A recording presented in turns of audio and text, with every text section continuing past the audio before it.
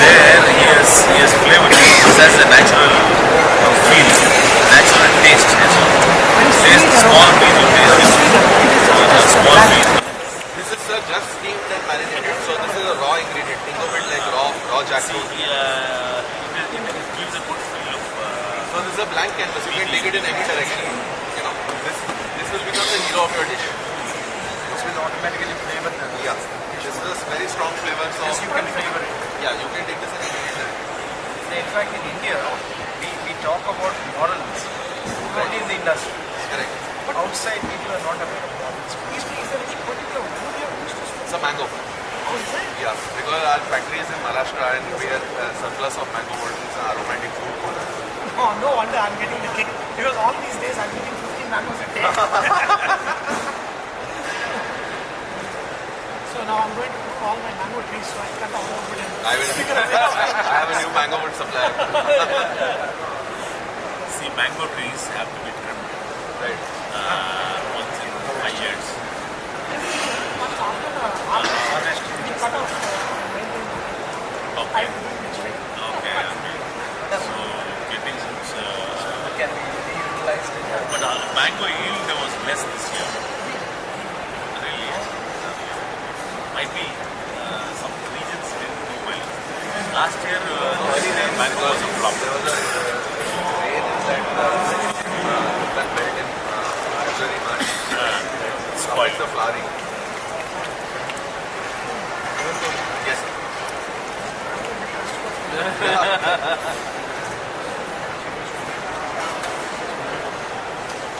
cheesy.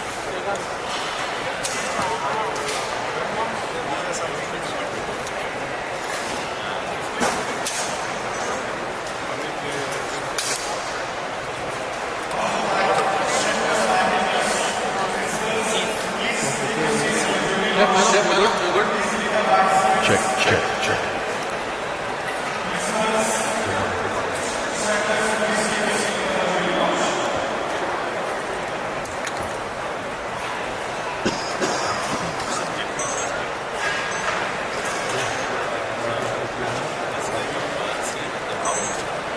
Be strained later.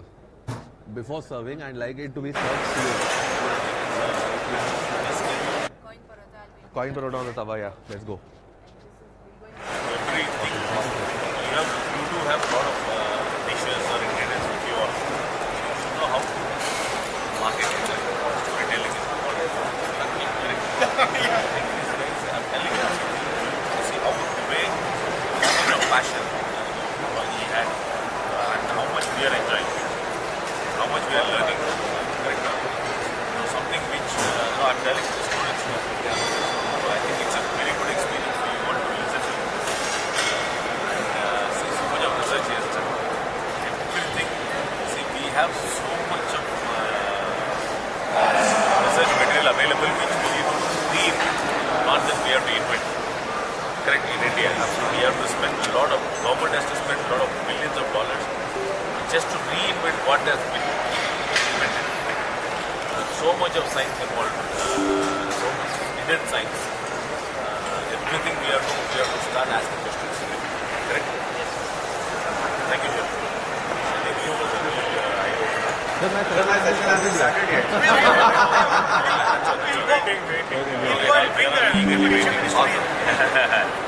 If I can just add to that for the students, I think what was key for me in keeping this, and I'm very grateful to the world of mushroom. It gave me purpose. Before that, I was kind of following or I was chasing something, and I didn't really have a purpose. You know, so I found the purpose in mushroom. It was something that I loved, and then I realized that it's solving some problem. For example, it's only a tip of iceberg so much is still there. See, for example, each mushroom has a medicinal value. Each mushroom has a nutritive value. This kind of science we need to get into. So I think all of us together we need to evolve. Otherwise we are there stuck with our own native things and comfort food. We have to go back, right? Incorporate all those things. When I still there in my yesterday night, I want to taste that Generally, sambar means we always think drumstick or a pumpkin. But we have to go beyond the next.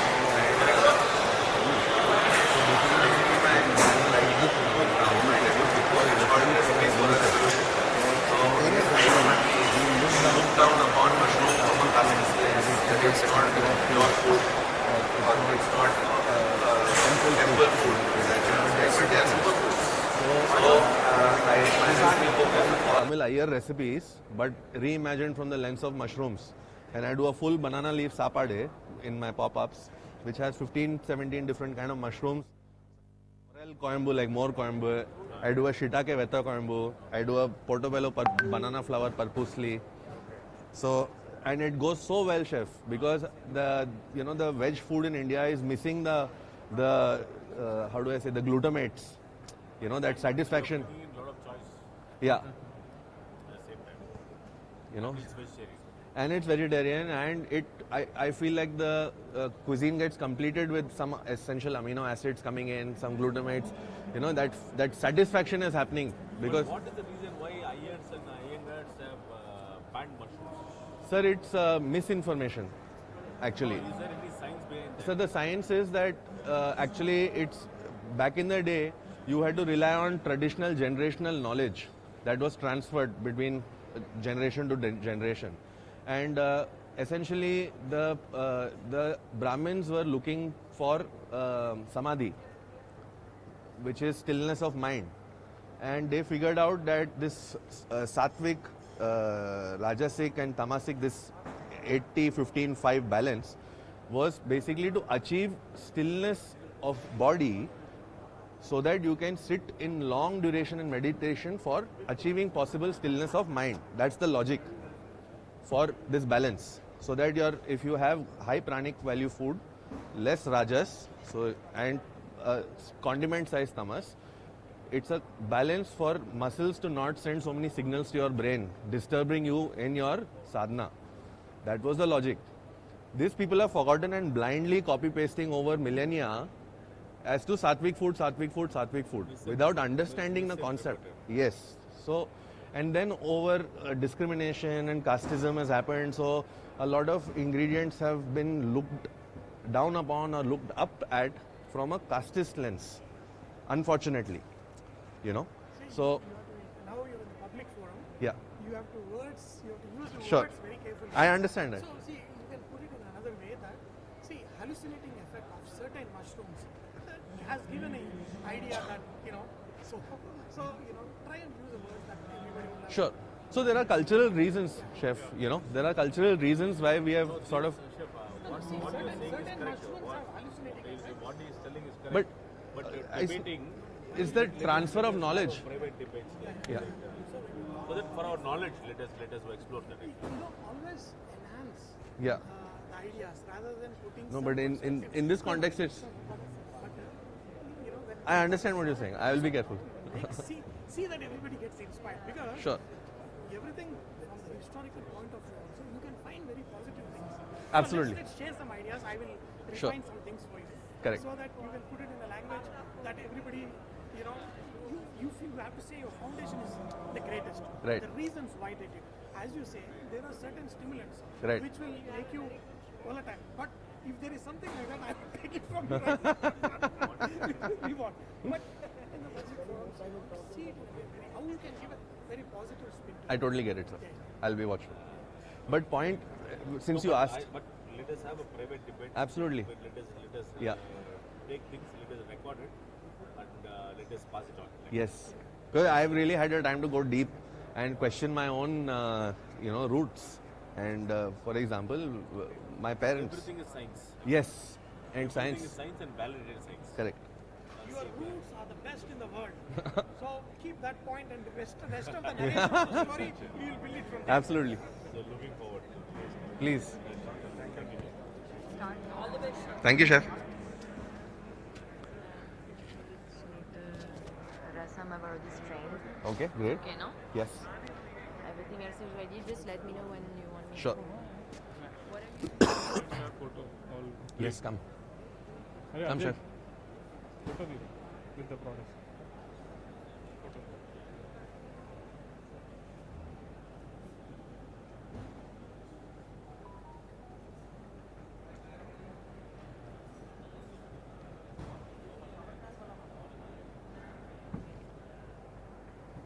We are ready, sir. Whenever. So actually, the deputy CM Right. is 30 minutes delay. No worries. So we are waiting. Done. 11 we start. तो पहले उधर करेंगे. Inauguration होएगा. We will say go ahead. You are ready now. फटाफट आपको you are ready. Okay, done. Can I have your 2 minutes? After sir.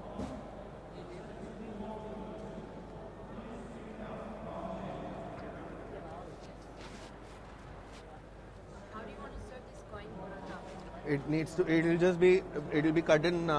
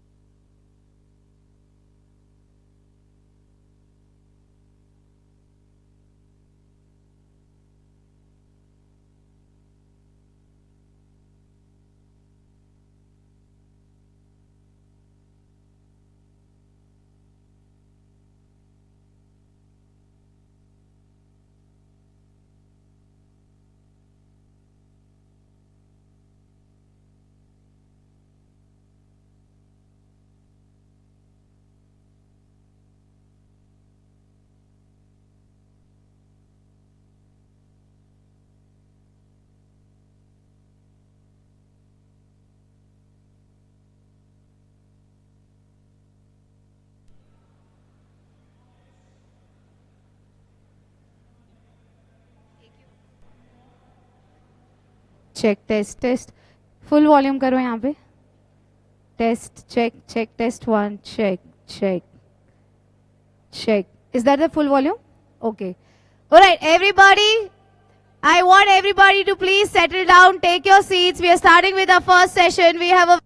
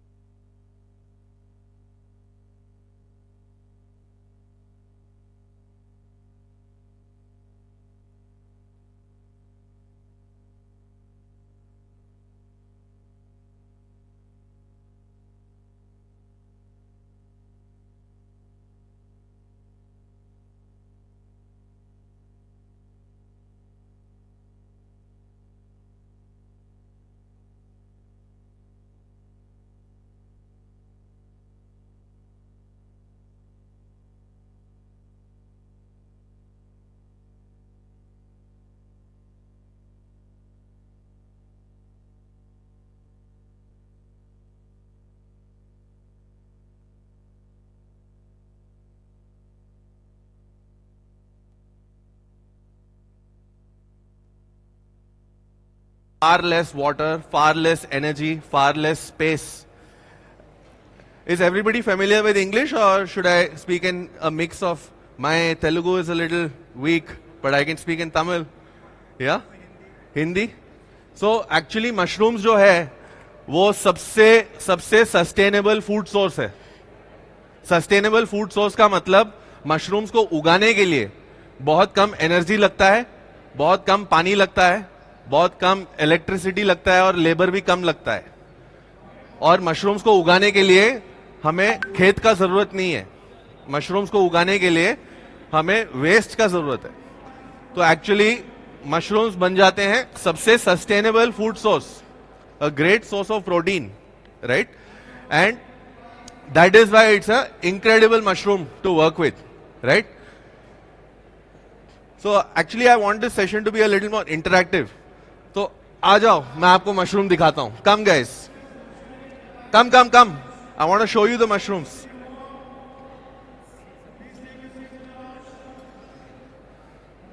So you can stand around so that everybody can see. All right. So just make some space so that others can also see. So I'll start from this side. Yeah. How many mushrooms have you seen or experienced or identified? कितने mushroom आप इसमें से जानते हैं? Button mushroom, ये सबसे common mushroom है, right? But ये सबसे बेसिक मशरूम है in terms of test profile and in terms of culinary application, right? इसमें इतना फ्लेवर नहीं है, राइट? इसका बड़ा भाई है क्रेमिनी मशरूम, और उसका बड़ा भाई portobello, right? So cremini mushroom is the same as button mushroom, but actually इस बटन मशरूम अगर पूरे बैग में बहुत सारे आते हैं तो उसको छोटे करते हैं और उसका पूरा न्यूट्रिशन कॉन्सेंट्रेट होता है क्रेमिनी बनाने के लिए, right? Cremini is great to use in risottos, in pastas, in stir fries, all dry fried items. Cremini is very nice to use, right? So if you are currently using button mushroom, you can elevate to cremini, क्योंकि इसमें और flavour complex है और deep है, right? ये है king oyster mushroom. King oyster mushroom एक exotic mushroom है, राइट? जिसका फ्लेवर प्रोफाइल सटल है लेकिन टेक्सचर बहुत मीठी है, मीट जैसा, राइट? और फिर ये है bamboo mushroom. Bamboo mushroom is a medicinal mushroom, right, which is basically almost 21 to 22,000 rupees a kg, right? Yeah, for kg. But इसका वेट देखो कितना हल्का है. तो 1 kg में बहुत सारा मिलता है आपको, right? लेकिन इस जैसे कि अगर हम इसका सूप बनाएं तो आप ये 2 मशरूम में 4 लोगों का सूप बना सकते हैं, right? This mushroom is a medicine for women's hormonal balance, for estrogen balance and also for maintaining menstrual health for women. तो चाइना में ये मशरूम को इसका ब्रॉथ बनाते हैं और उसको लेडीज और उनके क्वींस के लिए दवाई जैसा वो डाशी पिलाते हैं. डाशी मालूम है आपको? जापानीज ब्रॉथ और रामेन का जो सूप है, हाँ, उस सूप को पहले डाशी कहते हैं. सो इसका जो ब्रॉथ बनता है वो डायरेक्ट मेडिसिन बनता है, राइट?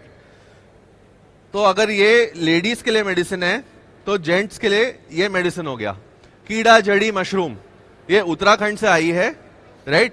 ये मशरूम दुनिया का सबसे एक्सपेंसिव मेडिसिनल मशरूम है. ये मशरूम 60,000 रुपीज केजी है, राइट? 60,000 रुपीज केजी है, लेकिन आप 1 केजी 1 साल में यूज करेंगे, राइट? आप 1 केजी 1 साल में यूज करेंगे.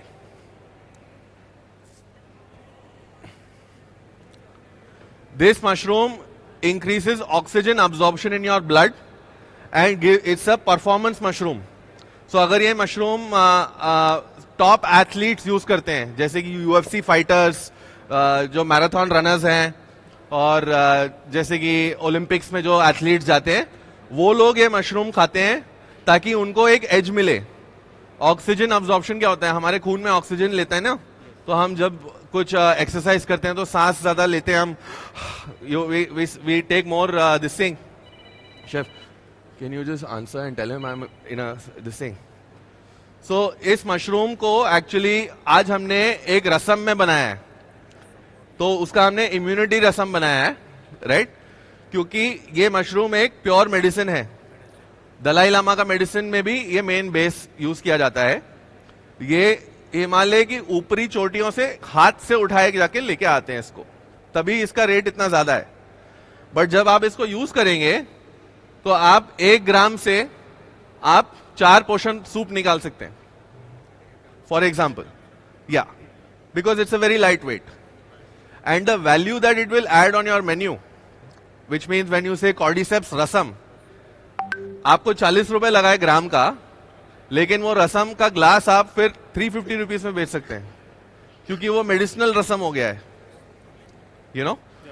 So that's the logic of that. Even if expensive ingredients आप अगर यूज कर रहे हैं, एक्सोटिक इंग्रेडिएंट्स यूज कर रहे हैं, तो उसका यूनिट इकोनॉमिक्स पहले फिगर आउट करें. यूनिट इकोनॉमिक्स क्या होता है? आपका पोर्शन कॉस्ट कितना जा रहा है, right? So cordyceps mushroom is yang and this is yin. So yin and yang. So together they form male and female medicine, right?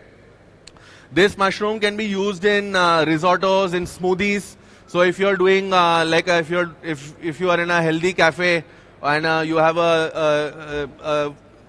for example a breakfast menu of superfood smoothies, right? तो आप cordyceps के 2 strands आप smoothie में डालेंगे तो वो functional हो गया. ये मशरूम को आप अगर सुबह खाएंगे तो आपको कॉफी पीने की जरूरत नहीं है. इसके आप 4 मशरूम आप खाएंगे तो आप घोड़े जैसे दौड़ने लगेंगे. या इट्स लाइक शीलाजीत. आप सब लोग ने शीलाजीत सुना है? यस. तो शीलाजीत से 10 times powerful is cordyceps mushroom. या मोदी जी भी खाते हैं इसको, right? So this is your most expensive also guys. I will be running a quiz at the end of the session. So whatever I am saying, you have to pay attention, huh?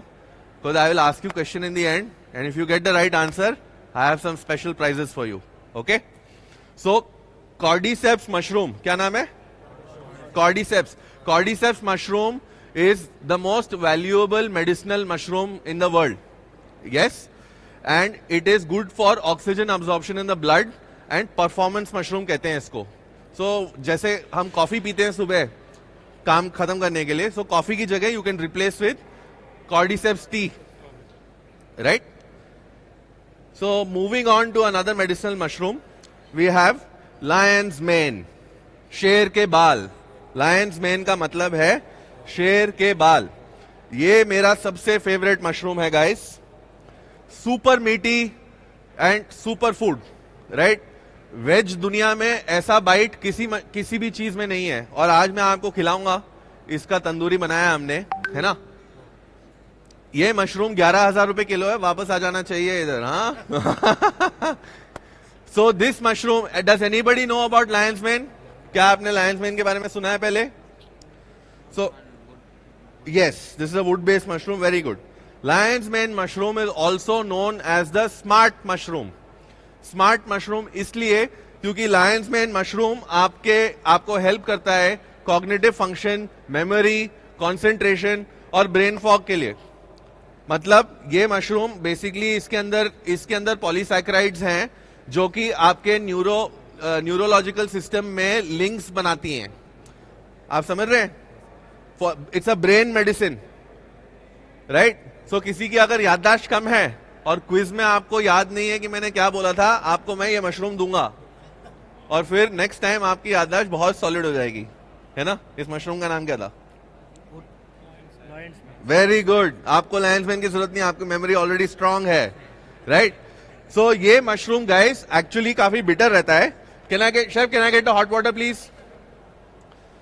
सो ये mushroom actually में काफी bitter रहता है. दवाई तो bitter ही होती है, लेकिन ये मशरूम सुपर मीठी है. सुपर मीठी मतलब मटन जैसा मीठी, राइट? और इसका बाइट में मजा आता है. तो इसके भी अगर आप इसके कलिनरी एप्लीकेशंस अगर सोचें तो आप इसके ड्राई मशरूम का पाउडर आप स्मूदीज में डाल सकते हैं. इसके ड्राई मशरूम के पाउडर को आप एज अ डस्ट यूज कर सकते हैं किसी गार्निश में. और अगर इसकी बायो अवेलेबिलिटी, अगर आपको जैसे कि आपको अभी नींद आ रही है, राइट, और आपने जागना है, तो आप ये मशरूम अगर खाएंगे तो आप घोड़े जैसे दौड़ने लगेंगे. लेकिन अगर आप लायंस मेन खाएंगे तो आपका दिमाग घोड़े जैसा दौड़ने लगेगा. Correct? So Lions mane mushroom commonly actually it's become the most trending ingredient on Instagram 2023 to 2025. One of the most trending ingredients. और इसमें काफी सारे शेफ्स लायंस मेन स्टेक बना रहे हैं. लायंस मेन स्टेक सुना है किसी ने? आप लोग शायद इंस्टाग्राम पे इतने एक्टिव नहीं हो, बिजी हो किचन में, आई अंडरस्टैंड. बट इंस्टाग्राम पे लोग इसका स्टेक बना रहे हैं. क्यों? क्योंकि बहुत मीठी है. तो इसका स्टेक बन सकता है. इसके पाउडर आप स्मूदी में यूज कर सकते हैं. आज जैसे कि इसके चंक्स के हमने तंदूरी बनाया है, इसको आप किसी भी डायरेक्शन में लेके जा सकते हैं. Cook it just like meat, right? So, in the morning when you wake up, you have cordyceps, you get the energy. Around 12 o'clock, when you start yawning and आपका concentration down हो गया, आपने थोड़ा lion's mane खा लिया और आप वापस smart बन गए. और उसके बाद, after a day of winning and a day of conquering life, we come back tired. हम थक गए हैं, right? और जब हम थक जाते हैं तो हमें decompress करना है और de-stress करना है. उस टाइम पे हम खाएंगे reishi mushroom. क्या खाएंगे?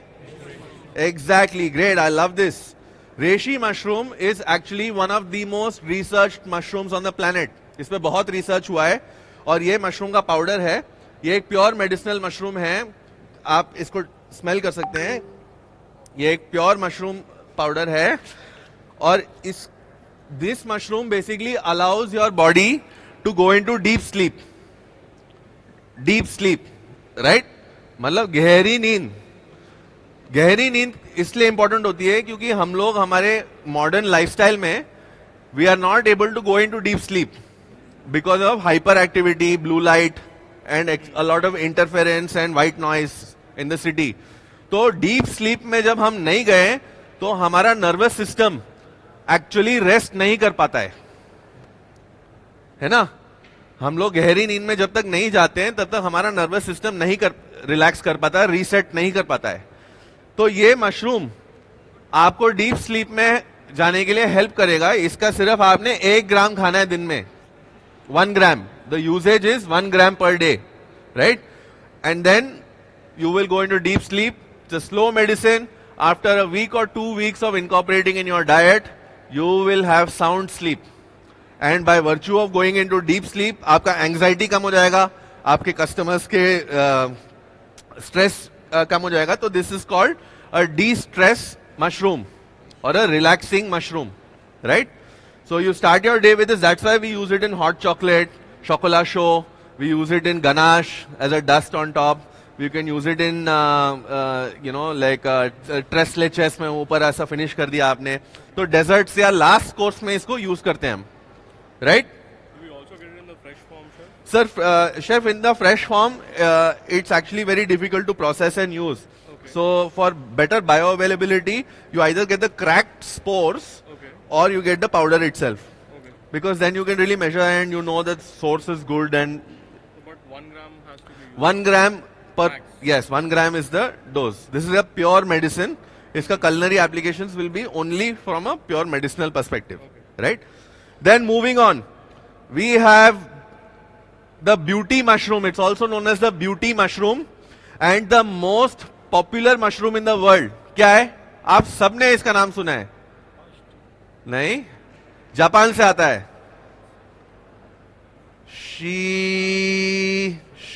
Exactly, shiitake mushroom, guys. So ये fresh shiitake है. Fresh shiitake शायद हमने देखी ना हो कभी. और ये dry shiitake जो commonly आती है, right? Shiitake का क्या है? Shiitake actually is also a medicinal mushroom, very popular mushroom, very tasty mushroom. It's got a fishy profile and a deep umami. Shiitake mushroom goes actually very well in both sweet, savory and salty profiles. You can also use shiitake in desserts. It will provide a very, very amazing base for your desserts. Shiitake mushroom is known as a beauty mushroom because it has certain properties that will that help with elasticity of skin, right? And helps restore the elasticity of skin. तो आपके wrinkles, if you have any wrinkles or any skin disorders, shiitake mushroom is a great source of collagen. Collagen का नाम सुना है किसी ने? Right. Collagen एक substance है, एक कंपाउंड है जो कि हमारे बोन्स और हमारे स्किन के लिए काफी यूजफुल है, right? Okay, so guys, we'll resume the session. We are going to go. We'll resume the session. Cheers.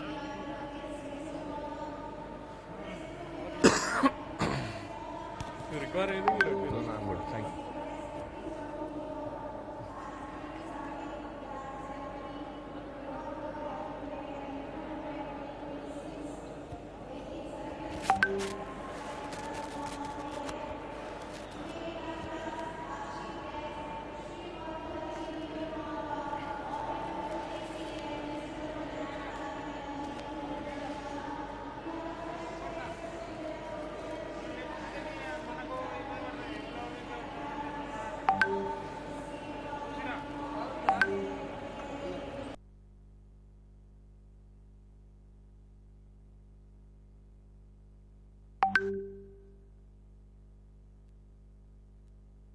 and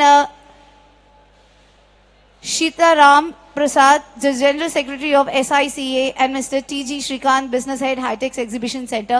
So let's all put our hands together and welcome them. Thank you so much to our guest for being present with us today. I request all our lovely participants, all our guests here today, please come and take your seats as we're going to be launching our third edition of Food Affair 2026. Let's make this big and let's celebrate this moment.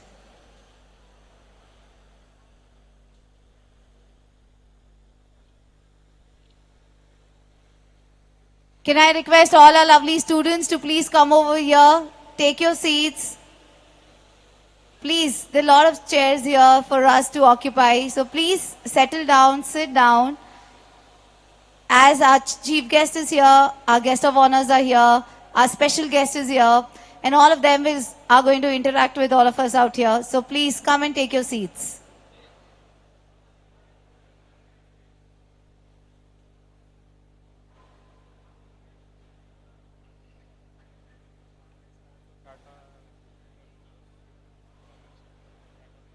I request all the Kata members to please come over here and please occupy this space. All the Kata members, please request you all to please come over here to join in for the launch.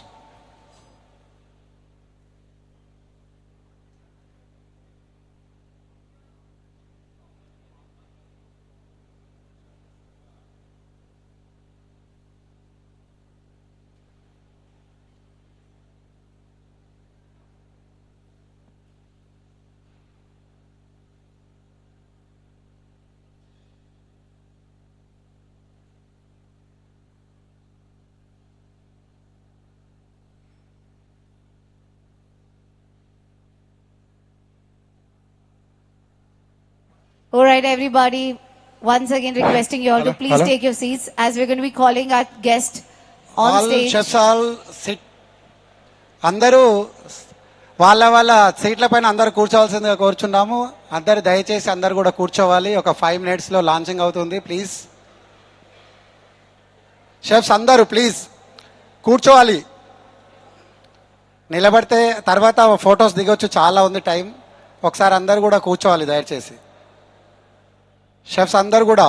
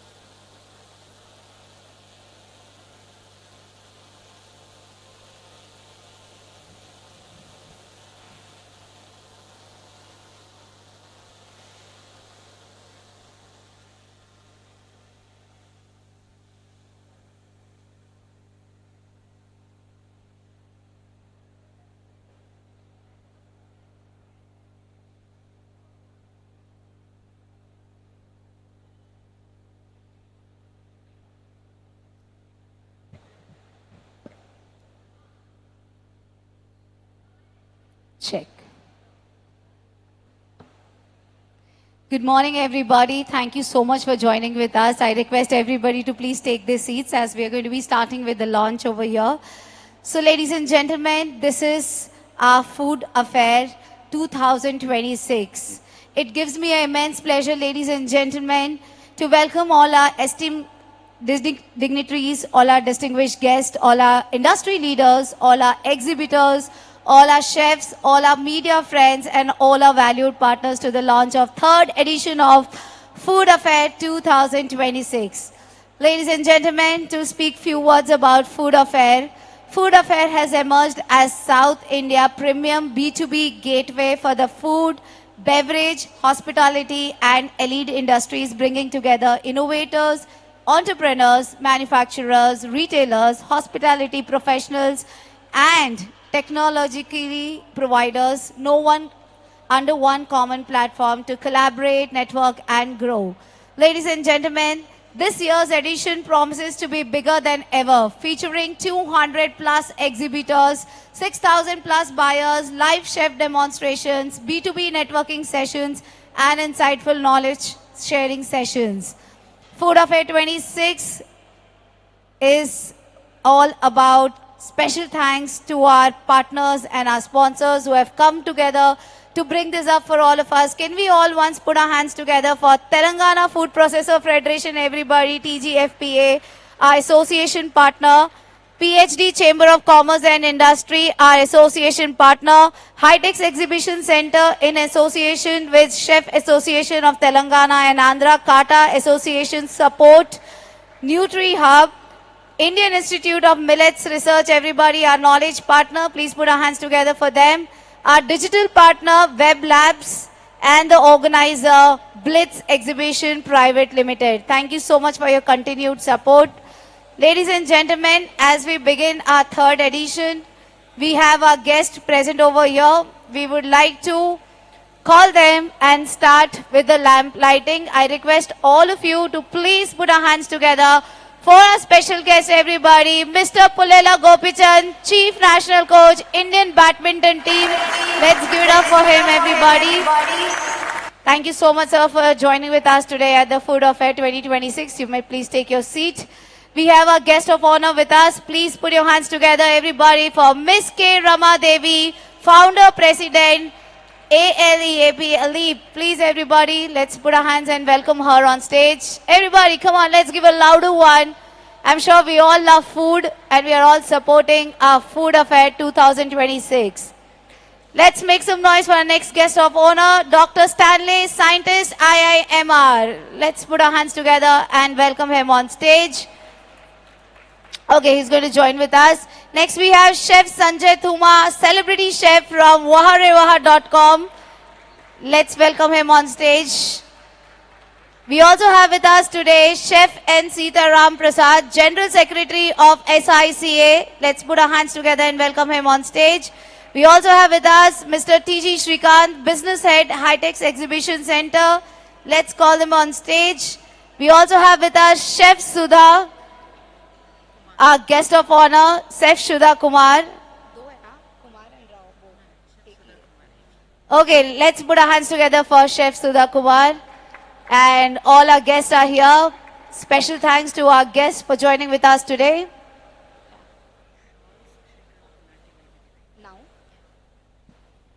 Thank you so much, guys, for joining with us. And it's our honor to have you all. So we would like to felicitate you.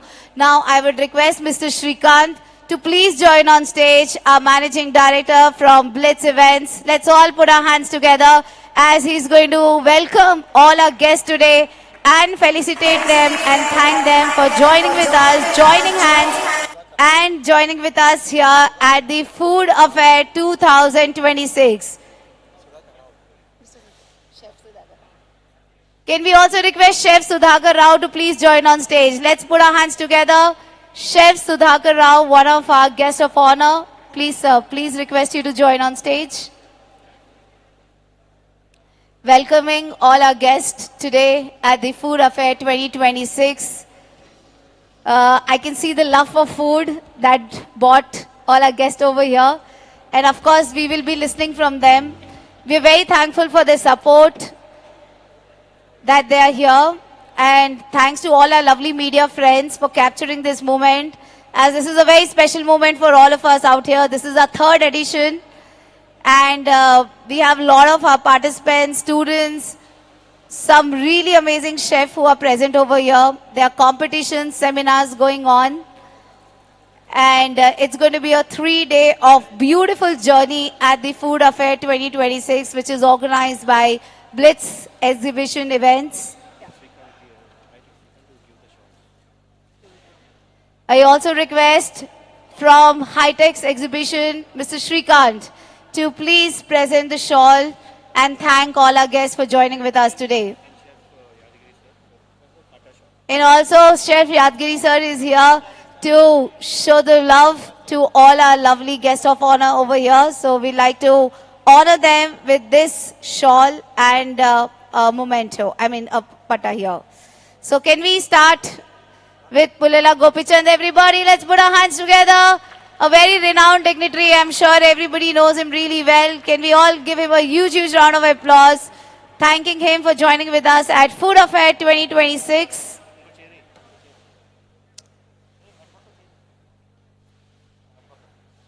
Thank you so much, sir, for joining with us. Thank you so much, all our chefs, for joining with us. This is an incredible support from all our guests over here. Come on, everybody, let's put our hands together. Let's welcome them. Let's also thank them for joining with us.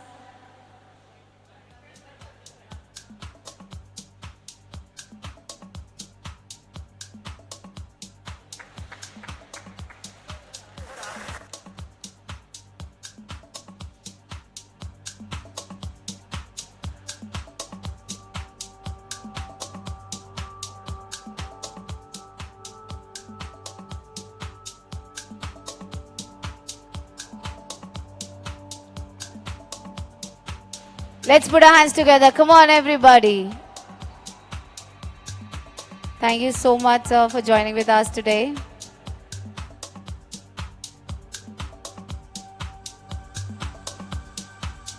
Before we proceed, we will also take one group picture. We'll all be joining together for a picture. And we're going to light the lamp. Take the blessings of Lord as we are starting our third edition of Food Affair 2026. And then we have our guest who's going to be sharing the experience with us. Yeah, just 1 minute, let them finish. All right, everybody. So I request our guests, can we all move forward? Let's take one group picture and then we will proceed for lamp lighting. Please, everybody. So media, this is the moment. All our guests are here. Let's take a picture and then move for lamp lighting. Let them take one picture.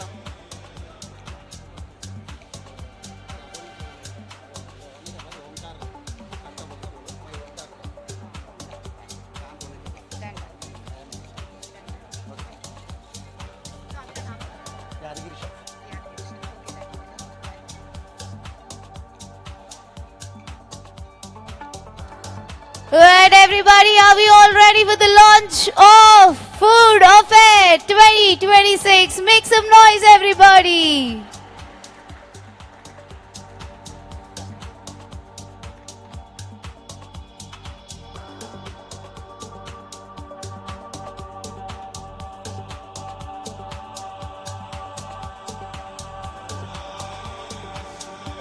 So this is something very special to all of us.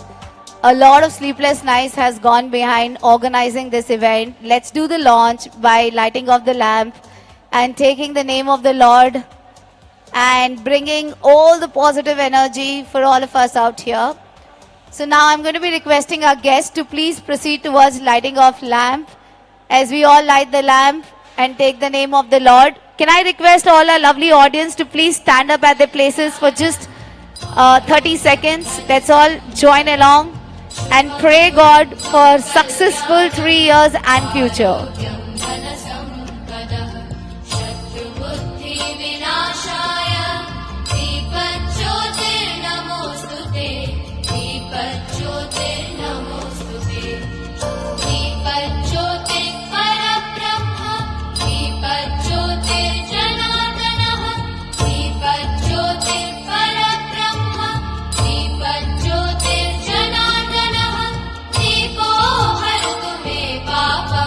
Sen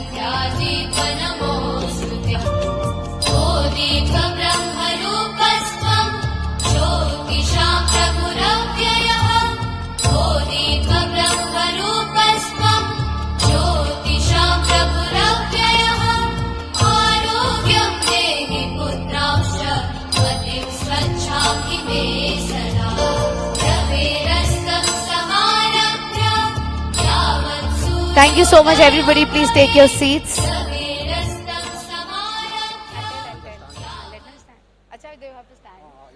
Okay, everybody.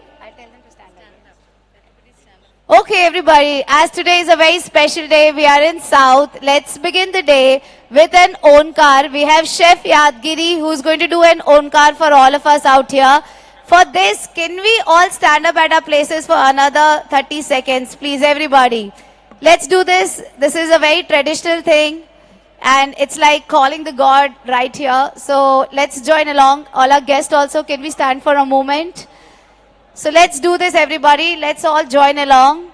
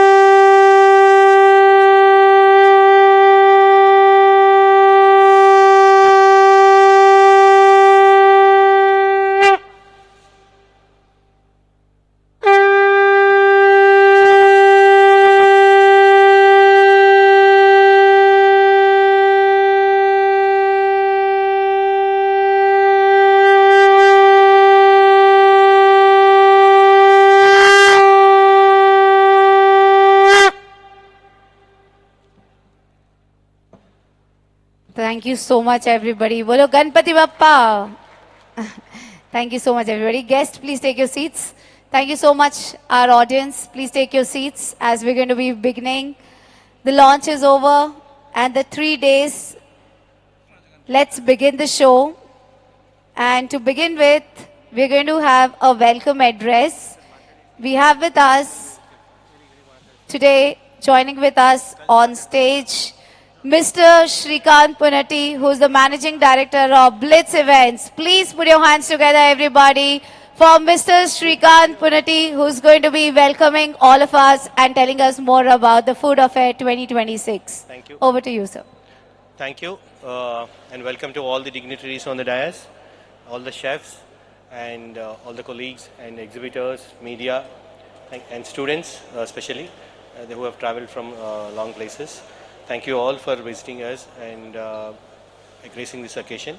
I would like to begin by once again thanking our Honorable Deputy Chief Minister Garu for actually giving his consent to come. Unfortunately, he could not come today, but he promised us to visit the exhibition. And then also the venue partners, HITEX, and especially Kata. Thanks to Sanjay Garu and Prasad Garu and Yadagiri Garu, everybody here in Kata, Satya sir, Vikram sir. Pardon me if I've missed some names, but we are really grateful for them to be part of us and taking us forward. And to all the exhibitors who have trusted in us and been here for the third time. I would also like to thank Ramadevi Garu for gracing the occasion, madam. And Stanley Garu, I think he's stuck in traffic from NutriHub. I want to give more thanks also. And I will hand it over to Yadagiri Garu.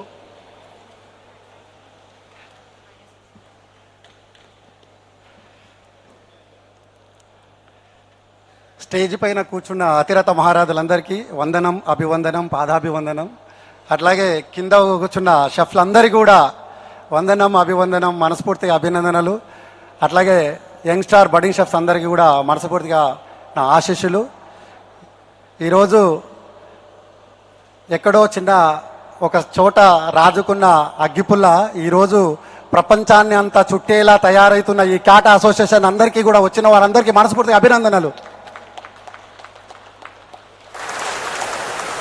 ఈరోజు నిజంగా ఒక తెలంగాణలోనే ఒక గర్వకారణంగా చెప్పవచ్చు.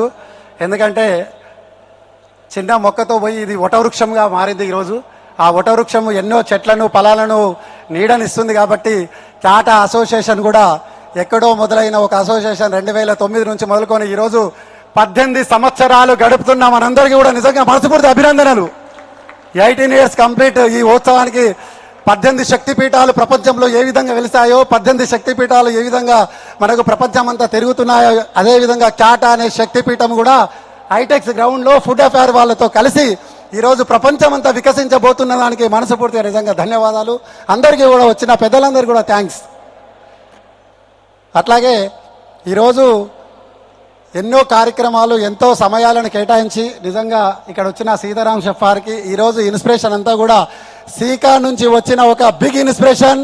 మనందరికీ last ఒలింపియాడ్కి వెళ్ళి సీకాలో నేర్చుకున్న ఆ సంస్కారం, ఆ నేర్చుకున్న విధానం అంతా కూడా ఈరోజు క్యాటా ద్వారా ప్రజెంటేషన్ అవుతున్నందుకు నిజంగా మర్చిపోతే ధన్యవాదాలు సార్.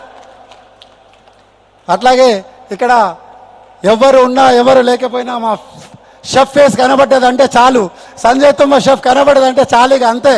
అందరికీ హీరో ఎవరా ఈరోజు ప్రపంచంలో హీరో ఎవరంటే అందరు ఇక్కడ తెలుగు స్టేట్లో చిరంజీవి అని చెప్తారు, కానీ షెఫ్లకు ఎవరు హీరో అంటారంటే ఆ షెఫ్లకు హీరో సంజయ్ తుమ్మ అని అందరు గర్వకారంగా చెప్తారు. అట్లాగే ఈరోజు స్పోర్ట్స్కు చిన్న పిల్లగాడి నుంచి పెద్దవాళ్ళకు ఎవరైనా స్పోర్ట్స్ ఆడట్లో నెంబర్ 1 ఎవరంటే గోపిచంద్ గారు అన్నవాళ్ళు. ఎవరిని అడిగినా కూడా నిద్ర లేచి తట్టి కొట్టంగానే ఎవరంటే గోపిచంద్ అని చెప్తారు. వాళ్ళు ఇక్కడికి రావడం మనకు అందరికీ కూడా మనస్ఫూర్తి అభినందనలు. అట్లాగే కలునరీ అంటేనే ప్రపంచంలో, ఇండియాలోనూ హైదరాబాద్లో మనకు ఉండడం మన అదృష్టం. సుధాకుమార్ సార్ మన వెనకాల ఉండడం మన గర్వకారణం మనందరికీ కూడా. ఆయన మొన్ననే ఒక బిగ్ కాంపిటీషన్లో వరల్డ్లో ఎవరు చేయలేనిది తెలంగాణ ద్వారా చేసి తాజు డక్కర్లో మొన్ననే రిప్రజెంటేషన్ చేసినందుకు నిజంగా మనస్ఫూర్తి అభినందనలు సార్. అట్లాగే సుధాకుమార్ సార్ ఇక మొక్క ఎక్కడ పెట్టినా కూడా ఆయన ఎవ్వరు చేసినా, ఈరోజు ఎంతమంది సెలబ్రిటీలు వచ్చినా, ఎంతమంది ఇక్కడికి స్టేజ్ మీదకి వచ్చినా ఆయన శిష్యులే నాటితే ఈరోజు ప్రపంచం అంతా సెలబ్రిటీలుగా రన్నించి అక్కడి నుంచి ఒక గురువుగా, అంటే గురువులో కూడా ఏముంటారంటే చిన్న గురువు, పెద్ద గురువు, అట్లా కంటే జగద్గురు, గురువు, సద్గురువు, జగద్గురు. సుధాకుమార్ సార్ అందరికీ జగద్గురువుగా, షెఫ్ అసోసియేషన్కు జగద్గురుగా ఉండి మనందరినీ నడిపించడానికి నిజంగా గర్వకారణంగా ఉంది sir. I'm very thankful sir, very excellent. అందరికీ కూడా మనస్ఫూర్తిగా ఇక్కడ వచ్చిన పెద్దలందరికీ కూడా అందరికీ కూడా మనస్ఫూర్తిగా అభినందనలు సార్. ఇంకా చాలా కార్యక్రమం దిగ్విజయంగా ఈ 3 రోజులు అందరూ కూడా 3 రోజులు అంటే 3 రాత్రులు 3 శక్తులు అన్నట్టుగా మనకు బ్రహ్మోత్సవాల్లో కూడా 3 రోజులే ఉంటుంది. క్యాటా బ్రహ్మోత్సవాలు హైటెక్స్లో ఫుడ్ అఫేర్తో కలిపి చేస్తున్నందుకు నిజంగా క్యాటా వారికి మనస్ఫూర్తి అభినందనలు సార్. ఈరోజు ఫుడ్ అఫేర్ వాళ్ళు క్యాటాతో కొలాబరేట్ అవ్వడం వల్ల ఈరోజు ఒక మంచి హైటెక్స్లో హైటెక్స్ అంటేనే ఒక గొప్ప ప్లాట్ఫామ్ ఇవ్వడం నిజంగా మా అందరికి కూడా గర్వకారణం sir. Thank you so much. అందరికీ కూడా మనస్ఫూర్తిగా మరొకసారి క్యాటా మెంబర్స్ అందరికీ, షెఫ్లందరికీ, స్టూడెంట్స్ అందరికీ కూడా మనస్ఫూర్తిగా ధన్యవాదాలు. Thank you so much. Thank you so much, sir. All right, everybody. Now let's call our guest over here to present their thoughts and experience for all of us out here. Starting with Mr. T.G. Srikanth, Business Head, HITEX Exhibition Center. Can we all put our hands together and welcome him and request him to speak few words on the launch of Food Affair 2026. Pullal Gopichand garu, Ramadev garu, celebrity chefs and all the members of CATA and exhibitors and visitors to this show. Welcome to all of you. I would like to congratulate Mr. Srikanth Punati for pulling off this 3rd edition with such fanfare and such wonderful participation from across the industry. I would only want to say that Telangana today is a leading producer of agri products. We stand first in producing rice. We are the leading producers of turmeric. We are the leading producers of poultry industry. We are known for processing at least 25% of our agricultural produce into value-added products. In fact, we stand only next to Maharashtra in the country in converting agricultural products into value-added products. The state of Telangana has put food processing industry into a priority sector in their industrial policy. We have wonderful infrastructure set up through food parks across the state we have a very robust one product, one district, one product policy being implemented across the state districts. So the entire ecosystem is ready. What we thought is, the platforms like this are the ones which actually trigger a lot of things. Things like technology exchange, things like networking, understanding what is happening across the world, what is happening across the country, the latest technologies.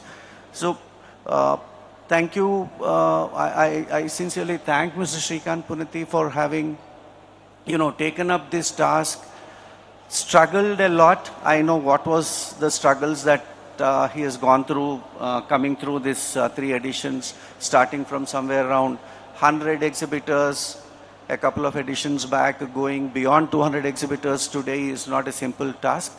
And this is the only food dedicated expo in Hyderabad. Surprisingly, though we are so well established in processing industry of the food products, we are so well established in producing agri products, unfortunately we do not have many shows at Hyderabad on food processing. So I congratulate Mr. Shrikant to identify that gap here and bringing about this particular show. I congratulate him. All the best to him. Thank you. Thank you so much, Mr. Shrikant. All right, ladies and gentlemen, moving ahead, now I'm going to be requesting Chef Sudha to please come over here and share a few thoughts about this. So let's welcome Chef Sudha. Everybody, come on, let's give her a huge round of applause.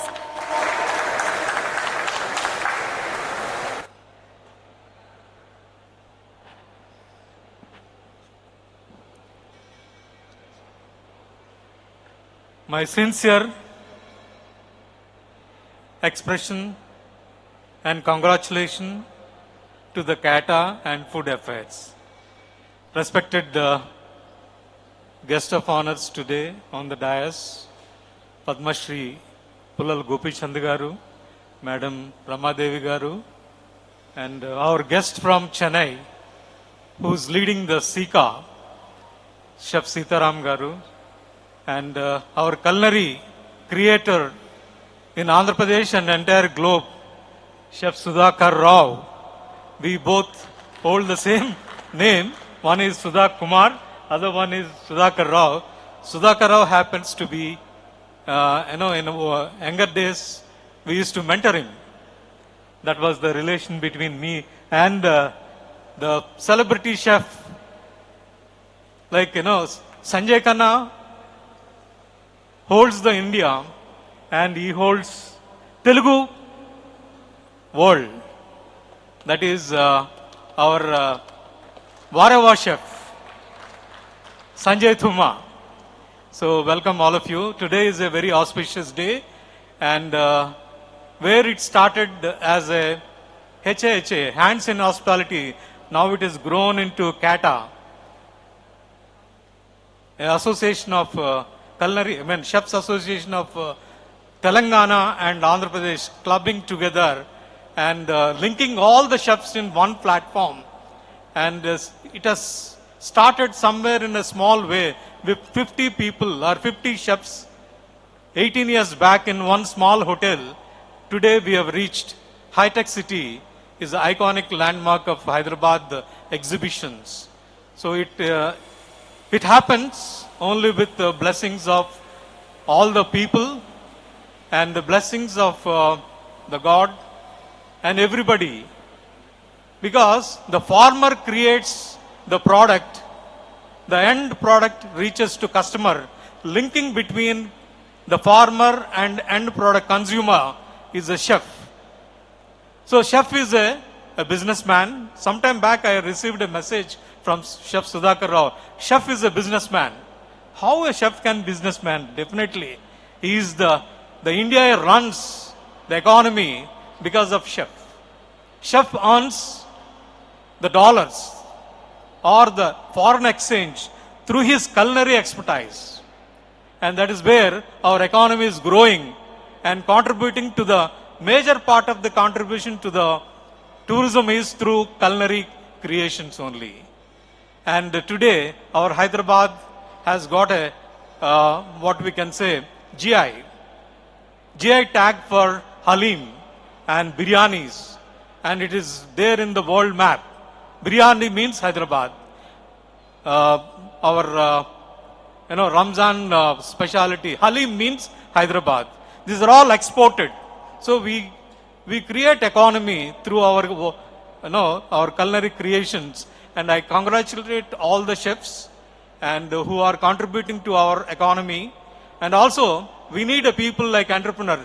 Food Affairs is one platform which is creating us to showcase our culinary skills and also bringing the industrial products. So all this can happen only if you are clubbing together, associating together with farmers, entrepreneurs, and culinary creators. So I congratulate all the organizations who created this platform and wish you all the best. Thank you so much. Thank you so much, sir. And here, Dr. Stanley, one of our guests of honor, is here. Can we all put our hands together and welcome him on stage? Dr. Stanley, scientist, IIMR. Welcome, sir. Welcome. Please take your seat.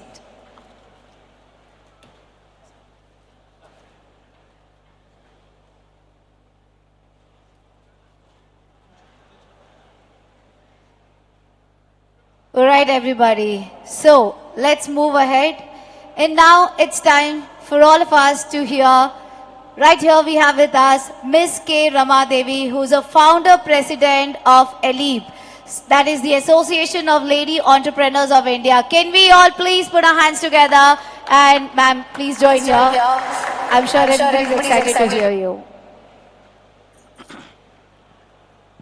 Good afternoon and congratulations to Kata. Coming together is very important, and most important aspect today I observed is all chefs together. Actually, when we think of hospitality industry, it is the owner who gets the pride in the industry, but I think any industry, hospitality industry runs only because of chef who is behind the screen. And another aspect which I observed is mana Puranallo kuda Nalabhima Pakam anevaru. Nalabhima Pakam ante the people who does a wonderful task of giving good satisfaction to the customer, and that's all you have done. And today, coming on one single platform, I should congratulate the responsible people who created this platform, because once upon a time, we women entrepreneurs, we never had a platform. So we all came together. We are now #1 in the country. And I'm wishing that you should also become #1 in the country. And not only that, exactly we are looking at this hospitality industry and the food processing sector, which is growing. I think it is not something extraordinary that I'm asking you this. You should be responsible to the entrepreneurs who are behind, like who are putting their investment, trying to process food from local, that is from our own country. There is so much happening around us. If you observe that we are importing a lot of food products, which we can do wonderfully with your support. So think of the industry which depends on you and the entrepreneur who is depending on you. Today when I discussed within our organization regarding this platform, immediately the response was very good from ELIP. About 15 entrepreneurs and also startups participated in this, expecting you to go through and recommend them for your day-to-day usage. So that is the important role you play. You create a business model also for entrepreneurs and also for the farmers who are depending on processing sector. Today agriculture requires this support. I think it's not something additional I'm asking, all of you need to be very responsible and see that the local industry develop a lot and become international industry with your support. Whatever we taste, the ingredients should be local, according to me. Local in the sense Indian. And the farmers should get the privilege of becoming suppliers to this hospitality. అంటే తెలుగులో చెప్పాలంటే మీ అందరూ చాలా responsibility ఉంది. మన ఇండస్ట్రీని మనం grow చేసుకోవాలి, పర్టికులర్లీ ఫార్మర్స్కి సపోర్ట్గా నిలబడాలి. దాంట్లో important role chefs will play. understand whatever you say will become Bible for the promoters, and whatever you want to buy, they buy. So this is an important aspect which you have to take into consideration. Local should become global means you need to play an important role, and there are a lot of industrial development happening in Telangana. We have wonderful support for food processing industry. Even you can become a hub and the entrepreneurs can become spoke. So this hub and spoke model also can be encouraged. We are ready to partner with various organizations in creating products which are up to your interest and up to your mark, so that they become suppliers. Instead of buying from the international brands, we should buy from our local brands. Please take this into consideration. I congratulate each one of you. I feel very happy to be part of this program, because without you, the growth will not happen for the food processing sector and also the hospitality sector. Taking care of our health, taking care of our families, you are very responsible. I congratulate each one of the chef here and all the promoters and the guests who have come here and also giving me this opportunity. We would like to invite all of you to our industrial park to see how the food processing sector runs. And there are a lot of more than 100 to 200 entrepreneurs who are involved in this sector. And I wish anything you would like to do as a startup also, we have a startup innovation hub where we are creating some products under our innovation. It's not that, we are patented. There is patents, even geography, GI tag also is awaited for many products from Telangana and Andhra. We are also forwarding this to the Government of India and we are trying to patent. So with this, I congratulate once more and I wish you all good luck. And I thank organizers for making me part of this program. Thank you. Thank you so much, ma'am, for so much inspiration to all of us out here. All right, everybody, moving ahead. Now I'm going to be requesting Chef Sudhakar to please join here and share a few words.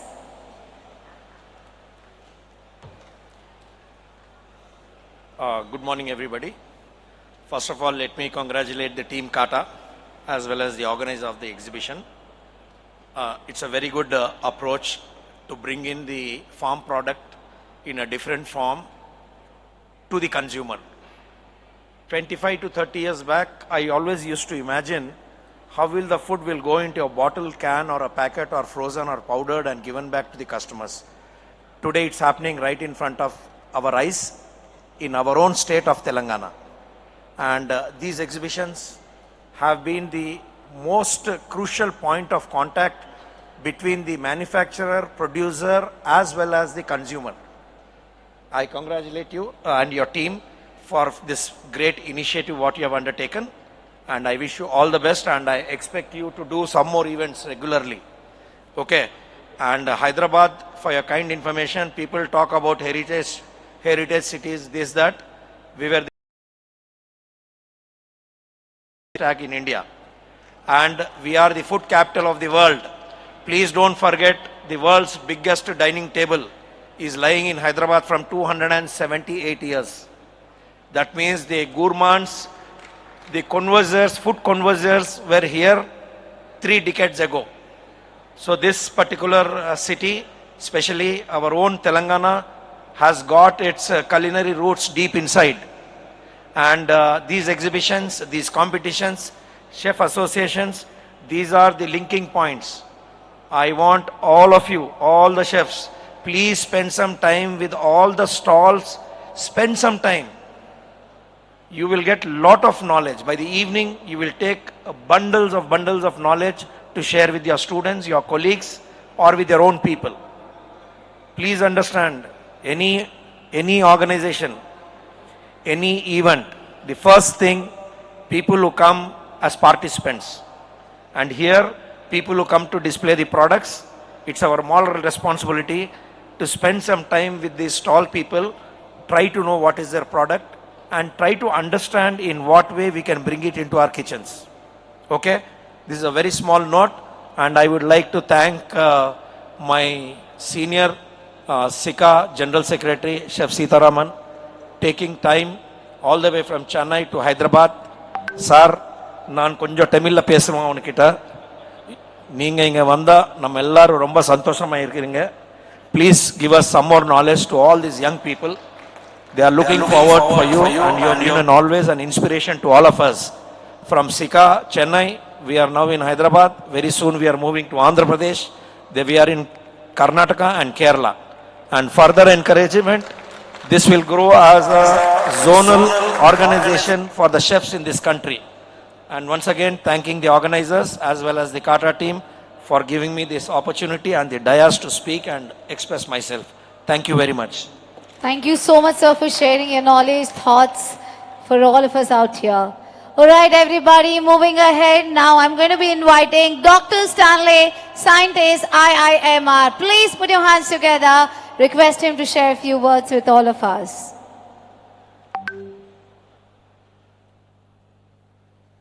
Good morning, all of you. It's a pleasure and honor for me to be among you today. It's a wonderful experience for all of us today to have this Food Affair 2026, which is an amalgamation of all the things what we take food as a healthy constituent. After COVID, definitely people were thinking very conscious about what we are eating. So what we are eating is very, very important, and how it can be made into very healthy and also tasty. So health, not only health is important, the taste is also important. Unless it is tasty, people will not take again and again one side, and another side, unless we will be eating it very happily, it will not get assimilated properly. So nice amalgamation of health and taste in this Food Affair 2026. Thank you very much for the organizers for having us among you. As you have noticed that we are scientists at ICR, Indian Institute of Millet Research. Millet and food is not two different items. If you just think of 2 generations before, all of us, all Indians, the staple food was millets. We were taking millets, we were living happily. Now also people live happily, and the life expectancy has increased, but last phases are very difficult. Earlier people were living for 60 years, but at the last day also they were healthy. Today, last 10 years is very, very difficult to live. So how to make people more healthy is more important. Making that as a clue, millets as a diet, how we can make it as a diet. So slowly, if you see all these innovations what are happening around this ecosystem, today, believe me, any food item you think of, a millet version can be made available. So we have an innovation cell with us. So as NutriHub is the technology business incubator of ICR, Indian Institute of Millet Research, many of you may be knowing that 2023 was International Year of Millet, and Honorable Prime Minister has dedicated this institute as a global center of excellence. And today I have an announcement to you that 20 to 30 of August, Honorable Prime Minister is coming to our institute. We will be inviting you all for that program also. Yesterday we got that program to be kept with us. So we will have another program like a much bigger program there at our institute. We all would like to have you there at that program also. One side, that how to make this healthy thing as a tasty one. All this chef and chef community come into picture. For that, making this healthy into tasty. So health is one side and taste on another side. Both come together, wonders happens. So making millets, because many a times what people see is millets are not tasty. Today, because of your innovations, millets have become tastier food based on their processing, how we are processing it. Because millets are not one crop, it is of 9 different crops. Each one needs different kinds of processing into making into different food items. Today we have millet made pizzas, millet made burgers made of millets, and cakes and muffins and whatnot. Anything can be made out of it. And it is of, earlier it was like 10%, 20% addition itself is difficult. Now we have 60 and 80% of millets inclusion in this food products. Thanks to all those innovators, and not only the innovation is around the globe, but how to push it, as properly Madam was telling. Thanks to the government of India and thanks to the state government, how nicely they have pushed and nurture these small innovators into entrepreneurs. How to make them as entrepreneurs and stand well in the market. So that's what we are also working at our institute. We have technologies for licensing and also business facilitation. And the startups come to us, make use of that expertise and grow well in the market. I personally witnessed this last year also, Food Affair. This time it is a bigger event, and next times it should be a very big event with all our efforts. And I wish all the organizers for bringing all of us together in a one platform. Let it be the industry partners, the culinary partners, the academia who is working on innovations, and the media people and everybody who are among us. A great success of this Food Affair, and I wish 100 Food Affairs to happen in this particular ecosystem. Thank you very much. Thank you so much, sir. So I request you to please stand over here. Our chef Yadgiri is joining on stage to welcome you. So everybody, let's give it up once again for Dr. Stanley. Thank you so much, sir, for your words of motivation. And I'm sure everybody is looking forward for the millet industry. Thank you so much once again, Dr. Stanley, for joining with us today. All right, everybody, let's move ahead. And now it's time for us to hear to our special guest present over here.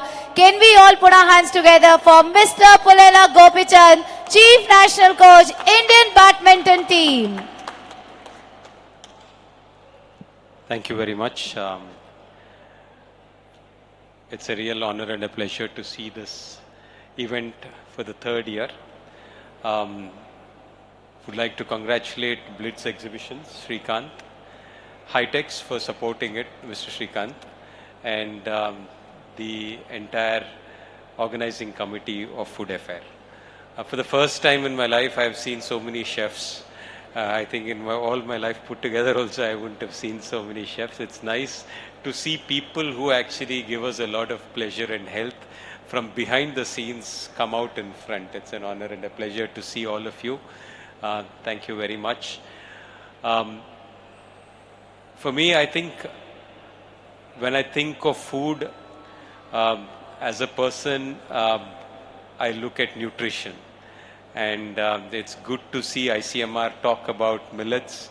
It's good to talk about chefs talking about understanding the processes behind. My only suggestion would be if chefs can also be learning about nutrition a lot more. Because today when we look at India as a country, we have our challenges and many of it are related to sedentary lifestyles, and food plays an important part of it. Unfortunately, in the last, say, 40-50 years, what actually was very good in our ecosystem, millets were good, we dropped them. A2 milk was good, we dropped them. We had great vegetables, we dropped them. We had great fruits, we dropped them. And today, unfortunately, we don't have much of our native species of fruits, vegetables and millets and seeds and grains available with us. So much so that genetically modified varieties of food are what have taken the bigger step. So I think it's very important to reclaim that. Today, we say, today with research and science, they're saying that guava is very healthy or a sitafal is very healthy. But there was a time when people would go and spend enormous amounts of money to find a kiwi or a strawberry and say that these are nutritious foods. Unfortunately, that's not the case. An apple a day keeps the doctor away, they said, but they never spoke about Indian foods. Almonds from California were supposed to be healthy, but Indian fruits and vegetables were actually put to the side. It's, I think, very important that we start to recognize what we have. We start to recognize food what we have. When I go abroad, I find it a big challenge that we have North Indian food taken over. Tikka masala seems to be the most important food, but there's such great foods in our place, or a Kannadiga or a Chennai food. I think South Indian foods have such great variety, taste, and also nutrition. It's impossible how we've missed that in the last few years. It's important to reclaim that space. The soft power which food has, I think, has to be reclaimed. The power which the chefs have has to be showcased, and the food processing industry needs to get better so that the freshness and nutrition of the produce is actually reaching to the people on the plate. It's very important that these things do happen.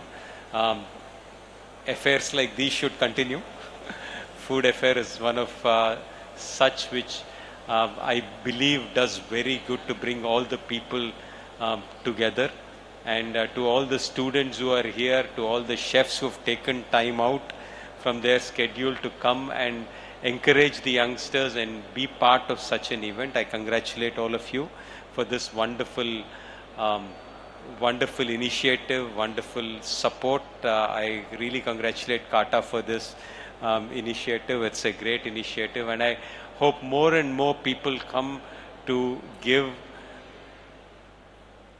not good food, but nutritious and healthy Indians for the future. Thank you very much, and wish you all the very best. Thank you. Thank you so much, Mr. Pulela Gopichand, for sharing your thoughts with all of us out here. All right, ladies and gentlemen, let's move ahead. We have Chef Sanjay Thuma, celebrity chef, Vareva.com. Let's put our hands together and welcome him to address the audience.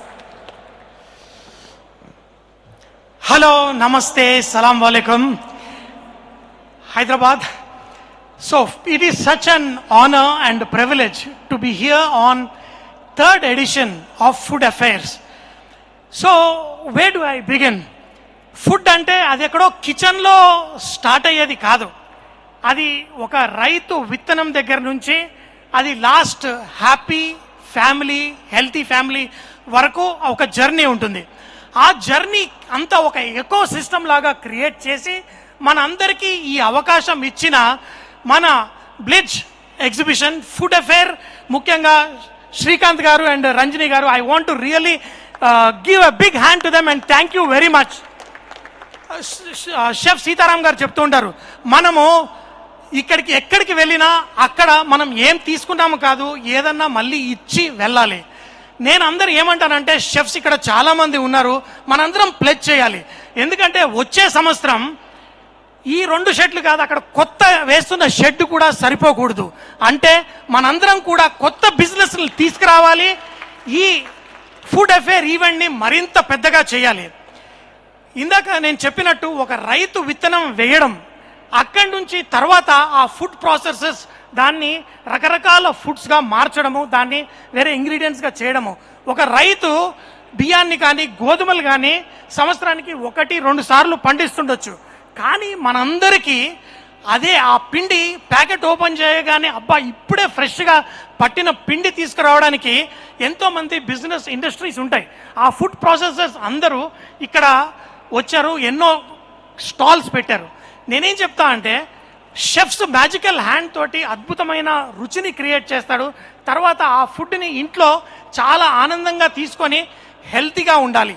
ఆ హెల్తీగా ఉన్నప్పుడే మన దేశం కూడా హెల్తీగా అవుతుంది. So ప్రతి stall దగ్గరికి మీరు వెళ్ళినప్పుడు అది ప్రతి స్టాల్లో ఒక ఐడియా ఉంటుంది, ప్రతి బిజినెస్కి ఒక స్టోరీ ఉంటుంది, ప్రతి కన్వర్జేషన్లో ఒక ఆపర్చునిటీ ఉంటుంది. ప్రతి స్టూడెంట్ కానీ ప్రతి షెఫ్ కానీ ఈ స్టాల్స్కి వెళ్ళినప్పుడు అక్కడ మీరు కొత్తవి నేర్చుకోవచ్చు, కొత్త విషయాలు తెలుసుకోవచ్చు, బిజినెస్ కొలాబరేషన్స్ జరగచ్చు. ఇందాక స్టాన్లీ గారు వచ్చి, ప్రైమ్ మినిస్టర్ గారు కూడా మన రాష్ట్రానికి రాబోతున్నారు, మనకి ఒక ఇన్విటేషన్ ఇచ్చారు. ఇది మనం ఒక ఆపర్చునిటీగా తీసుకొని ఎలా కొలాబరేట్ చేసి మరింత గొప్పగా చేయొచ్చు అనేది ఆలోచించాలి. So I want to thank once again the organizers, the chefs, ఈ collaboration, ఈ very good marriage. ఇక్కడ ఇంకొక విషయం ఒకటి చెప్పాలి, మనము స్టాల్స్కి వెళ్ళినప్పుడు, ఎందుకంటే లాస్ట్ ఇయర్ కూడా మేము వచ్చి ప్రతి స్టాల్కి వెళ్ళినప్పుడు గవర్నమెంట్ ఎన్నో ఇనిషియేటివ్స్ ఉంటాయి. మనందరము చిన్నగా ఉన్నప్పుడు అయోడిన్ సాల్ట్ అది ఇది అన్నాం. ఈ సంవత్సరం లాస్ట్ ఇయర్ నుంచి గవర్నమెంట్ అంతెందుకు ప్రపంచం పొడుగున అందరూ చెప్తున్నారు ప్రోటీన్ చాలా చాలా ముఖ్యమని. మన చిరుధాన్యాల్లో న్యాచురల్గా ఆ ప్రోటీన్ అంతా ఉంటుంది. అదే ఐడియా తీసుకొని ఈరోజు మీరు మినార్ వాళ్ళ సెంటర్కి వెళ్ళారనుకోండి, అక్కడ ప్రోటీన్ రిచ్ ఆట అంటే 3 గుడ్లల్లో వచ్చే ప్రోటీను మనం 3 రొట్టెల్లో తీసుకోవచ్చు. ఆ ఫ్లార్ తయారు చేస్తారు, అందులో సోయా అలాగే చిక్పీ చిరుధాన్యాలు కూడా వాడి మనకి వెజిటేరియన్స్ కూడా హెల్తీగా ఉండడానికి ఎలా, ఈ ఐడియాస్ అన్నీ ఎక్కడికి వస్తాయి? ఇలాంటి ఎగ్జిబిషన్, ఇలాంటి ఈవెంట్స్కి వచ్చి మనం కొలాబరేట్ చేసి వేరే వేరే రాష్ట్రాల నుంచి కూడా బిజినెస్ మెన్లు వస్తూ ఉంటారు. ఇది సార్ మీరు నాటింది, మీరు ఒక హనీబీ లాగా. హనీబీ అనుకుంటుంది నేను తేనె ఒక చెట్టు దగ్గర నుంచి తీసుకొచ్చి పెడుతున్నానని, కానీ దాంతో ఒక పెద్ద ఫారెస్టే క్రియేట్ అవుతోంది. వాళ్ళు మనకు ఒక మంచి ప్లాట్ఫామ్ ఇచ్చారు. మనకి వేరే రాష్ట్రాల నుంచి వచ్చి ఇక్కడ చూసి బిజినెస్ ఆపర్చునిటీస్ చూసి ఇండస్ట్రీస్ ఓపెన్ చేస్తారు. ఆ ఇండస్ట్రీస్ ఓపెన్ అయినప్పుడు టూరిజం కూడా వస్తుంది, ఎంప్లాయ్మెంట్ కూడా వస్తుంది. సో ఇలాంటి ఈవెంట్ని ఒక ఎగ్జిబిషన్లా చూడకుండా ఇది మొత్తం మన ఎకో సిస్టమ్. ఇందులో ఫస్ట్ టైం మన కాటా షెఫ్స్ అసోసియేషన్ కూడా చాలా ఇన్వాల్వ్ అయ్యి ఉన్నారు. మనం నిజానికి ఫుడ్ అఫేర్స్కి థ్యాంక్ యూ చెప్పి నెక్స్ట్ టైం నేను చెప్పినట్టుగా ఈ ఫుడ్ అఫేర్స్ని మరొక లెవెల్కి తీసుకెళ్ళాలి. ఈ హాల్స్ అన్ని కూడా సరిపోకూడదు. So once again I thank you very much everybody who is here and congratulation and I look forward for the 4th season and thank you very much. Thank you so much, sir. All right, everybody, and now it's time for all of us to hear Chef N. Sitaraman Prasad, General Secretary from Sika. Welcome, sir.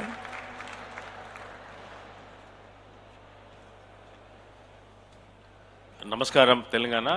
Very good afternoon to all the dignitaries on the stage. And I think they have spoken a lot. Very importantly, we Indians consider food as medicine.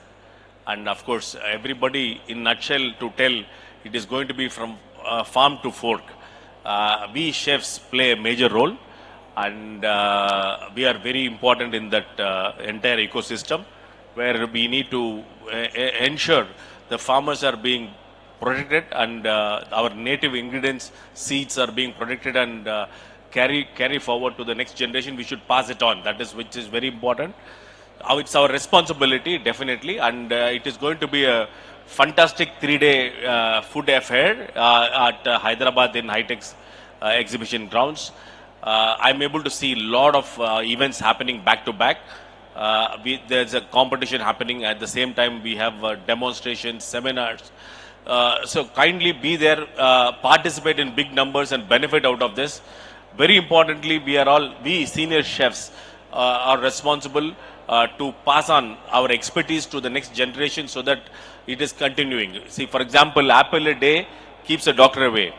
You have been reading this from the childhood, correct? Is it right? Is it right? It is not at all suitable for our kind of environment and our kind of climatic conditions.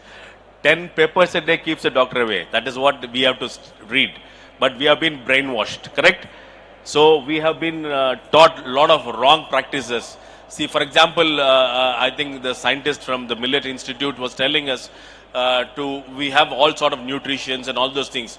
See, we need to have a scientific approach for all these kind of things. For example, millets. Millets are harder digestion, and we were there on the farms working under the sun and doing a lot of hard work. So we definitely need millets, that kind of workload when we are working in the industries or in the farms or whatever it is. When we are into conditioned environments, we come into rice and wheat, which is a faster digestion for us.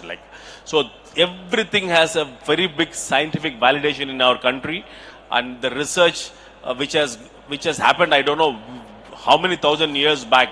I have gone into a small research called Astro Foods, which was something which was mind-boggling. Imagine if it is really passed it on to our next generation, hospitals will be empty. So we can consider food as medicine, definitely. So let us have that in mind and let us collaborate and grow together. See, food technologists, scientists, and chefs together, we need to grow this industry in a big way.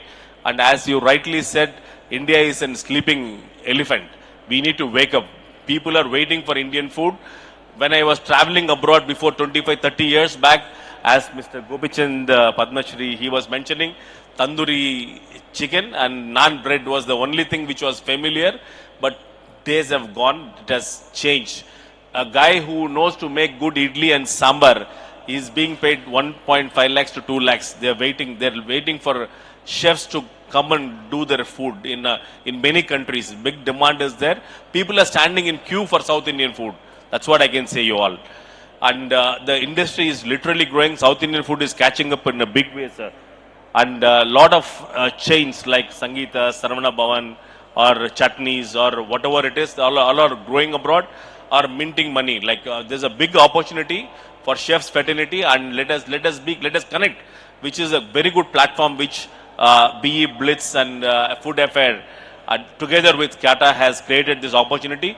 Let us have a good networking platform. Let us spend some more time with the stalls which is there across the other hall, and let us utilize this opportunity and let us grow together and ensure, as Chef Sanjay Choma said, the space should not be sufficient. There are so many food capitals in India, not only in Hyderabad, Lucknow and all those things. We chefs have to be passionate, bringing out this kind of things along with the government.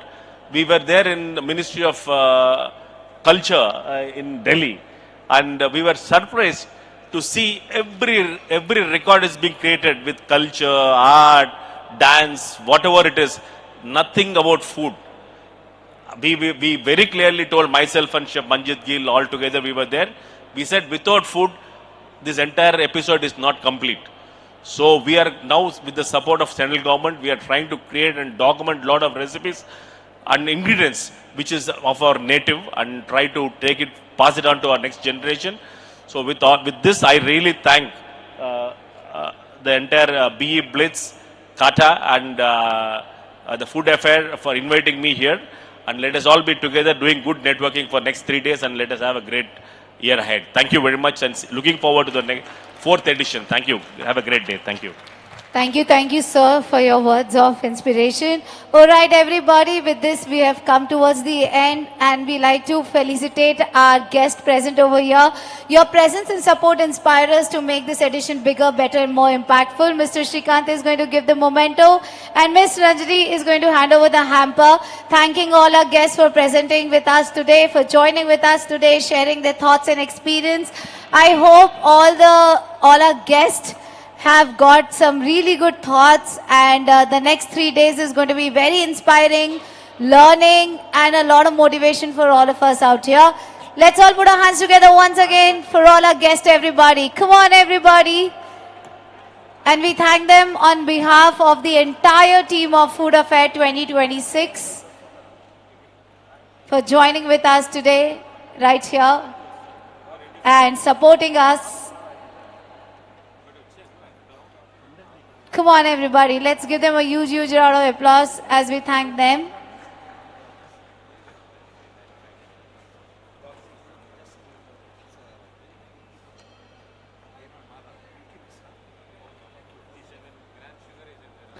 Once again, ladies and gentlemen, we extend our heartfelt gratitude to all our distinguished guests, our sponsors, our partners, our exhibitors, our members of the media, and everyone who have joined with us today. The day has just begun. We have 2 panel discussions lined up for today. We have a lot of demonstrations lined up for all of us out here. The chef has traveled from different parts of country, and they are here to demonstrate very new recipes which you will love it. So please be here, enjoy yourself. Okay, everybody, there is a fantastic food demonstration that is happening. A lot of great cooking you get to taste also. It is just happening on the other side of this wall. Please go and join there. Thank you. Anything? Thank you. Thank you so much, everybody. Please join on the right-hand side, food demonstration. We have an extremely amazing chef who is demonstrating. So please everybody, let's be a part of it.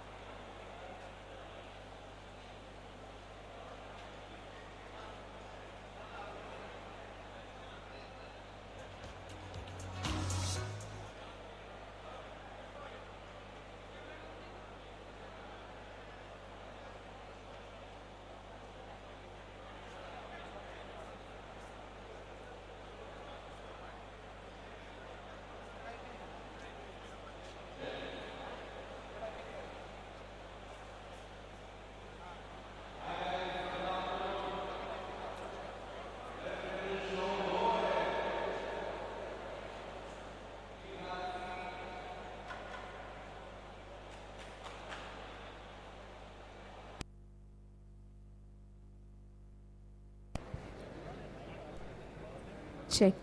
Right, everybody, please come over here. Take your seat. We have Chef Dinesh who's going to tell us more about mushrooms here. It's very interesting. You guys are going to love it, taste it, and enjoy this. So please, everybody, all our guests over here, our participants over here, quickly come over here. We are starting now. That they are there. Okay. Yeah, we'll wait. Who's a live video team? Is there a live video team?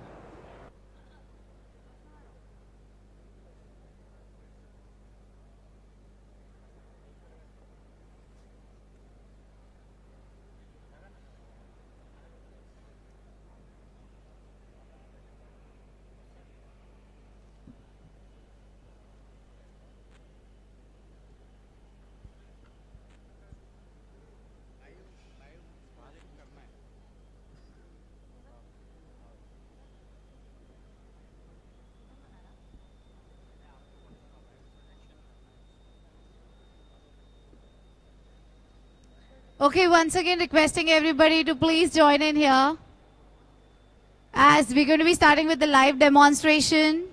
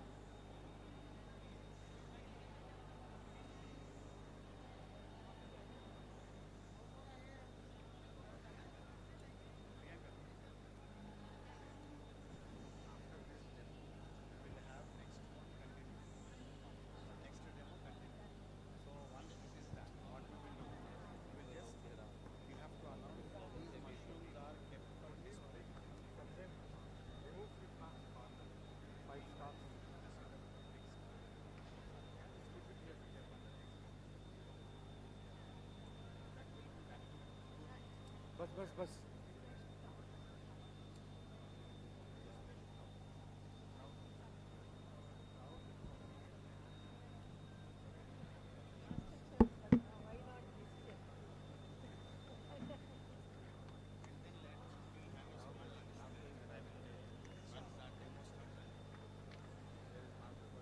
Check. All right, everybody, can we all join in here? Let's start the session. This is a lifetime opportunity for you all to know more about mushrooms. While most of you are here, you can also come over here and check out the different varieties of mushroom at the display. A lot of mushrooms which I'm sure like a lot of people still needs to brush on. And we have Chef Satish here who's going to help you out. If you have any questions, if you want to know more about how does the mushroom work, we have Chef Satish here from Goa who's going to help you out with in-detail conversation. So everybody, once again requesting you all to please quickly come over here as we are starting with our demonstration, our live demonstration. There are few recipes made out of mushrooms which we will be showcasing here. So it's going to be fun, it's going to be learning, you get to taste also. So please everybody quickly come over here.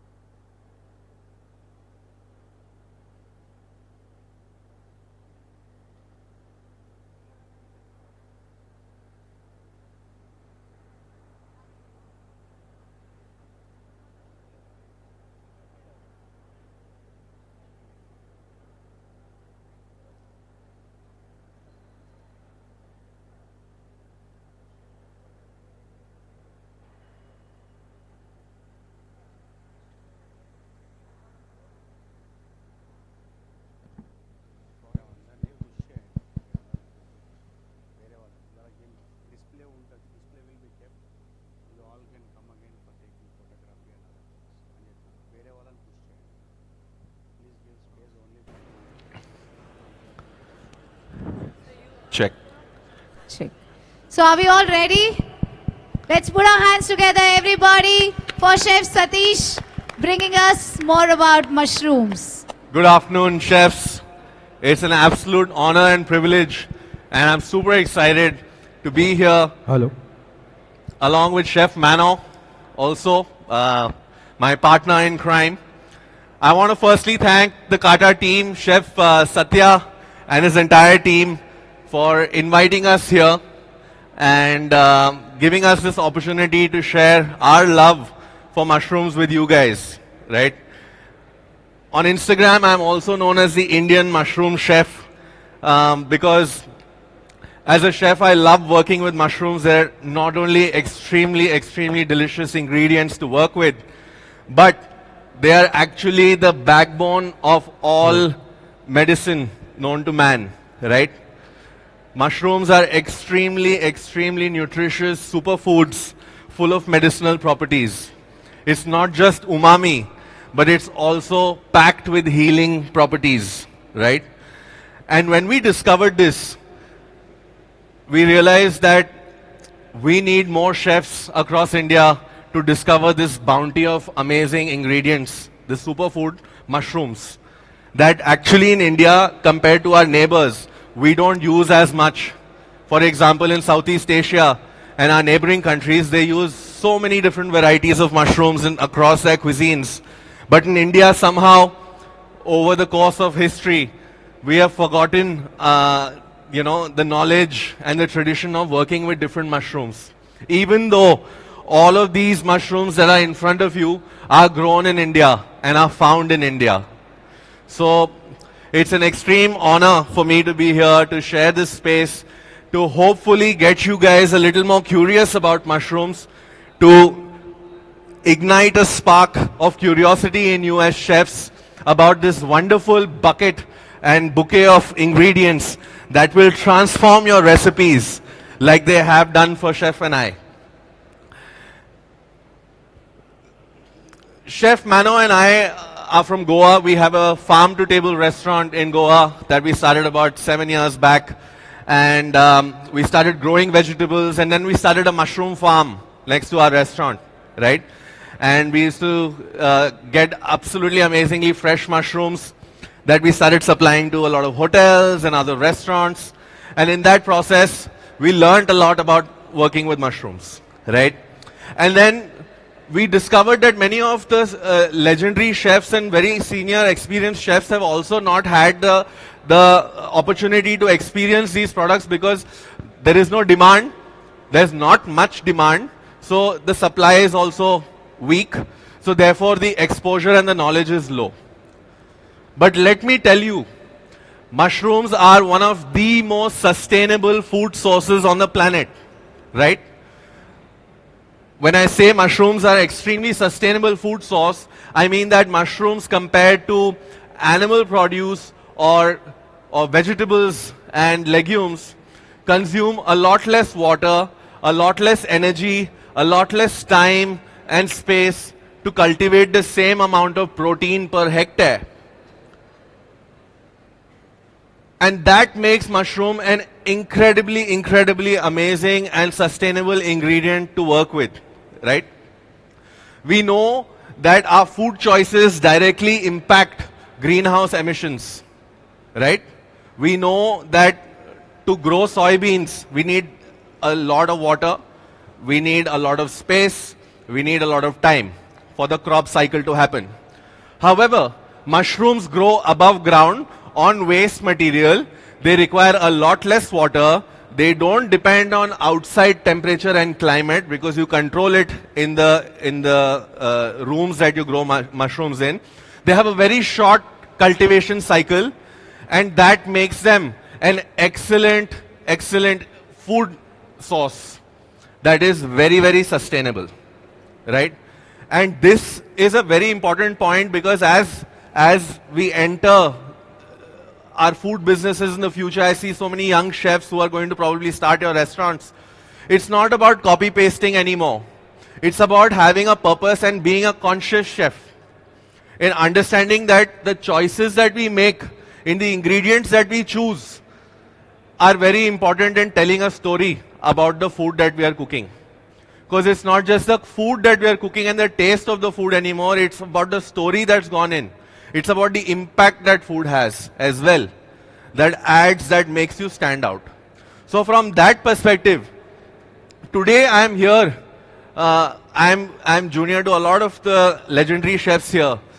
But because I get to speak about something unique and something which is purposeful and which will transform our choices, we get a voice. And I'm really thankful for this opportunity, therefore, to be able to voice out for these amazing ingredients that I'm sure will transform your recipes, right? I will do a quick introduction of the mushrooms that I have in front of me. I'll start with one of the most expensive medicinal mushrooms known to man. It's called cordyceps. If I can have a live, if we can switch that camera to over here, is that possible? Yes. Can you zoom in, please? I think the camera is coming from this side. Perfect. Awesome. Can you guys see? Great. So cordyceps, guys, cordyceps. Yeah? It is one of the most expensive and valuable medicinal mushrooms known to man. Cordyceps mushroom grows in the higher Himalayan regions, right? And it is basically a mushroom that increases oxygen absorption in your blood, which means that you get more stamina. And elite athletes around the world and performance athletes use this mushroom to enhance their performance. And we have an amazing athlete here today with us, Mr. Pulela Gopichan, right? And I'm sure he knows about cordyceps. Cordyceps mushroom is 60,000 rupees to 30,000 rupees per kg. But it sounds daunting and overwhelming. But for example, if you make a tea with this mushroom, you will be using anywhere between 2 to 3 grams of the mushroom. that tea you will be able to sell for 220 to 250 rupees, for example. So the 60,000 might seem daunting, but actually when you come down to the unit economics, it's an extreme bounty. Hi sir, how are you? I was just talking about a particular mushroom called cordyceps. And hi, I'm Chef Satish. Pleasure. So actually, I was just talking about this particular mushroom called cordyceps. And I don't know if you've heard about it, but elite athletes around the world use this mushroom to enhance their performance and give them that edge. A lot of UFC fighters, triathlon, and a lot of Olympians use this. It's a natural supplement found in the upper regions of Himalayas that boosts oxygen absorption in the blood. It also balances male hormonal, imbalances. And it is a main medicine in all Dalai Lama or Tibetan medicine, right? You might have heard of Shilajit. This is Shilajit multiplied by 10, right? And it is an absolutely natural supplement. Today, I have made a rasam using this mushroom so that you guys will be able to have the energy to go through this amazing first day of the food affair with all gusto, right? Seth, this can also be used in smoothies. You can also use the powder of this cordyceps mushroom in broths and ramens, add it to your dal, and enhance that dal to become a functional dal that actually is medicinal. In fact, speaking of medicines, so I actually throw light on the fact that all antibiotics are essentially derivatives of fungi. Penicillin is essentially a fungi, right? So historically, the pharmaceutical industry has relied on a lot of mushroom extracts to make medicines for human beings. When we have a bacterial infection, we take antibiotics, which is a fungal derivative. So our point is that India needs to be eating this bounty, this superfood, for what it is directly. Instead of eating medicine, you eat the food that gives that medicine, right? And in my journey, basically, I've been educating a lot of young chefs, culinary clubs, and restaurants and hotels alike on creating and piquing their interest in using all these mushrooms on their menus. Wonderful. Pleasure. Thank you, sir.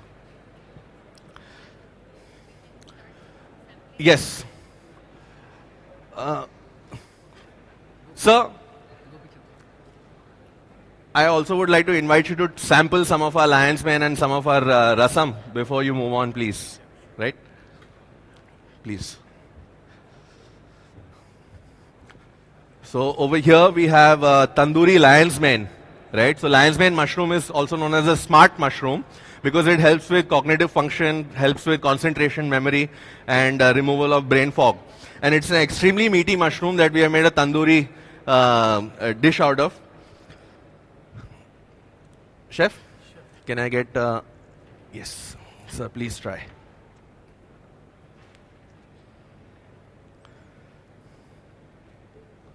So are you a meat eater? No. Okay. Very meaty. Extremely meaty, right? So, lion's mane mushroom is actually a super meaty mushroom. And it's become one of the most trending food ingredients on Instagram from 2023 onwards. And it's been now top 3 most trending food ingredients on Instagram. And chefs around the world are making steaks and making like pastrami's and different kind of amazing things because of its meaty texture. And because it's a medicinal mushroom that wasn't known to the culinary scene before COVID. And since the time this chef called Derek Sarno figured out how to make a steak and how to remove the bitterness, it's become like wildfire. And as you can tell, yes, and I can't wait for you guys to try as well. Thank you, sir. Please take a glass of rasam. That's a cordyceps rasam. Sir, if you can't sleep tonight, you know it's because of the rasam and giving you energy. Wow, this tastes nice. Thank you. Forget about the ingredient. Thank you, sir. So guys, moving on, I'll speak about the lion's mane mushroom. This is the lion's mane mushroom. extremely meaty, one of my favorite mushrooms. It's also known as a smart mushroom. Why? Because lion's mane has certain beta-glucans and certain polysaccharides that help with cognitive function.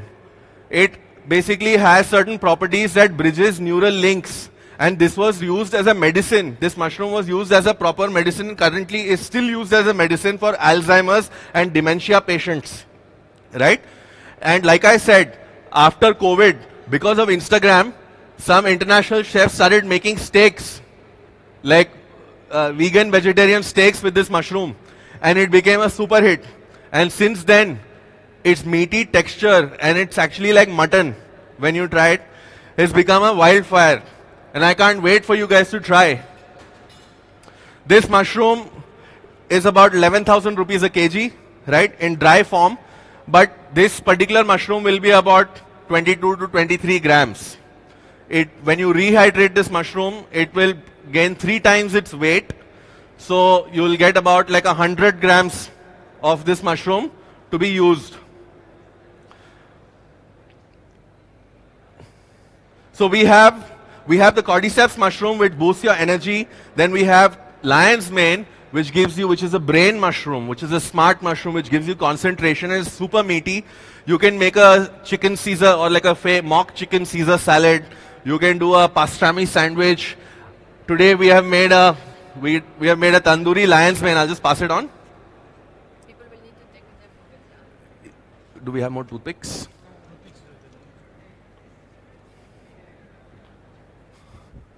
Chef, please try.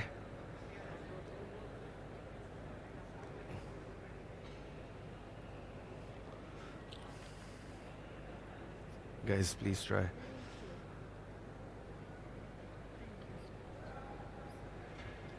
What do you think, chef? Meaty? This is just a classic tandoori paste from the Park Hotel, and put it in the tandoor for a standard amount of time till browning, and buttered and chaat masala. It's got a mutton like when it tears, the muscles. That's what I'm talking about, And extremely easy to use. Guys, please pass it on. Share with your friends. Enjoy. Or you can use this and take one in your hand. Yeah? So lion's mane mushroom is a smart mushroom, right? Then we come to another medicinal mushroom, which is the most researched mushroom on the planet, called reishi. Reishi is a pure medicinal mushroom, and you can only get it in a form of a powder like this. It has a very nutty profile, almost like cacao powder, right? And it's a mushroom that actually helps your nervous system go into deep sleep. So when your body goes into deep sleep, your nervous system gets to relax, and by virtue of going into deep sleep, a lot of your anxiety, a lot of the stress and decompression happens. Because we live in a hyper sort of a stimulated world with a lot of blue light, a lot of white noise, our bodies are not able to go into deep sleep. So this mushroom actually is a medicine to help release and de-stress. How do we use this mushroom? You will take about 1 gram per serving, 1 gram of this mushroom as a dust in your desserts, in your hot chocolate, in your last course. Before going to sleep, 1 hour before going to sleep, you can have this. In hotels, for example, if you want to give your guests a little cookie in their room, a bedtime cookie when they check in, so that they have sound sleep, this mushroom can be used in certain desserts or certain confectionery that you can leave in the room. That will enhance your hospitality experience, where we are actually thinking about the customer's experience in your hotel. This mushroom powder can also be used in smoothies. An excellent addition. You take about 1 to 2 grams and that smoothie will immediately become a functional smoothie. It's not just a regular smoothie with healthy stuff like every other smoothie, but this adding lion's mane or cordyceps or reishi to a smoothie will transform that smoothie to become a functional superfood smoothie, also allowing you to charge a premium. Then I'll come to chaga.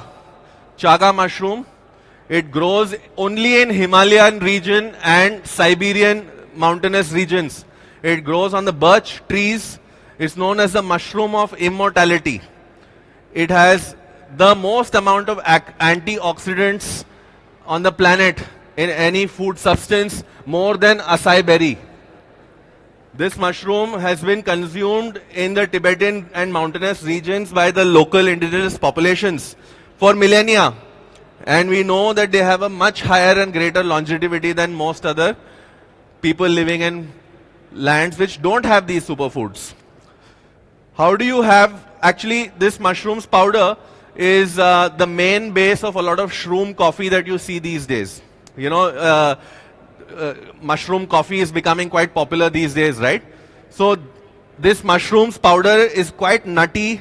It has a very sort of a earthy forest-like flavor profile, and it's not water soluble. So for example, you take a rock like this and you will keep boiling it till it completely disintegrates into like a powder inside the water, right? So a chunk like this will be able to give you at least 60 teas. This chunk will be about 15 grams, right? This mushroom will cost you 9,000 rupees a kg because it is wild and forage, not cultivated, so it's expensive. But however, when we calculate, like I said, the unit economics of adding it to a recipe, it's actually very, very affordable. And the value that it will add to your menu is exponential. Are you guys following me, or shall I give you some lion's mane so that you guys have better focus and concentration? You guys want some lion's mane? How do you guys like the tandoori lion's mane, by the way? Yeah? Can I hear a yay if you liked it? Only one person and two person. Thank you. Great. The rasam is a Tamil Iyer style rasam, and it has cordyceps mushrooms in it.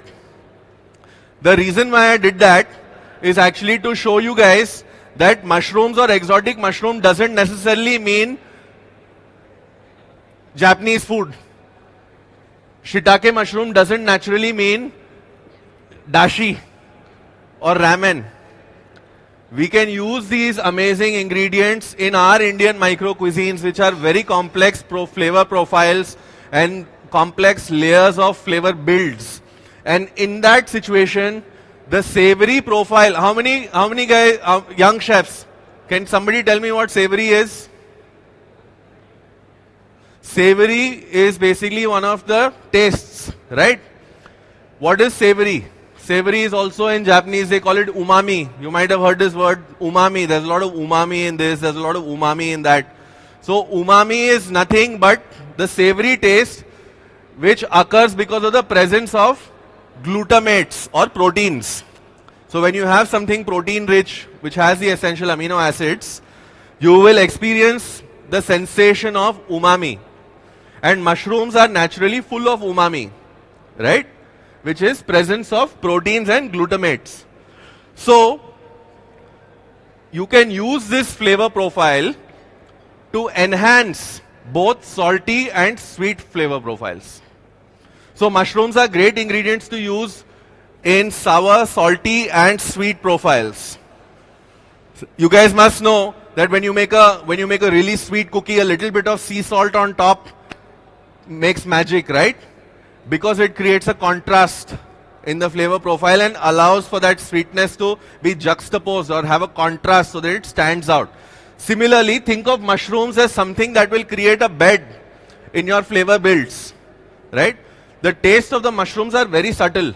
Most of them actually taste the same. But texturally they'll be different, and you can use that savory profile to complement your sour, sweet or salty profiles. So that's why this rasam is an example that traditionally you might never think that let's put mushroom in a rasam. But I'm simply trying to spark your creativity and unlock that it's possible. You know, that it's not because of the flavor profile that we choose to use it in Asian cuisine. It's because we haven't had the tradition of using it in our everyday food because we don't have the access or the knowledge, right?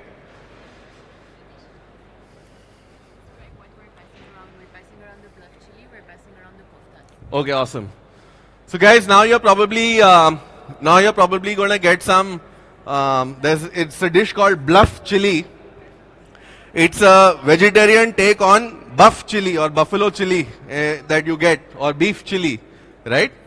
This is cooked with smoked mushroom and creminis. So we have something called smoked mushroom, which is naturally smoked with mango wood. It tastes like bacon. And we have used that to create a dish called bluff chili. Right? I hope you enjoy it. Then coming back to morels. How many guys have heard of morels or Gucci mushroom? Can you see this? This is one of the most expensive mushrooms in the world. Right? Why? Because they're grown, they're not cultivated commercially, they are foraged wild by hand. And they only come in a particular season in very treacherous terrains, very difficult terrains. So people have to go and pluck them by hand, right? That's why it makes it extremely expensive. In Kashmir, they make a very famous dish called the Gucci Pulao, right? Which is extremely famous, and it is also very often featured in all the national banquets at Rashtrapati Bhavan, or whenever the Prime Minister is hosting delegates from around the world. There will always be something made with Gucci mushroom, because it is India's truffle. It is India's crown jewel. The flavor profile is very nutty. It's got a little caramelish nutty profile, you know, and it is great to be used in pastas, risottos, rice dishes. With the morels, you will basically rehydrate the morels in still water, not hot water, in still water overnight, right?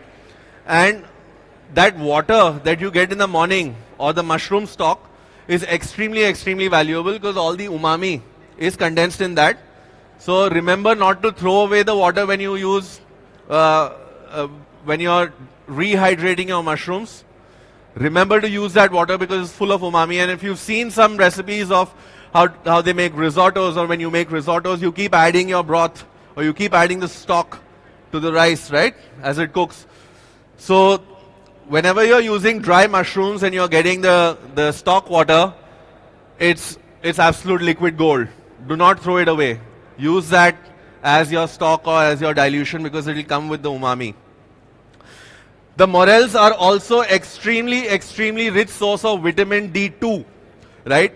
And here I'd like to talk a little bit about vitamin D, because vitamin D is something that all of us Indians are deficient in. Even if you are a meat eater, you will be deficient in vitamin D, and we're all having supplements. Vitamin D there are two kinds of vitamin D, vitamin D2 and vitamin D3, right?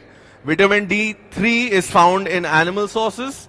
Vitamin D2 comes only from fungi, right? So, if I may throw a little bit of light on how it happens, there are two provitamins. There is cholesterol and there is ergosterol. When cholesterol and ergosterol are exposed to ultraviolet light, which is the sun's light, they synthesize vitamin D3 or vitamin D2.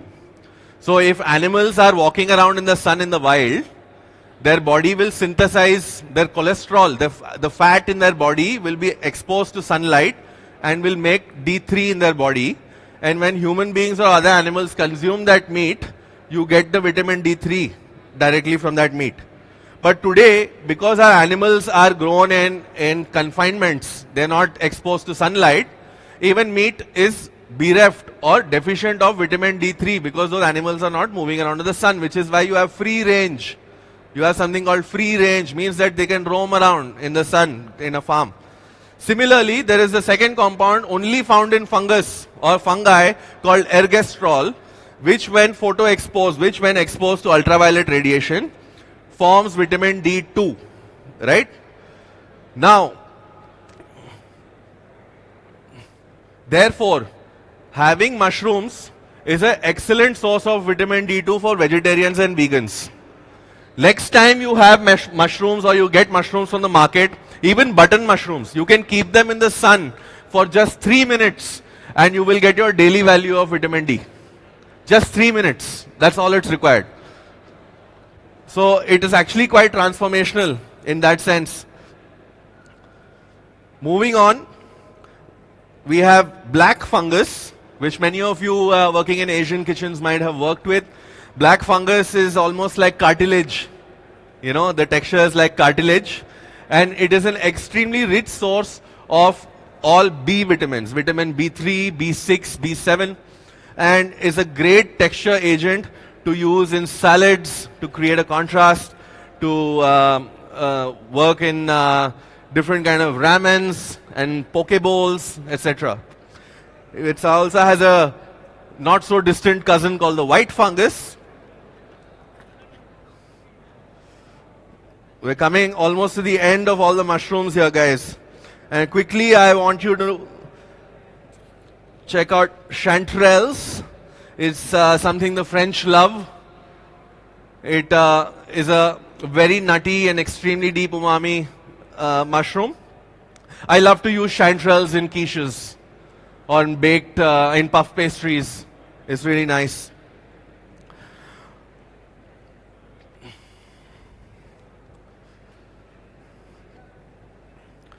I want to touch upon the fact that I hope you agree with me that our food choices contribute greatly and have a deep impact on our carbon footprint, right? If we choose to have something that has taken a flight from Australia and comes and lands in Hyderabad, there is a carbon footprint to that choice, right? If I want to get daffodils from some country, that daffodil comes with an impact. It has spent some fuel, it has spent some time on that entire journey. That has a deep impact, you know, in the larger ecosystem of the world. And food is the easiest way to make your choices, to make better choices that reduce your impact. And that is why this entire movement of eating local, eating seasonal is now gaining momentum, because people are becoming aware and conscious that let us reduce our impact. Let us make better choices to choose better ingredients that are easily available around us so that our food is less heavy. If you ask me energetically, an avocado that flies from across the country and an avocado that grows, for example, in Kodaikanal, the avocado that grows in Kodaikanal will be lighter on your digestive system than the avocado that has flown in from somewhere else. So, in that light, I urge you to open your minds and your hearts and your pantries and your indent sheets to the world of exotic and medicinal mushrooms. And I hope to see a lot of your menus and all these bright young stars to come out into the world using a lot of mushrooms that are grown in India, that are found in India, that are part of our cultural heritage, our ethno-mycological heritage, and create amazing recipes with mushrooms. I also invite you to come and talk to Chef Mano, and myself. We're going to be having a little stall with all the mushrooms displayed over the course of the entire session of Food Affair. And if you have any questions or any doubts or any curiosity that you would like to explore further, I welcome you to come and ask us 100,000 questions, right? I hope you enjoyed the session, and I hope Chef Mano and I have been able to tickle your curiosity into the world of mushrooms just a little bit, so that you might consider them as worthy of your menus and your choices as you go out and make amazing dishes. And I want to thank once again to Chef Satya and the entire Kata team with all the amazing legends here to share this space and to be able to talk about the humble mushrooms. It's really a great opportunity. I want to thank you from my heart, and I thank you on behalf of the Voiceless Mushrooms. I want to see all of you guys eat more mushrooms in your life and be healthy. right? Do follow me on Instagram. I'm known as the Indian Mushroom Chef, and our brand's called OG Mushrooms. We have some exciting mushroom products for you all.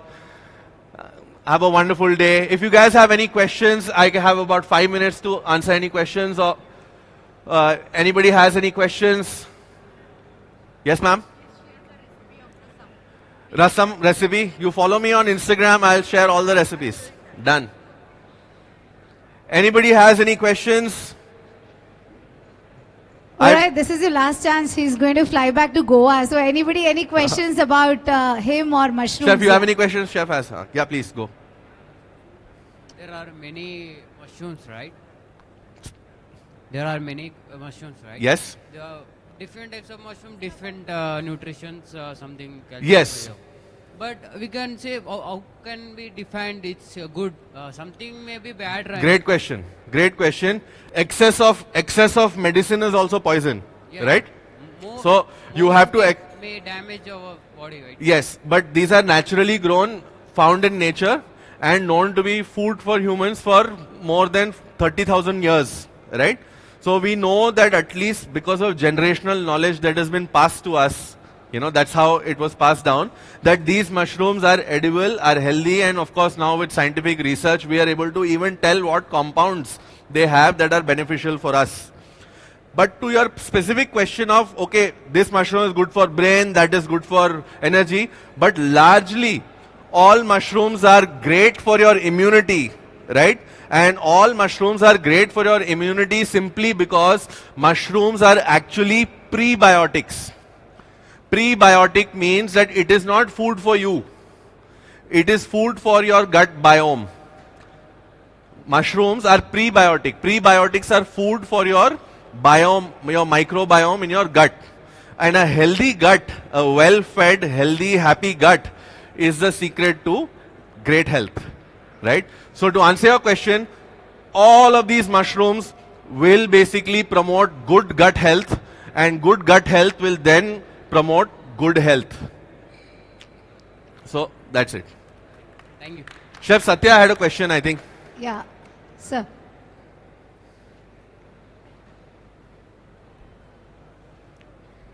I want to say you're with us for next 2 days. It's not flying back. Yes, chef. So he'll be around with the expo. You can, those who miss today's session, tomorrow, this display is around this stall. So he'll helpful. His products, everything will be displayed nearby our demo and seminar. He'll be at in Expo for next 2 days. Absolutely.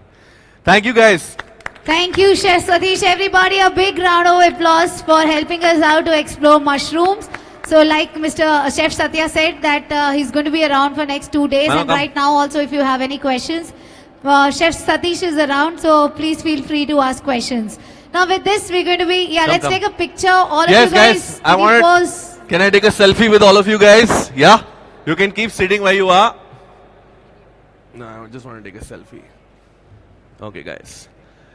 All right, guys, on 1, 2, 3, can everybody scream mushrooms? Yeah? 1, 2, 3, mushrooms! Thank you, guys.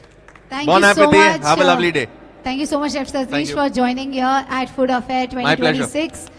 And we look forward for more of it.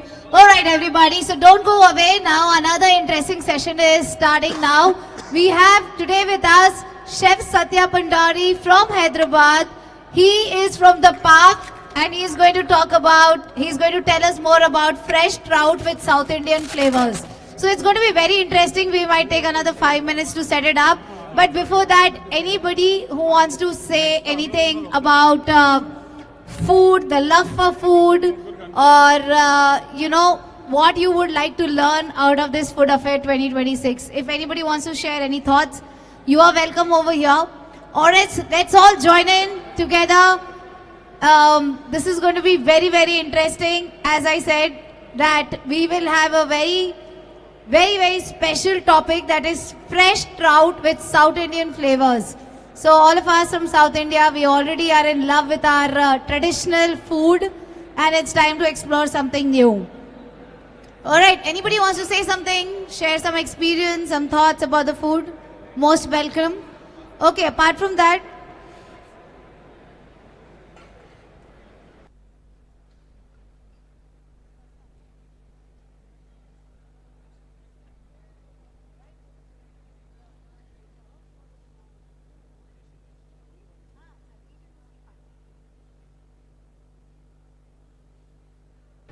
Mike.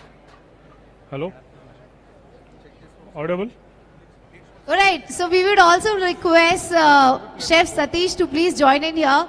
On behalf from the entire team of Food Affair, we would like to give you a memento along with your partner. So both of you, yeah, after the picture. Induction pants.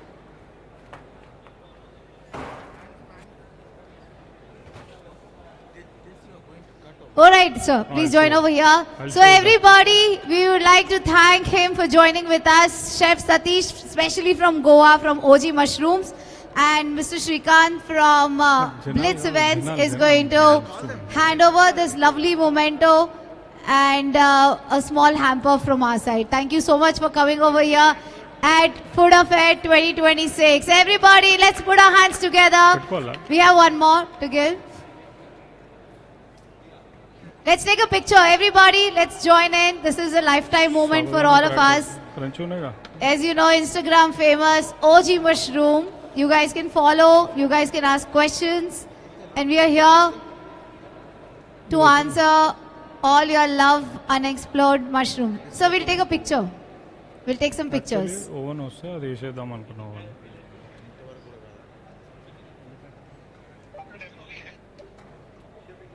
Hello?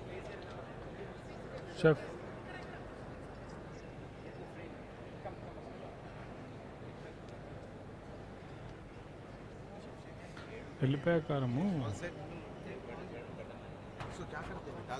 Actually, comedy on में डालना था.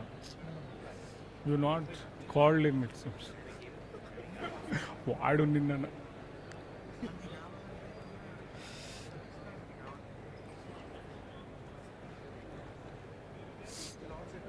Yeah.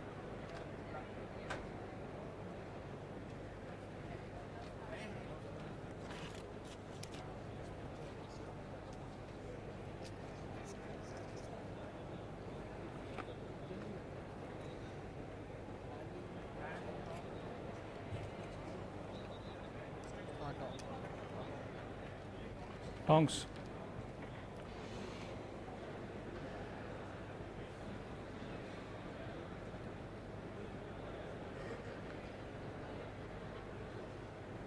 Alright everybody, now let's get ready for our next session, which is going to be another interesting one.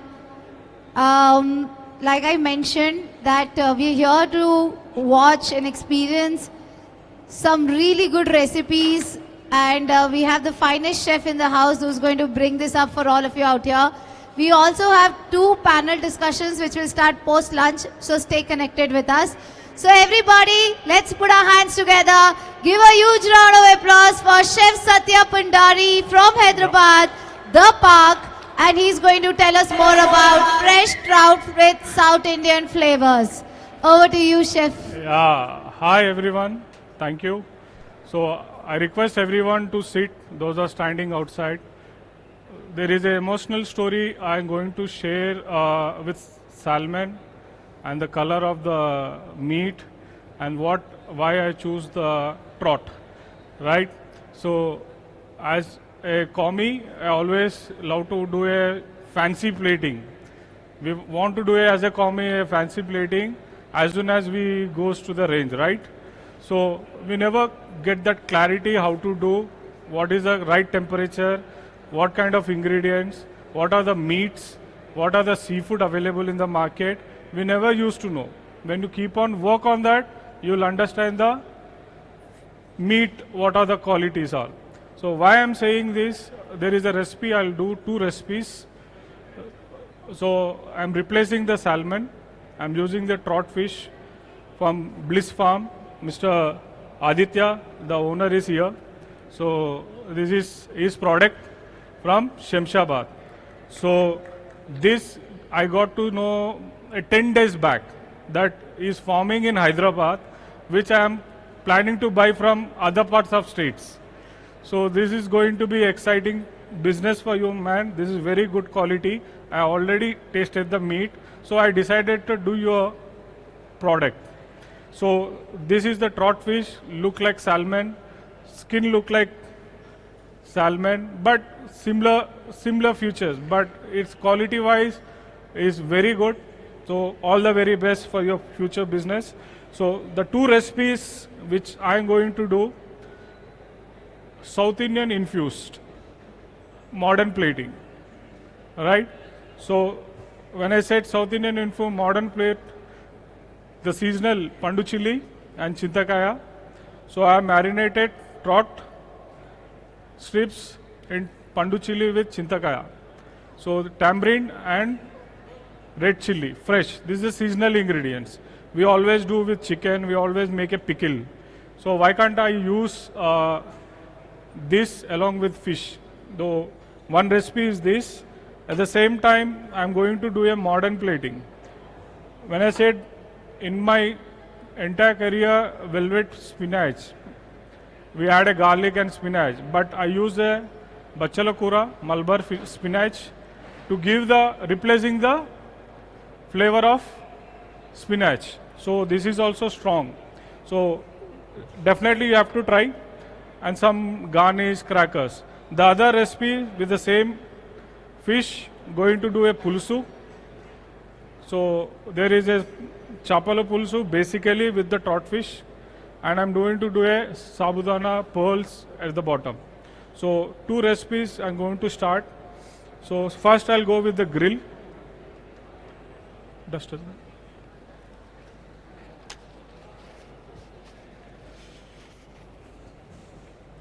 See all the basics. Your pan has to be hot, seasoned. Okay.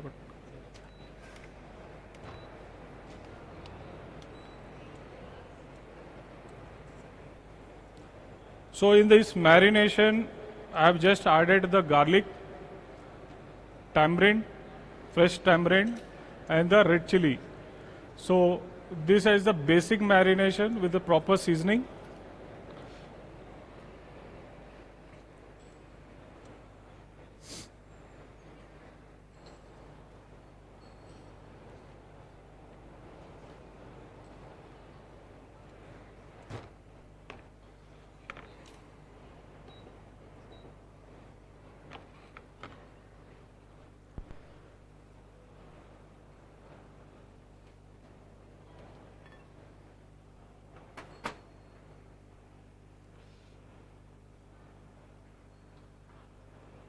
Who likes the salmon a lot?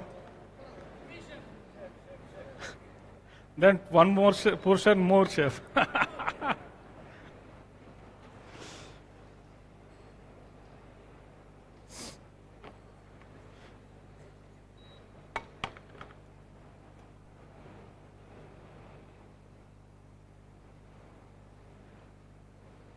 So I'll tell you about these crackers. These crackers, we just dehydrated the sabudana and we created sheet. We made a crackers to keep it as a garnish.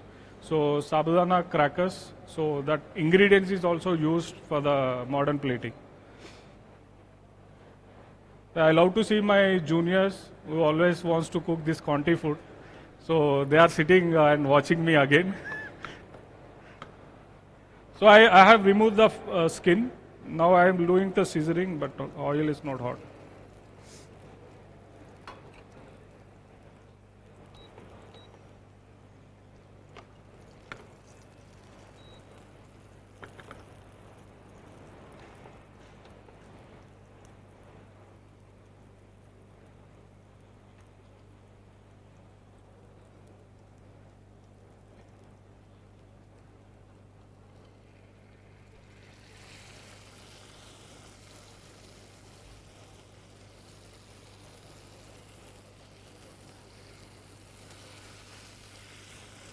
The basic is always you have to start your searing from the top, not from the belly part. So chicken as a way to sear, salmon as a way to sear, fish as the ways to sear to give the right color. So this is going to be sizzler for a while, for a few minutes, and I'm going to start doing the velvet spinach. Velvet.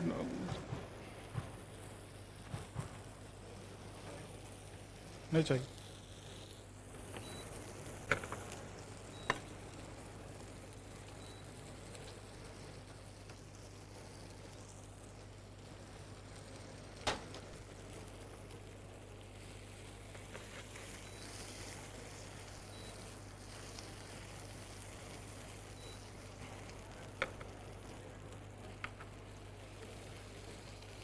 A good color.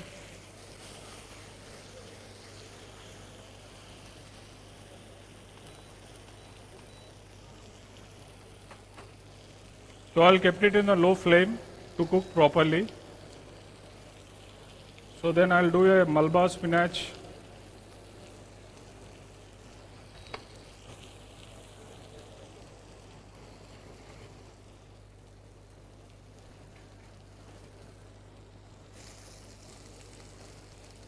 Good amount of some garlic.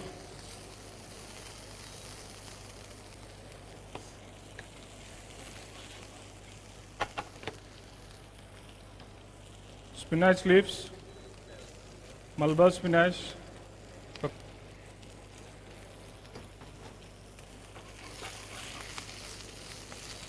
just cook it raw. See the brown garlic is properly cooked brown. That red juice gives the nice flavors to the leaf. So it will cook properly. The fish is almost ready because of the quality of fish is good, as I said. One question to everyone: how much prawn take time to cook? Any guesses? Prawn.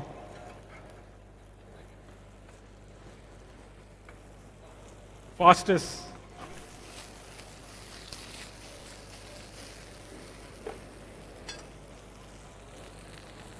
Add some seasoning, salt.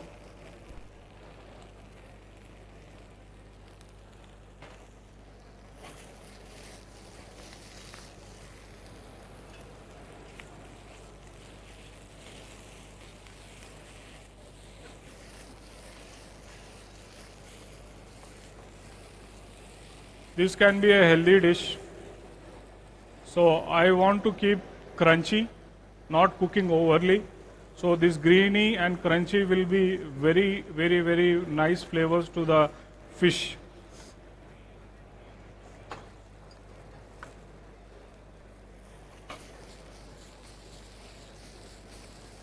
So one plate.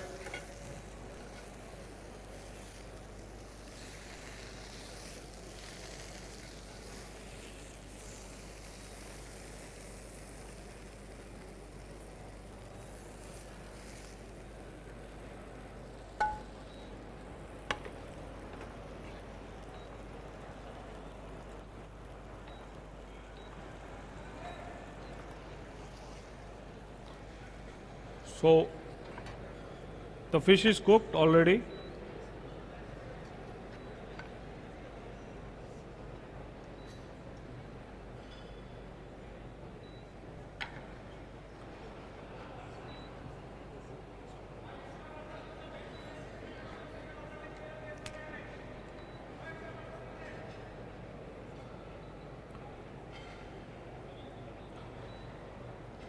So pea shoots, one of my favorite microgreens I do in my hotel.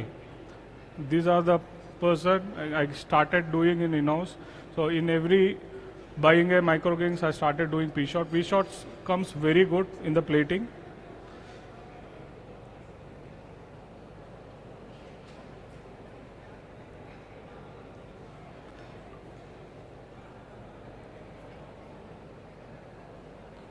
So anyone can taste. Ma'am, if you can come and taste. Check. Alright, the dish is ready. Always. We want some of you to come forward and forward. take a taste.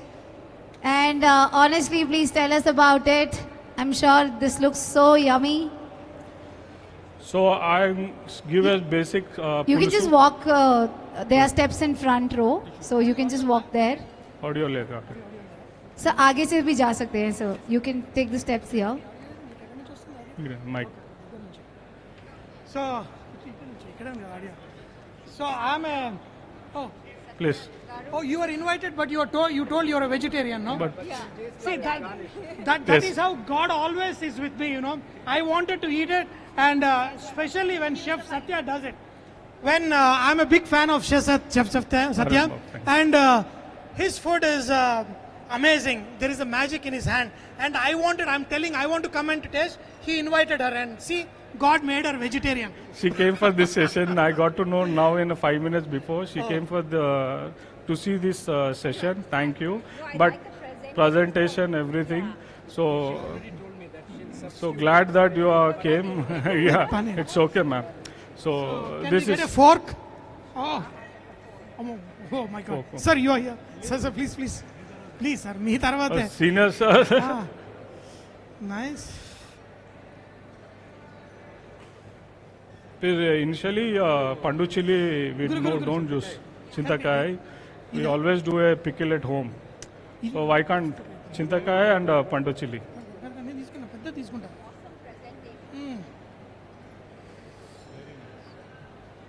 First time I'm seeing it. Thank you, sir. Wow.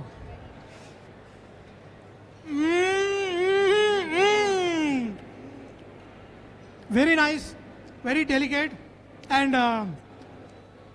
the beauty is, you know what I love about Chef Satya is, he will find the gems within the city and bring the products, like the way the fish is. Yes. They procure the eggs from which country? Huh? Yes. US, and then they are growing the fish here in Shamshabad. So global to local, Yes, they're yes, bringing yes. the things, Yes, and yes. that's such an amazing fish, and chef, Thank you, magic sir. in your hands. Thank Thanks you a so lot. much, and I just love you, buddy. Thank you, sir. Thanks a next lot. one, ka? So the spinach you can try and the crackers. Malabar spinach. Yeah. So it took me a day time, but we want to use what can be a cracker without maida, refined flour. So I did to do this sabudana. Pea shots also is like some bitter taste. Just a question. Yeah. Just a question to the audience. Where do you find trout in India? Himachal area. Yeah. The Himalayan trout. Himalayan areas where Britishers brought to India and they are growing. But first time I'm seeing Hyderabad growing trout locally. That too with our famous Padma Shri Nara Ravi Kumarudu. He is into this Yes. industry. Great. In a RAS method, I think. That too, 5 acres of fish can be grown in half acre or quarter acre. That is the technology. So, I congratulate the young entrepreneur bringing this type of product to local palate. That too with Satya. Thank you. Great sir. chef. Thank you, sir. Thank you. So you are on stage. I'll start doing the chapel pulsu, the gravy. So this chapel pulu recipe from Chef Yadgiri restaurant. So he creates mango, ice apple, chapel pulsu, everything. So I decided this recipe to follow. So the recipe is simple. Everyone knows at home. Pulusu made yesterday, not today, because that gives more flavor, more seasoning to the fish. So this pulusu made yesterday with the proper Telugu based Hyderabadi and Telangana recipe. As again we'll sear the fish.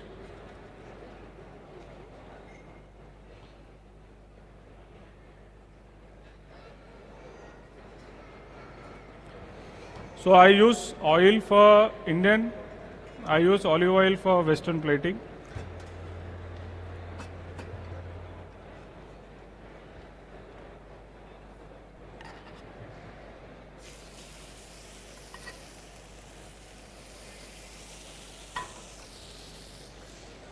ऐसा बर्तन है तुलसी का.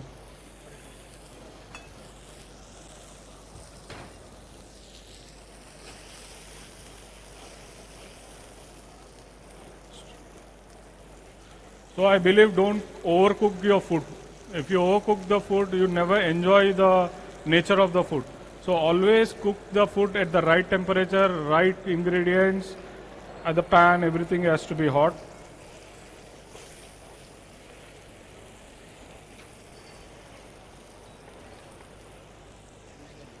No, in the lashes.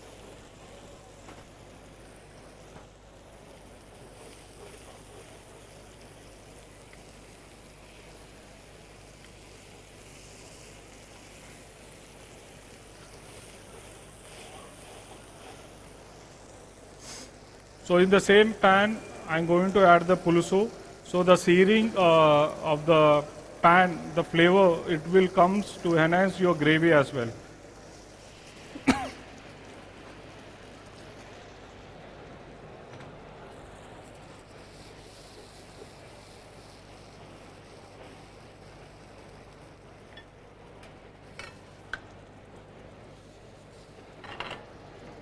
So in this recipe, I have made a sabudana patty. So I'm going to sear this.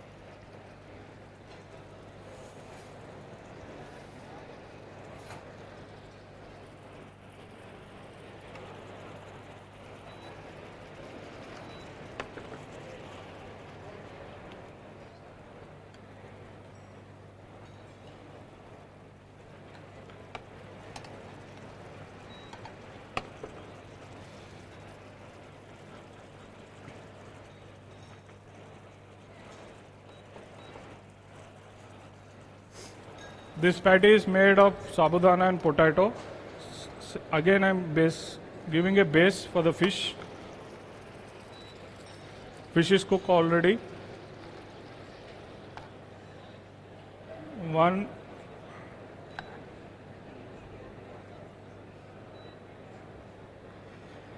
So gravy with the fish.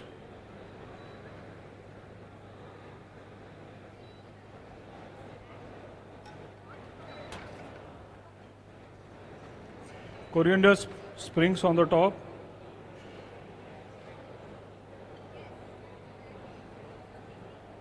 So chapal pulsu in modern plating is ready. You can taste. Thank you all. Thank you for the session. Try this. Wow, that is so amazing. Anybody who wants to come forward and try, please, you can walk right from here. Anyone else from behind? You might not get this opportunity again. Chef Satya is here once for all. So guys, don't miss this opportunity. Please come over here and try your hands on. If you have any questions, without skin, you can always trot fish, ask the questions. Chapal pulsu.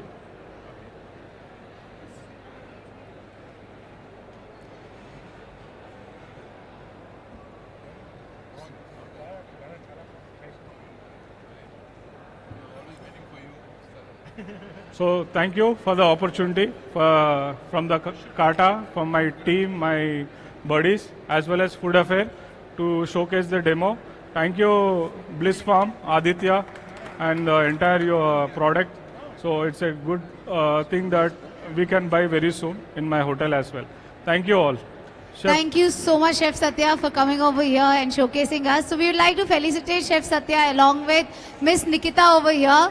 So I request Miss Nikita also to please join along. And from our entire team of Bliss Events and the entire team of Food Affair 2026, we would like to thank Chef Satya and Nikita for joining with us here today. And we would like to present a memento to them.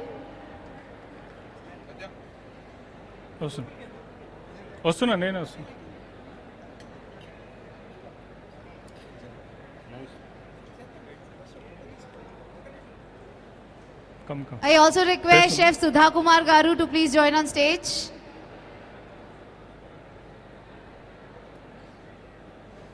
I request Ranjani ma'am to please come forward, join along. Thank you.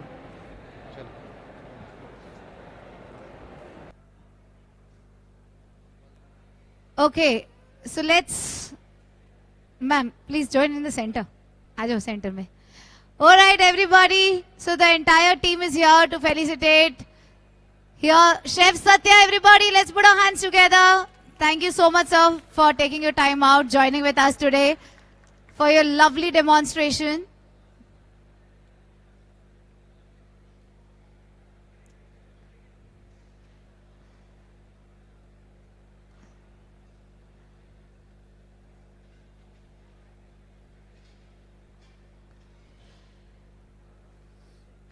Come on, everybody, let's put our hands together.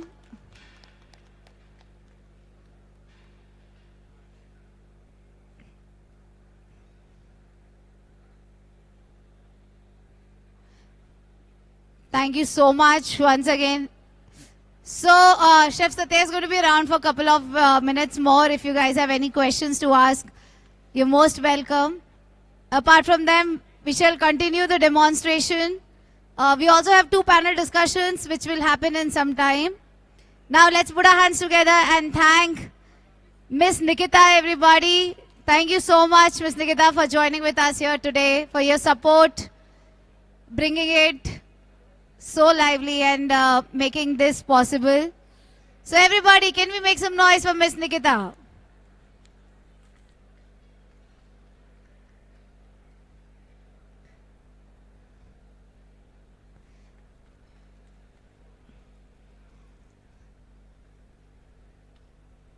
On behalf of Food Affair 2026, we thank both of them for coming here, taking the time out and joining with us today here. Thank you so much.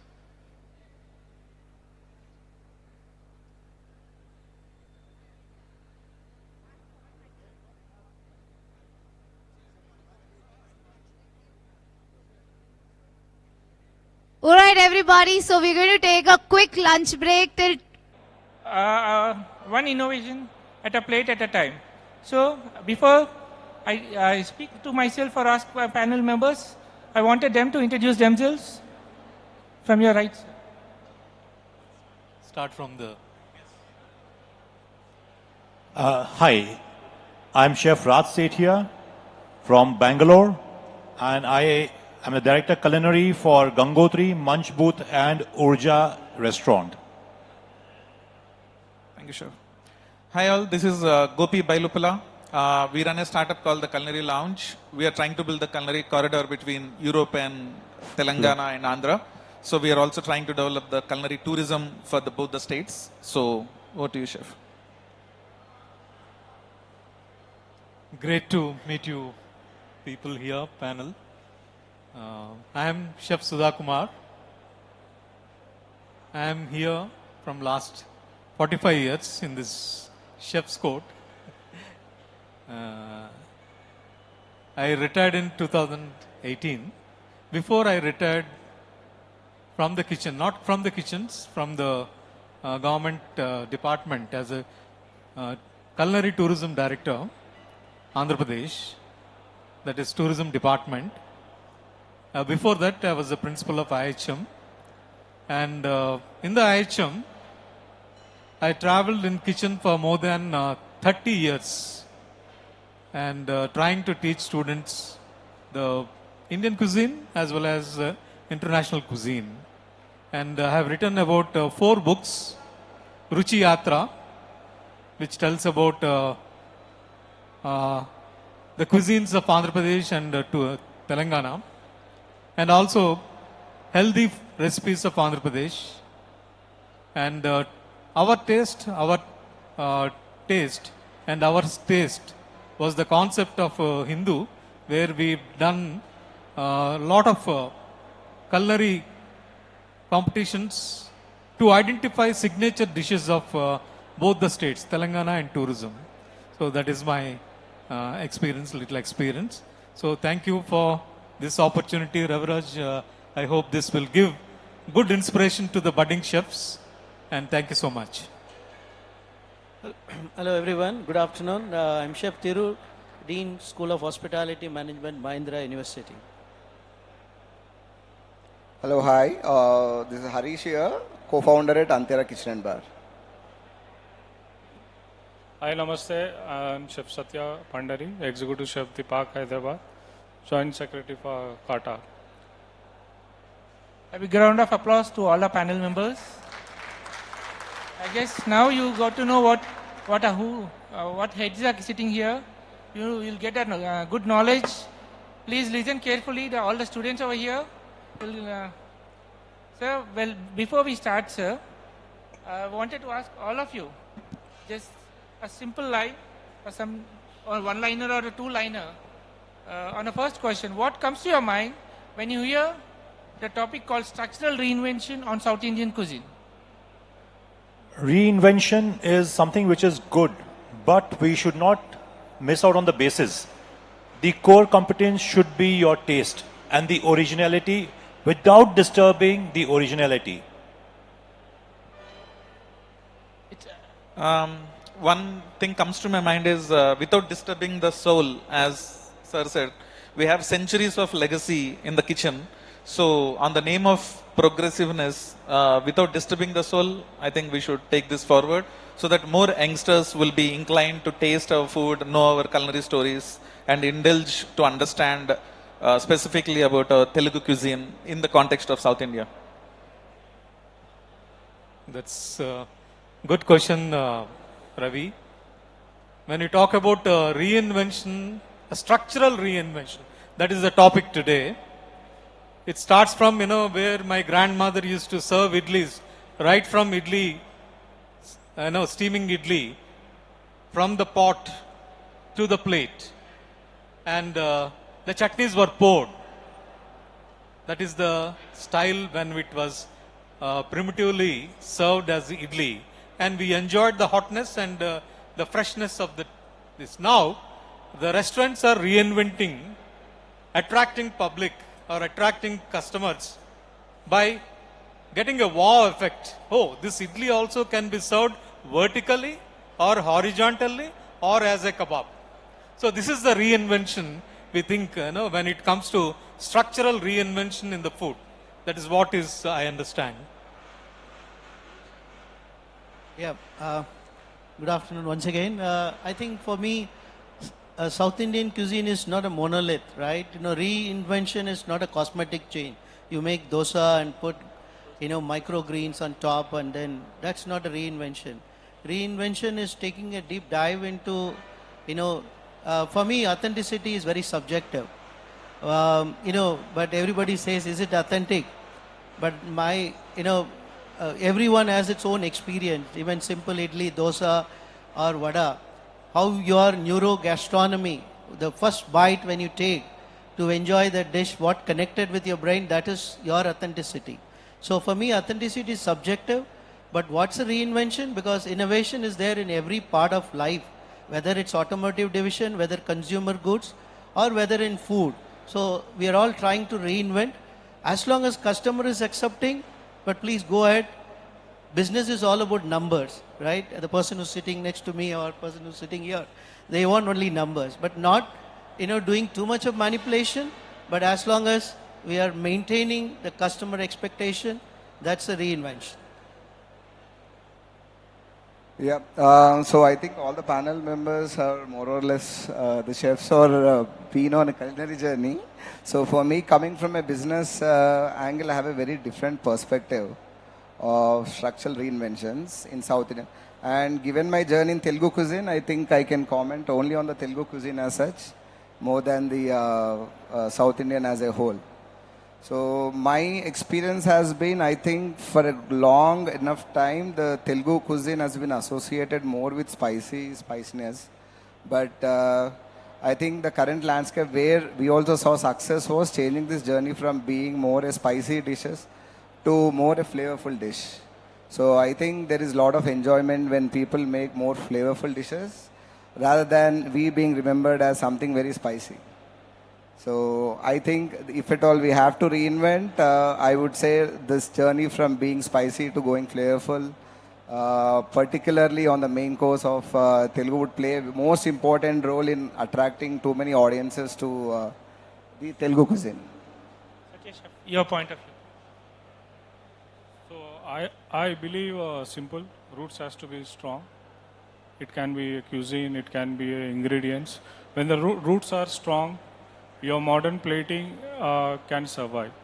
If the flavor, if the sauce, is the ingredients are not matching to your modern plating, I think it will be very tough to upsell your product. So reinventing for me, keep your roots strong, you keep your basics correct, create yourself into the modern plating.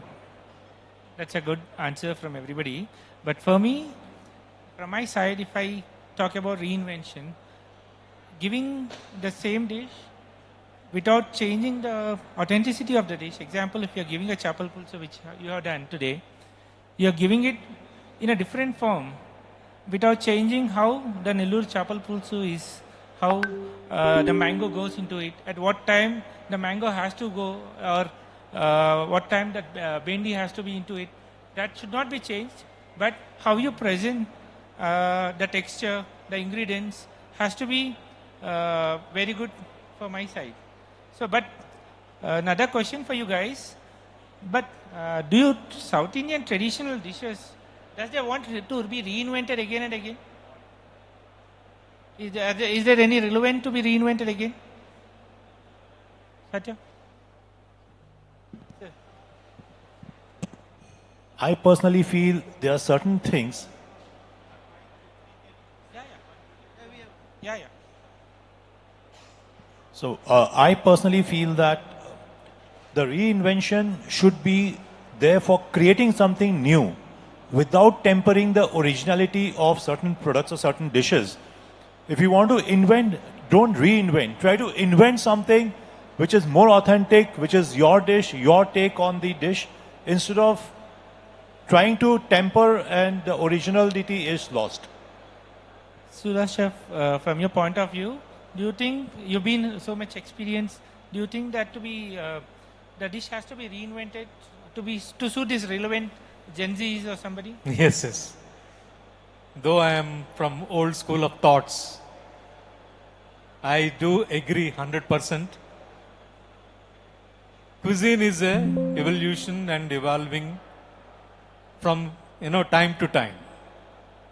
Like there were days where we were not accepting idli, vada, upma, dosa as our breakfast, and today 90% of families, there in their kitchens, there is a cornflakes, there is Maggi, there is a pasta, there are so many things, but they convert that into their own flavored items. And people are going to the restaurants for experience. They are not going no more for filling their stomach. They are going for experience. Recently, I also visited many Telugu restaurants recently, like Antera. Their menu is very beautiful, and they have fusion of Chinese converted into curry leaves flavored items. Yes. And there are some Telugu dishes like, his restaurant. It was, started as not Vivaha, before Vivaha Bhojanam, it was Vilova Charu. Vilova Charu, we have seen some inventions. Like, the pulavs are piled up and served on top certain fried items, and which people liked it. And nowadays, you can see the very traditional basic items are served in a different fashion. Like, ఆవకాయ పప్పు అన్నం, ముద్దపప్పు ఆవకాయ. We love everybody in their home. You know, your grandmother or mother, they mix it nicely and made into balls and feed into your mouth. That is the story of long back. Now, same thing you serve avakaya muddapappu as a koftas, balls, and served with migda. That is what do you call the cream of curd. Right, see, when you have avakaya, you love to have some migda. Now it is constructed into one plate. The balls are served and the migda is served in one plate. And that is the best combination I have ever had, though it is not served as a avakaya mudda, it is avakaya as a round balls. So inventions are required because the people are changing and they are going globally sound, you know, they come back and expect same thing, but they need their home food. But if the home food is served in a Italian way, or like the tabukku is served in India as idli, the piped idli with gancho sauce. So you love it. People like it because the culture is changing and we need to change, but retain the authenticity.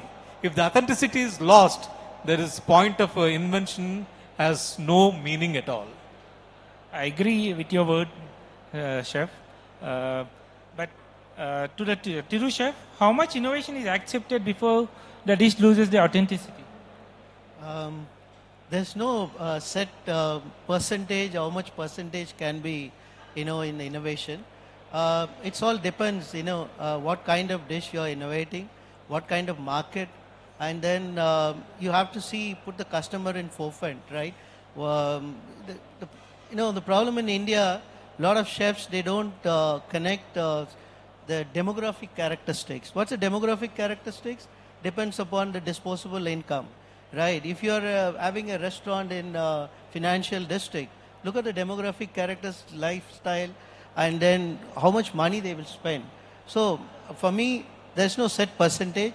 What kind of brand positioning you're doing, and also what is it which you want to bring out, right? So to connect with your previous question, reinvention is required. How much percentage?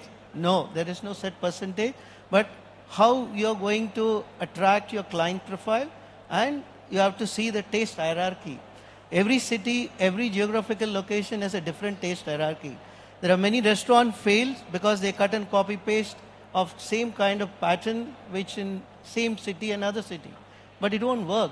And most of the time we don't value that one single thing, that water makes huge difference. If you talking about Chaplu Pulsu or whatever, the water, that belt which Godavari belt, and the water which always makes different. So like we talk about soil of any vegetables, right? So water, soil, everything, it's different. So when you talk about the percentage, I don't think there's set percentage. Look at your client profile, look at the demographic characteristics, look at the spending power. Accordingly, you tweak it. As long as your customer accepts it, please go for it. As rightly said, sir, my father says the same. If my older women or a chef who makes a chapal pulsu in West Godavari district is totally different. It tastes different. It's only because of water. That if the same chef comes back to Hyderabad, if they have prepared the same Nellore chapal pulsu or only a chapal pulsu, right? It tastes totally different. It's only because of water. The dish changes its course because of the water itself. And to you, Harish, because of these inventions and all which is happening now, have customers' expectation has been changed over the years because of this structural reinvention of South Indian food? Yeah, definitely. So, see, one big trend I think I have, or it's a personal observation, is that earlier people used to have food at home and once in a while they used to go to restaurants. So people, to miss their common palate or the food, missing home food was very less. In the last 5-6 years, particularly after COVID, that trend has changed. Now most and more people are dining out. So eating out has become more regular and people are trying to find the palates that they are missing out at restaurant. Earlier, the expectation was when they go to restaurant, they have to have a high hit of flavors, high masala, high everything. So right now, they are missing those home food and they are trying to find that outside. So if at all we are able to repackage the home taste in a certain way, have add little bit of more flavor to it and make it more balanced and make it easy on the tummy, I think there's a great market value for that. I take your word. I mark your word on that. Satya Chef, our customers are more attracted to the innovation or the authenticity. Which innovation? They come for the authenticity or the innovation? See, I got a right question for a star hotel chef. That's the reason. So it's a tough in current situation. Reason behind is every hotel has a specialty restaurant. When you call a specialty restaurant, the authenticity has to be followed. The specialty of the name. It can be Indian, Asian, or South Indian. So in hotels, authenticity of a specialty restaurants are still survivable. When you give a right food to the right customer, people comes to this certain place to dine your food, the authenticity. But at the other side of the same city, which is there, the fast moving, they need all standalone restaurants are doing the fusion. So South Indian dish are going to become a moderate plating, moderate sit-downers. Restaurants are growing a lot in the city. So I see the growth of from Bombay to East, West, Delhi. When I been worked there, South Indian is huge demand for authenticity. So there is lot of missing over that place of authenticity. As you said, water is one issue. I suffered in a Delhi climate to ferment a idli over there. So that city comes to the certain place. If he wants to go to Jaipur, we wants to eat Jaipur cuisine, Rajasthani cuisine. So the authenticity is survival in their own place. Don't spread across the country. It will kill itself, which is I believe. So this is. Sir, what's your view on this, sir? Are customers more attracted for innovation or authenticity in Bangalore? The Gen Z is more towards the show, the plating, the dressing gown, but the elder ones, the senior ones are still on the soul, not the dressing gown. This dressing gown is just for the look and feel. But when you eat, your soul should feel that your appetite, your hunger will only be fulfilled once you have had the meal. Dressing gown will look good, but how much soul does it have is a big question mark. For me, sir, being a restaurateur, I often see people or visitors, first time visitors who come to Hyderabad or come to the restaurant, they wanted to try new innovative dishes. But there are people who are like, they feel Vivaha Bhojanam at a home for them. They come like around 5 times or 6 times a month. They wanted to try, the customers know that the authentic flavors, what authentic thing they need to eat. So they keep it in mind before they come itself. So both works for us, even for a restaurateurs. So I would like to add an experience of mine. So I went to a very fine dine restaurant which was famous for its molecular gastronomy. We were a group of 4. A couple have come down from Bombay, and me and my wife went there. I took them to that restaurant. Molecular gastronomy, first time they were trying. And we all ordered food. Food came, we had our food. And I remember my bill was around 8,000 change. It's about 12, 13 years back, which was a big amount then. We walked out. I dropped them at the Oberoi's where they were staying in Bangalore. The moment I dropped them, bid them by and drove the car out, my wife said that, Suno, I want to have dal roti. So what I do is I drive down to a restaurant across the street, order dal roti over there. The GM of the restaurant is a friend of mine. He's sitting with us. Now, my back is at the door, facing the door. I'm not facing the door. And in some time, my wife says, turn back. I turned back and I see the same guest, my friends whom I have dropped at the Oberoi's, are walking in that restaurant. And then they order dal roti over there. I obviously invite them to sit, join the table. But what I mean to say is that all this is good to see, but it does not fill your stomach all the time. Gopi, you travel world. So what do you think? Which age group is more often open to reinvented South Indian dishes? Maybe on a broader perspective, see, the Gen Z or Gen Alpha, right? This is the next generation which will take any cuisine forward. Antera or Vivaha Bhojanambu or for any matter, right? So what happens is, we did a lot of culinary research. My learnings I'm sharing. We did a culinary research. We traveled across Telugu states and we really understood or maybe tasted one of the best food in both the states. There were lines where in Rayalaseema people were sitting on the floor and they're making amazing oligalu. But on the parallel street, Burger King, Pizza, Domino's were there, right? If I leave my son, I don't believe or I don't trust that my son will enter the right lane. He will definitely enter the left lane. The point I'm making is, pizza also has some story. Pasta, of course, Italian cuisine has acquired a UNESCO heritage. We also have similar story in our cuisine, but the major difference, what makes for this generation is storytelling. Like, they need to connect to the story. Example, ube, right? Ube is now entered Hyderabad officially, Konsu, and everybody is making ube lattes, ube coffees.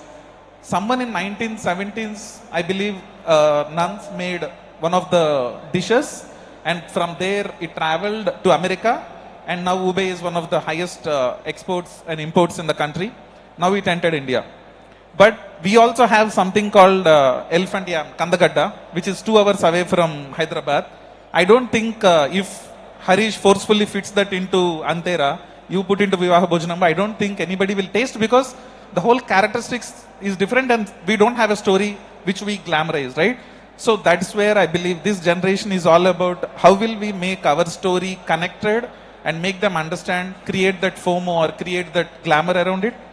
And then the rest of the history, either ways we have. So my part of learning is that. Understood. Thiru Chef, what challenges arise when you are innovating a dish or introducing a new innovative dish into a market?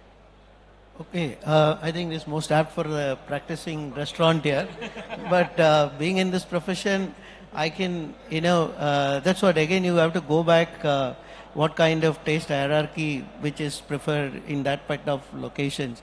So like Antara also, right, if you are in a different location and different states, then you will have to see how much, it's always, business is all about Pareto principle, 80-20. 80% of the thing remains same, 20% you tweak it. So that's a thumb rule, right? So it's applied everywhere. So if you talk about challenges, introducing, of course, one is the logistic part of fresh produce, and then seasonality, and the team which has the innovation power, right? How do you work on the seasonal ingredients?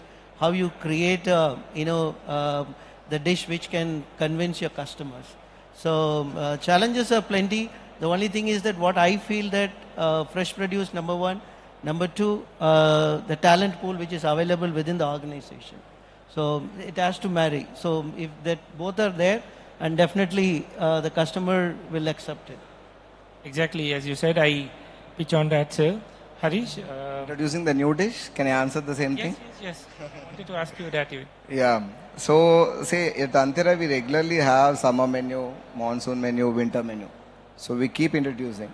So the major learnings are that, see, always over a period of time, what I observed is it's not just the taste, it's also the aftertaste. And also, there are dominant flavors in any of the dishes. So making the chefs and the chefs of other, because it's not just one outlet. And as you know, the dish when it comes to production during the tasting R&D phase is something, and once it goes into the production, it tastes completely different. So the major thing that has been helping me or us out predominantly is that defining what should be the taste when once they have it, and what should be the after palate. See, a bitter after palate is never liked by anyone. That lingers. Too much of pepper, that lingers over your tongue. And the garlic leaves you a different flavor. So when we talk about the dish in a more technical sense of taste and aftertaste and trying to say what are the dominant flavors. If you define the dominant flavors, I think I always feel the job is done. The rest all takes a back seat. Another question to you on that itself. Do these reinvented dishes help us our business growth? See, definitely engagement it brings. Definitely it helps with lot of engagement because now that we are marketing, what would you market? So a new dish is always great thing to market. And if at all you're having dishes that are relevant to the seasons, nothing like that.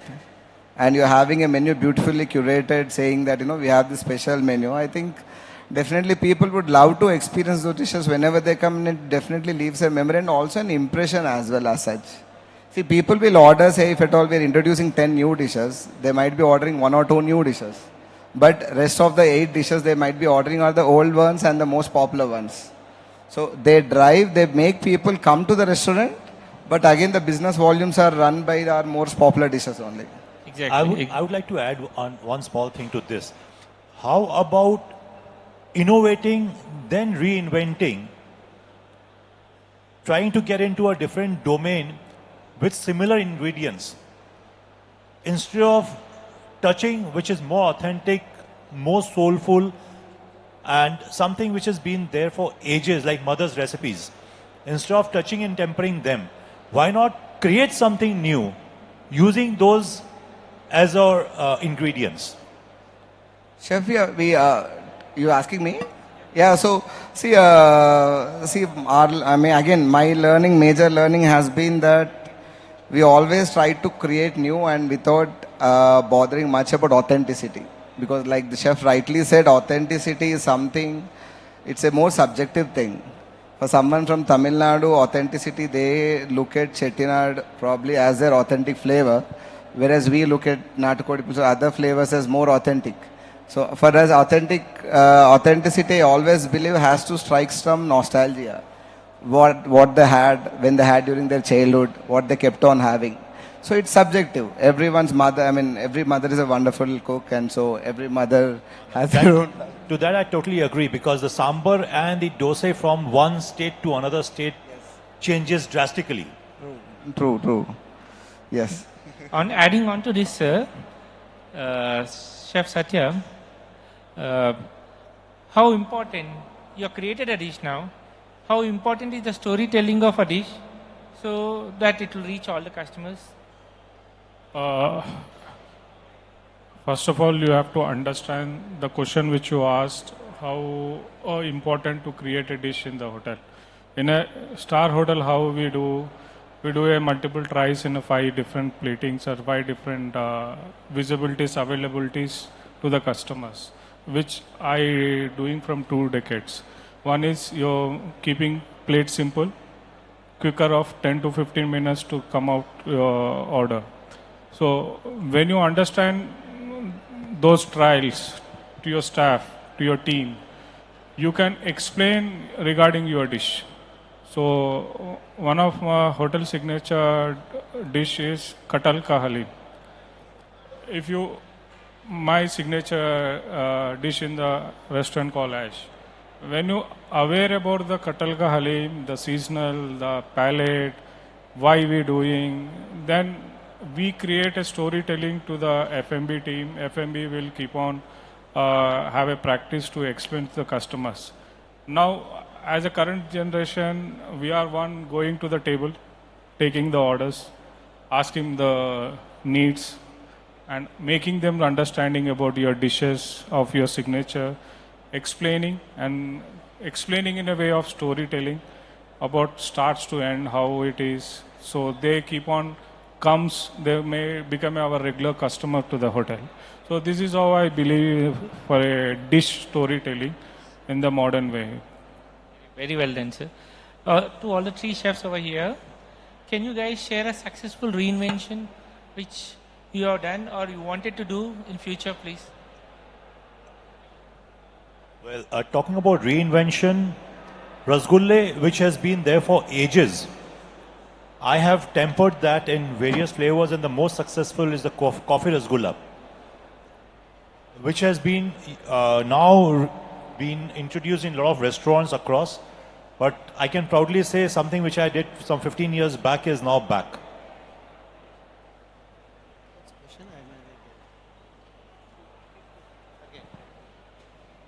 You wanted to reinvent a dish. Okay. Or No, now, or already you invented something. No, you can't single out one dish. Depends on what kind of occasion and what kind of event you're doing. So you will do it based on that. But nothing specifically for me personally, right? And look at that, kind of theme, what you're doing. And based on that, depends on menu, how much you can reinvent. And then go ahead, that's it. For you, sir? For me, being a Hyderabadi, I already created Irani chai creme brulee. So why foreigner ingredients cannot be our own palate? So Irani chai creme brulee is there in my menu. So that gives you a Hyderabadi dish to add it in the silent restaurant. That's well done, sir. Gopi, what role do local ingredients play in creating a dish for a sustainability of increasing a South Indian cuisine? What role does the ingredients has to be played? If I understand the question, what role the ingredients play, right? I mean, I think since last half an hour, 50% of everyone is touching upon the ingredients, since water is also an ingredient, right? I'll tell you an example, how much I believe in innovation and in ingredients is, recently also when with Thiru, we had a discussion about doing the Kakatiya alle Francais. The whole question is, does innovation have to take one shape of food to other form, or can we make the ingredients, the local ingredients as a base, and we really can marry to other cuisine? So either it is a local cuisine, or when we are marrying to other cuisine, ingredients play a very vital role. Like as you saw, Chef Michael has took mahua, the ipapuvu, the local ingredient, he made jam of it because he's a French chef. If you give the same ingredient to Thiru or Harish or maybe Satya, Rajshekar sir, every one of them will come up with something else. So ingredient is a very strong base, and the story will be alive if we are actually playing with more ingredients. We don't have to really interpret or maybe stress upon multiple forms. Even today, from here, I will be directly going to one of the team programs. One of the ingredients I'm actually throwing at them is all the local Telangana ingredients. We are not giving recipes. I want to really tell the story of ingredients, know the history of our own ingredients. Even Telangana is promoting officially Mahua to be the policy where I think all the restaurants will be incorporating. Even in your recent meetings also it came up. So for me, every ingredient is the story. Whatever we are talking in whichever form. Yeah. Sir, how can restaurants balance taste, nutrition and authenticity? Can they balance everything into a I into just a dish want and to then add a few lines for the authenticity. You ever been to Delhi and touching this Telugu Andhra Bhavan? I've been, sir. Andhra Bhavan will have 1 kilometer of line to have costly food, Andhra food, as if they are selling it free of cost. And I asked, what is the reason for so much of the demand? Even the Punjabis will be there and Gujaratis will be there, everybody will be there. And I went into the kitchen and searched. Every day ingredient travels from Guntur to Delhi. And that particular flavors, when you eat a dal, when you eat a sambar or a wankai kura, you will get that authentic smell or a flavor, the finest, which will not be missed. And it can be taken if you are, because the soil is the magic. The Guntur soil will give Andhra flavor. That is where, when I went to Malaysia to do some cooking, we were asked to make palak paneer. And they gave a frozen spinach and onion paste, which is ready. And I tried to make palak paneer gravy. It is never a palak paneer. Because in Malaysia, what onions you get, what spinach you get is totally different from Delhi spinach or Indian spinach. So these are the authenticity. And coming to your question, how can restaurants balance taste, nutrition, and authenticity? Three of them, can they be combined into a dish, or you will find only one into a dish? see, authenticity can be maintained when you have original ingredients and the taste, and you should never miss that spice balance. Chettinadu cannot be reinvented without that coconut and the pepper and red chili and that paste. That only gives. And when it comes to nutrition, all our Indian dishes are highly balanced dishes because it has protein, it has carbohydrates, and what is the Indian body needs, naturally you get it. Because our menu is a Pancha Bhaksha Paramannam, 5 ways of eating. You can have, the Chosyam, Bodhyam, and Lehyam, Paniyam. All these are there in one leaf. You get a balanced diet. So authenticity and tradition will give you already balanced diet. So when you do reinvention also, we should see that the protein is there, the starch is there, and vitamins are there in the plate so that the nutrition can be balanced. Sir, rightly said, sir. I have seen growing of South Indian cuisine from my childhood, sir. I have gone to a local bandi. Yes. I have gone to Charminar to eat dosas. I have gone to chutneys to eat dosas or idlis. I have gone to Panchakattu dosa now, which is doing very good, Yes, or a yes. Benne dosa, which is doing good. Nani- What they tried, Nani's yeah, dosas nanis, are- which they are good, doing good. What they tried is that they tried to stick to their flavor, stick to their authenticity, how they wanted the dish to be presented. Example, taking the example of my chef himself, even if he wanted to make a Bhimavaram Kodi Vepudu, he will not use any other dish. Even the dish which he makes, right, is an iron pan. He uses only that to make Okay. that, because the taste in that, he tells me that every time, the taste will improve from that dish itself. Yes, The older dish which, he brought that dish from Vijayawada, so he uses every time to that dish itself. Correct. So, not just flavors, ingredients, Cooking even vessels. the cookware, everything Cookware. matters as of I know. Sir, I wanted to ask everybody, what trends, because the South Indian cuisine is going worldwide. I wanted myself, or it's my love for South Indian cuisine, to keep a restaurant of South Indian. Me or Harish wanted to keep it in US. We wanted to travel to UK. We wanted to do it in Europe or Switzerland or Australia. It's our dream for both of us. But what trends will shape South Indian cuisine if we wanted to start across the world in the next few decades which are going to come? From you, please. I wanted everybody of the panel to be answering this. See, wherever you go, the demand for South Indian is there across.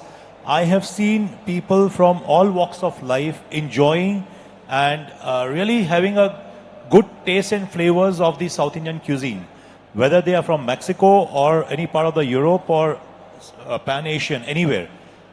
But then what they really look forward is the spice level, and if it is leveled and balanced, they enjoy it.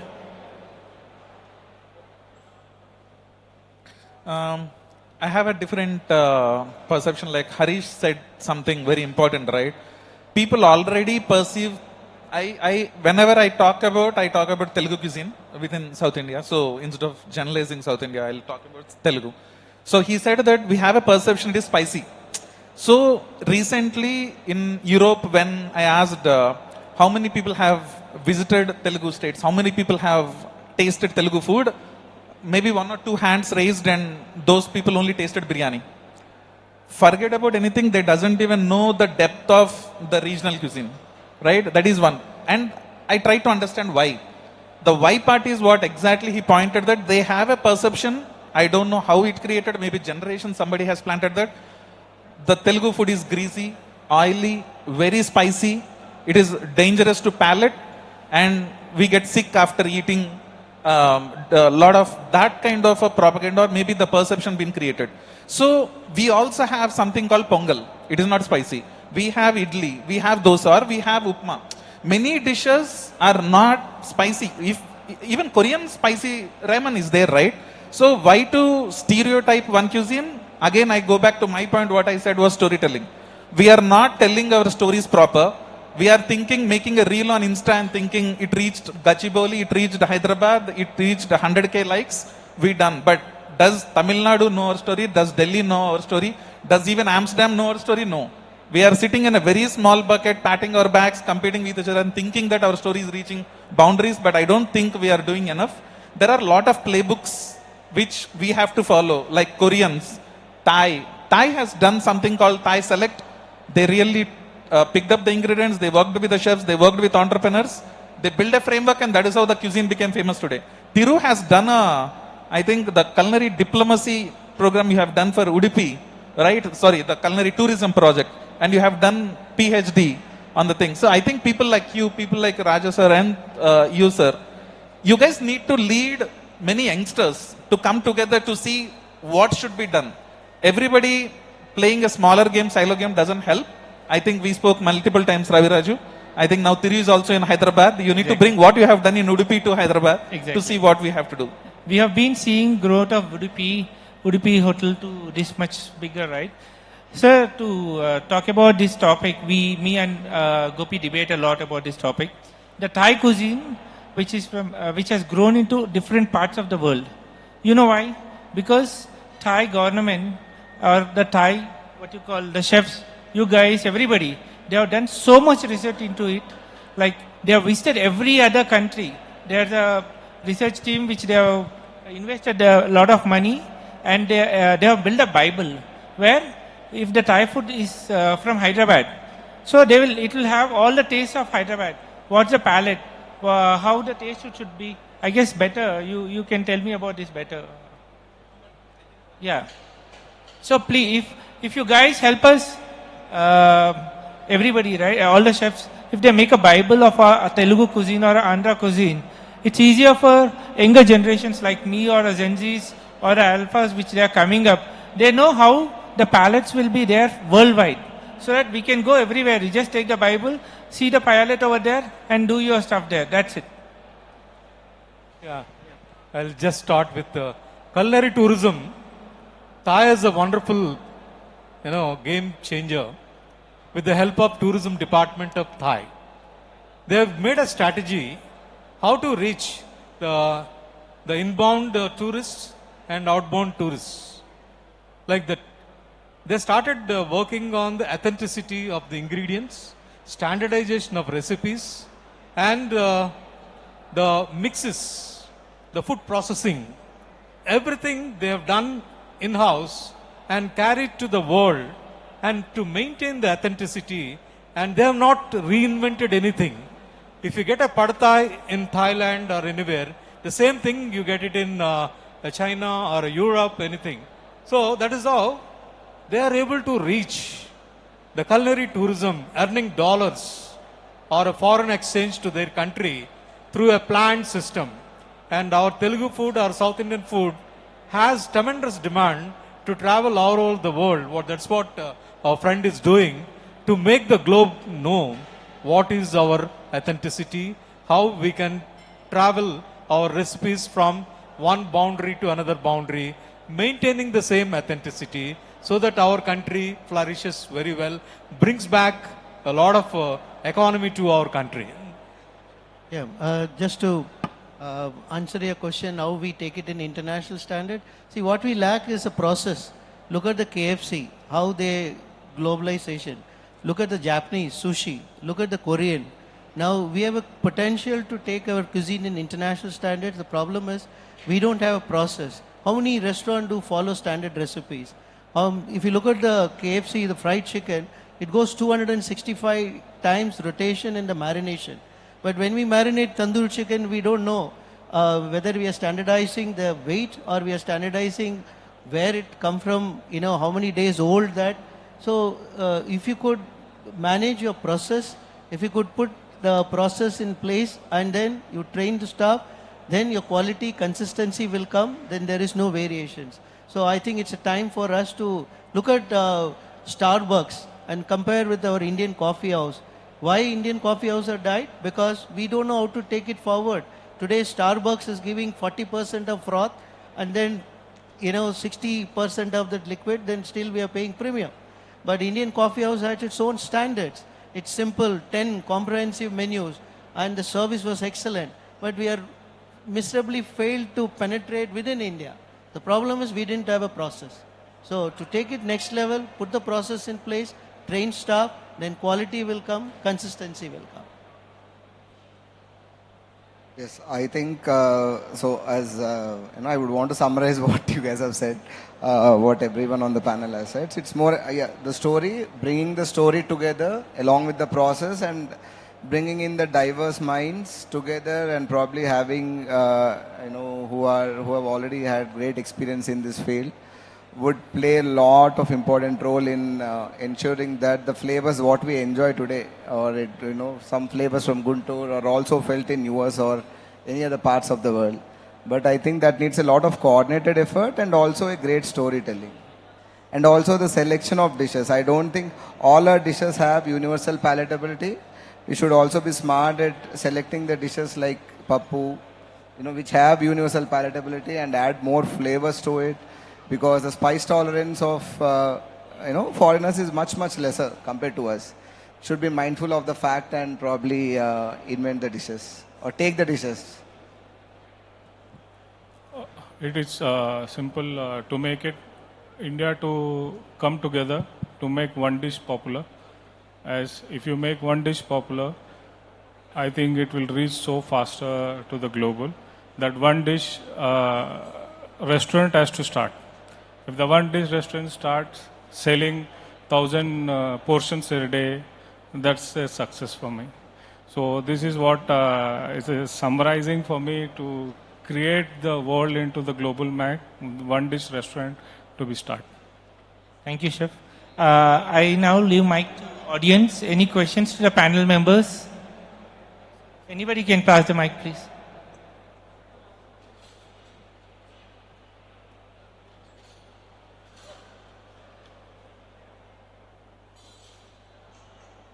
Hi, my name is Vikram. I have their esteemed panelists and distinguished restaurateurs. My only question is, we've seen the evolution of South Indian food from Udupi restaurants to new age breakfast serving restaurants, and then you have authentic Telugu restaurants. Going ahead, maybe this trend has caught up in the past 6 or 7 years. Going ahead, will this growth continue? Will this upward swing continue, or will it evolve into something else? Or is there an evolution ahead for this? Anybody? Sir, so evolution, I think as we just discussed, it's more of the coordinated effort. Definitely, the kind of flavor, curry leaf has my favorite ingredient, curry leaf. So I don't think any other flavor, even in Thai, I never, I don't enjoy that much as I enjoy the curry leaf flavor. So there's beauty about too many of our flavors, and that can be enjoyed by many audience throughout the globe. So, but I think it's more about that coordinated effort. A great storytelling has to come together. I think that is where and how we can evolve and take this to wider set of audience. Sir, for your question, I think the restaurants, like as an old days, the Udupi's restaurants were there, or there are, like in my villages, if I go, even there are a small hut where the dosas are made on a stone, so with the firewood. So the evolution of time have come. It changed from one Udupi's to restaurants or bandis even. There are few years of scene for us, like there are more than dosha bandis have come. They have evolved, and then they turned into restaurants. Restaurants are now turning into a bigger ones or a franchisee outlet. So the evolution has been becoming more. So I guess this will give a good chance of all the Gen Zs another chance to do more than what we are doing now. I guess that's my view. I think, Chef, to answer your question is, it's going to move forward. Look at that, now we talk about Gen Z, we talk about Gen Alpha. So they are digital savvy. So it's all, it's going to change the whole gamut, right? It's not going to continue the same. Today we talk about Insta feed. 10 years back, we don't know what's in Safed. So it's all about psychologically how we are going to reach to every customer and how are we going to convince. I'm sure that it's going to change entire, the business perception. And we have to be ready. So it's duty for us to, train future aspiring chefs who's sitting here, how we can, think futuristically. Today we talk about nutrinogenomics or neurogastronomy. So the food technologists, scientists, all of them working to take stem cell from one of the family member and then to do, how certain hereditary, like it could be a cardiovascular disease, it could be a cancer, how it can be delayed. You can't prevent it, but you can delay it. So the level of research is going to that. So definitely, I think future you walk into restaurant, you are going to go through a lot of scientific evidence and data to convince you that why we are using that ingredients today. We talk about story. In future is all about, whatever the technology which is going to be in place, you understand the origin of ingredients, you understand what it can prevent according to your individual stem cells. So everything is happening. I think we should be ready for the change. One more last question from the audience. Anybody? Especially from students. From the students, please. Then? Any question from students or anyone else? Thank you. Okay. Thank you, everybody. Chef Tiru, Chef Sudha sir, Chef you and Gopi, Harish and Satya. Thank you for the opportunity, Mr. Yeah. So big round of applause for the panel. And if I conclude in one line, that there is lot of scope of changing the personality of the dish, but retain the character. And I must tell you that among the panelists, we have Chef Sudha Kumar, who has already done very extensive research on South Indian cuisine. He has compiled a lot of things. And what I request, Mr. Gopi, I think you can take the help of these panelists, meet again at your place and make the strategy. This panel should get into the strategy and some action should happen. Right? So, big round of applause, and I invite Ms. Ranjini ji on the stage and Chef Gautam for felicitating the panel members. I want audience to keep clapping. I think they spoke well. They have shared their wisdom with you. Keep clapping.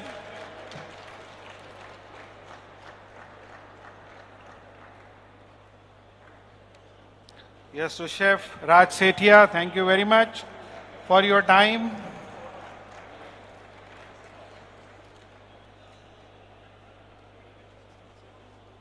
Mr. Gopi, thank you. Thank you for your time.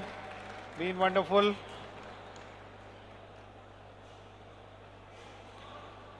Chef Sudha Kumar, thank you for sharing the wisdom with us. Yeah, big round of applause. Clap. I think you will become more energetic. Thank you, Mr. Ravi Raju. You've been wonderful as a moderator. It was fantastic. Thank you, Mr. Harish Reddy. Thank you. Thank you, Chef Thiru. Thank you, Chef Satya. Thank you very much. Thanks. If we keep clapping, I think our blood circulation will be better. We'll feel more energetic, and wonderful demonstrations are waiting for you next door. So next we'll go there and enjoy some demos there. And from 4:15 onwards, we have another wonderful panel discussion by 5-star hotel HRs. And I think good insights will be shared. And I again invite you here in the same arena at 4:15. Thank you very much, everyone, for being there. Let's gather there next door for demo. Thank you. Thank you so much, sir, for a wonderful moderation. Thank you so much, entire team. All right, everybody, very quickly, now we are starting with Chef Raj Sethia, Bengaluru, Culinary Director from Gangotri and Munch Booth, and he is doing a very amazing combination, that is blueberry pasta. Guys, it's going to be something incredible. I think all of us should witness this. Please everybody join on the right hand side. There's another food booth over there where the entire process is going to be shown live for all of you out here. So this is a live demonstration. Don't miss this opportunity. Please see how we can explore blueberry pasta. Come on everybody, let's join in.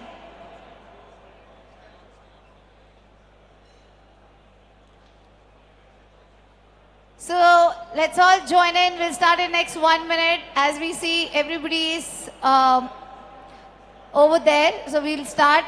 So I am really excited. I am moving there. I hope all of us are moving towards the live demonstration space.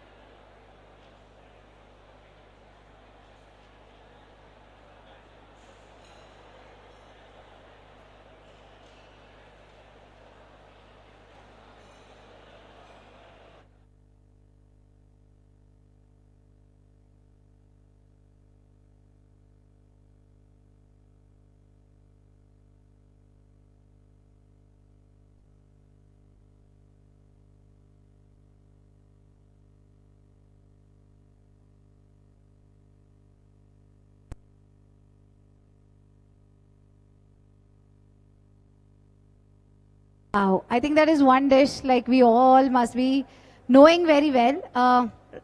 Until now, I know only two pastas, that is the red pasta and the white pasta, and I'm sure you must have explored many other options. But today, it is something really special, and it's going to be demonstrated by none other than a very expertise chef over here. So are you guys excited? How many have eaten blueberry pasta? किसी ने हाथ नहीं उठाया, आवाज भी नहीं की. So I think it's something new, interesting. I'm sorry. So let's begin. Can we all please put our hands together? Right here we have with us Chef Raj Sethia from Bengaluru, who's the culinary director for Gangotri and Munch Booth. Come on everybody, let's give him a huge round of applause as he's going to be demonstrating all of us blueberry pasta. Good afternoon, everybody. Where's the energy, man? Had your lunch, sleepy? Guys, wake up. Trying something new. A very good afternoon, everybody. Where's the energy, man? Sleeping, is it? Can you hear me? So I am trying to start. Everyone is used to having pasta. We all have been having pasta, white, red, pink, pesto. Just few minutes back we were talking about innovation. Just few minutes back we were talking about tempering the food, authenticity. I was the one who was saying no dressing gowns. I was the one who was saying stick to authenticity. Here I am presenting to you blueberry pasta, something which is very different, can be a combination of a dessert, can be made into spicy. Do we have chili flakes? Yes. So let's start with it. First I'm pouring some milk. Little.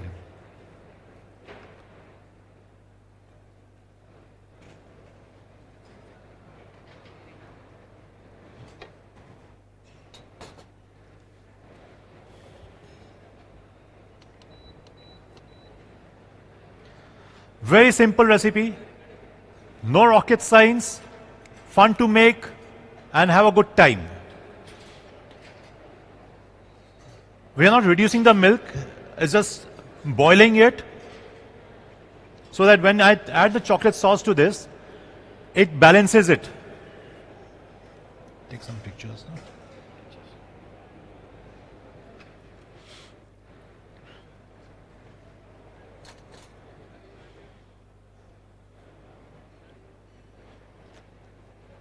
Some chocolate sauce, ready-made chocolate sauce to save time. Otherwise, we can make the chocolate sauce ourselves also.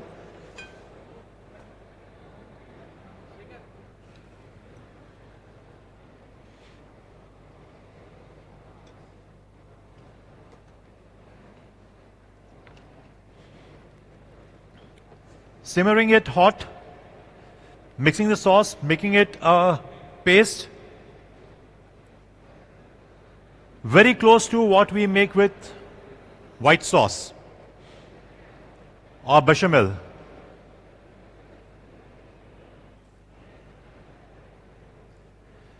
The reason for me to add milk was to balance the taste and the flavors.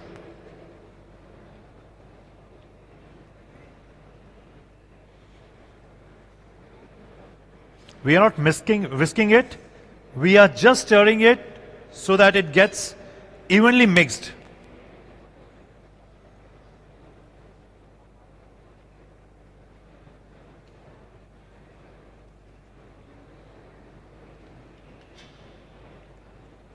How many of you have had a chocolate pasta? Anyone? No, chicken and white sauce, pink sauce, red sauce, yes. But I'm talking in terms of a sauce which is different from these 3 to 4 variants. I'm adding blueberry compote to this to give you the flavor evenly.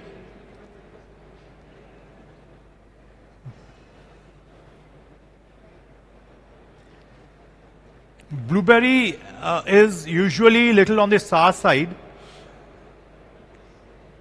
and compote balances it to make it more sweeter, and that's the reason it's been taken as a dessert.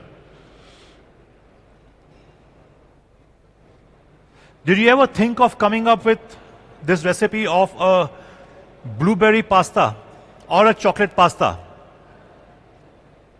Chef Vikram, did you think of it as a chocolate pasta or a blueberry pasta?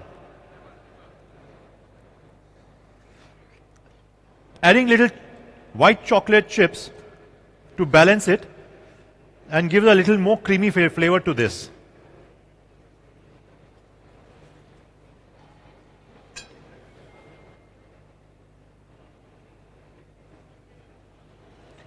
Brownie crumbles.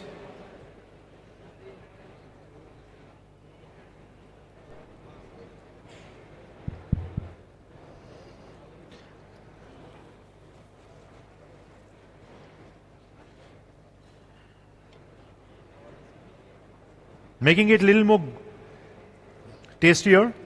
Chef Raj, is this a dessert or how do you, which part of the course would you want to plug this A in? dessert with, when I finish it up, it will be with a hint of spice to it. That still doesn't answer my question. Is it as a dessert? It's a or dessert. It's oh, fantastic. It's a dessert.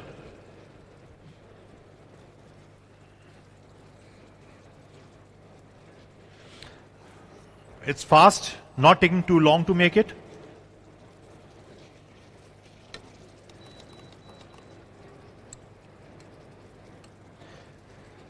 Enough chocolate and blueberry compote to give the flavor of blueberries.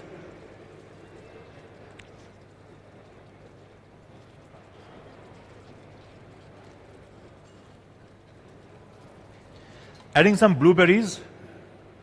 Fresh blueberries is what we got here.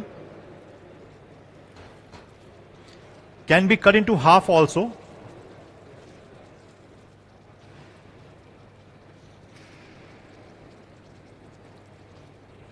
And for the zing of it, some chili flakes. This will balance the sweetness which is there. Can I have the plate, please? This will, the chili flakes will balance it.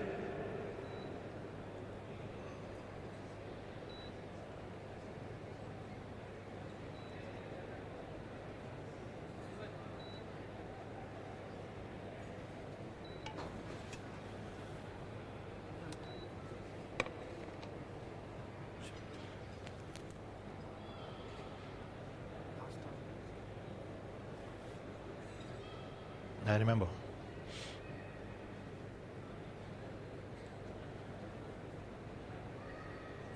Here we go.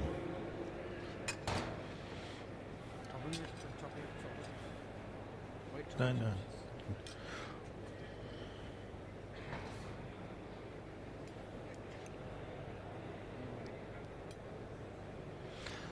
Like, anyone like to come and try it off?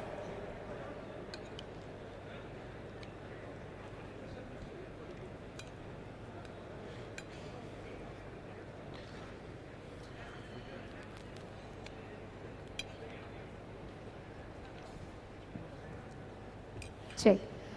Wow, this looks something tempting. So yes, for all of you who are still thinking, shall we or shall we not? So please come forward and try. Until you try, you never know the taste. Tissue. And if you have any questions, we'll take it after 5 minutes. So let's finish the tasting I don't time. think it took me much time to make this. Since you had everything.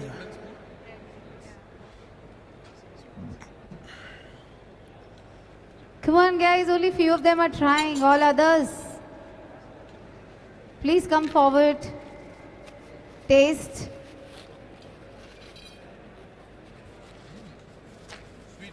It is. It's a dessert. Does it give you flavors of blueberries in that? Yeah, the slight. Because the fresh blueberries, if you take it, it get the blueberry flavor. Otherwise, it's got the compote. So, the zing to it. We can add rock salt also. The idea is to make it a dessert. We can do that. Rock salt can be added, just like chili flakes. Pink salt or rock salt will enhance it, as you rightly said. Welcome. Do you try it? Good. Try it. Thanks for the help.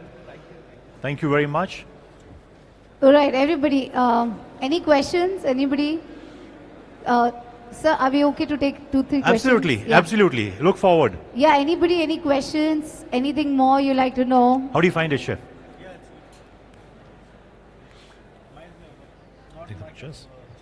This can be Yeah. like a new addition in the dessert family. Thank you very much. I think probably it's very rare to see such kind of desserts. So something Please. new. There's no wooden spoons?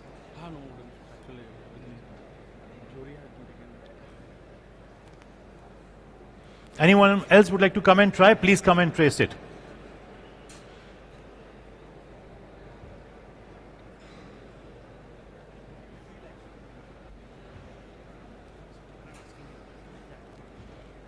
Come, try it.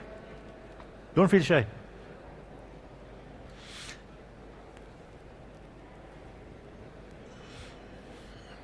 Yeah, give it a taste. Yeah, there's a fresh spoon.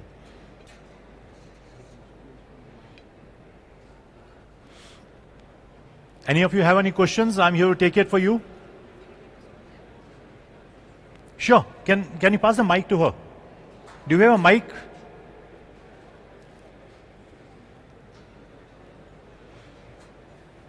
Come on, anybody? Anyone else who would like to come and try? Any questions? Chef, you want to share something? Yeah. We have a question. Good afternoon, Chef. Yeah, Chef Balish. Yeah, my question is, can I add any other seasonal fruit instead of blueberry? You can, but then the balance has to be right along with the chocolate.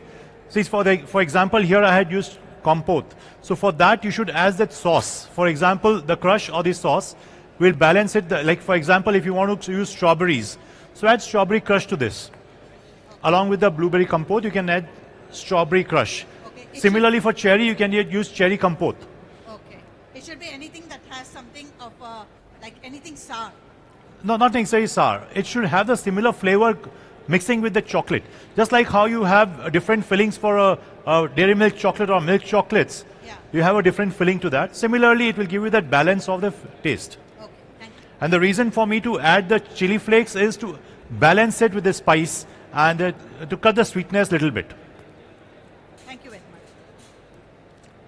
Chef Vikram, you had something to ask? I'm good, Raj. We'll go on to the next dish if you have. Only one? Thank you very much. I hope you got some idea on a simple recipe. I think we have, to all the chefs here, we have 3 takeaways from today's demonstrations and a couple of stories. One was the mushroom story was fantastic in the morning, followed by the trout and now the chocolate and blueberry. And all the chefs have to put their thinking caps on and explore dishes with these ingredients. Thank you. Raj. Thank you, chef. Thank you very much.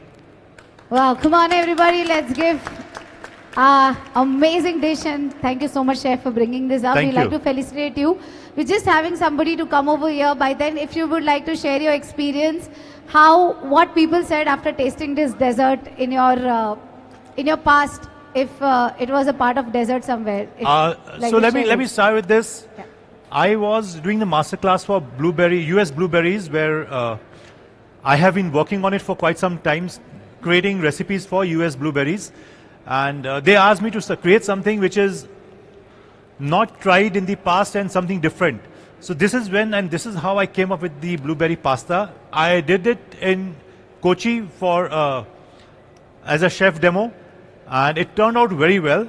I remember Chef George was there, and he said, Chef Raj, I've never tasted something like this. So that was a big inspiration for me to try it and keep doing it. So this is here again, I'm doing for the second time. And I don't know how you liked it. And as ma'am rightly said, little rock salt would make a difference. Definitely it would make a difference. But it should not cut the taste of blueberries or the berries or the flavors. As we say, namak swad anusar. A pinch of salt makes a big difference. That's actually true. So also, if you'd like to share any more dishes from blueberry which can be tried, like you said, you did a course. Of course, yes. I did blueberry rasgullas. Wow. And I have done crostini with blueberries, salads. Oh. A very, very simple corn which is available, the American corn which is available all across. So I had infused dried blueberries into them with the seasonings. It made a big difference to the taste. It made a big difference. So you can think wild. You can try something. See, this is just a basic.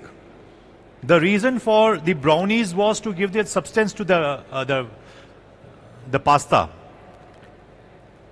There is a reason why every ingredient is added for it. It's just not like you just mix it, shake it, serve it. There has to be a reasoning to it. Thank you so much, sir. In fact, Thank I can you. say in the morning we met mushroom master and now the blueberry master. Thank you, sir. Sir, just come forward. We would like Sure. to felicitate you on behalf of Blitz Events. And to do the honors, I request Chef Vikram and Chef Yadgiri to please come over here. Also, Mr. Shrikant from Bliss Events, our organizer, to please come So it has to be forward quick. and thank us, Chef, for presenting us such an amazing dish. Everybody, let's give it up for Chef Raj Sethia, who is here from Bengaluru. He's a culinary director for Gangotri and Munch Booth. And today he taught us blueberry pasta. Come on, everybody. A louder you. one for Chef Raj Sethia. Thank you. Thank you very much for having me over. Thanks a lot. Thanks. It's been such an entertaining.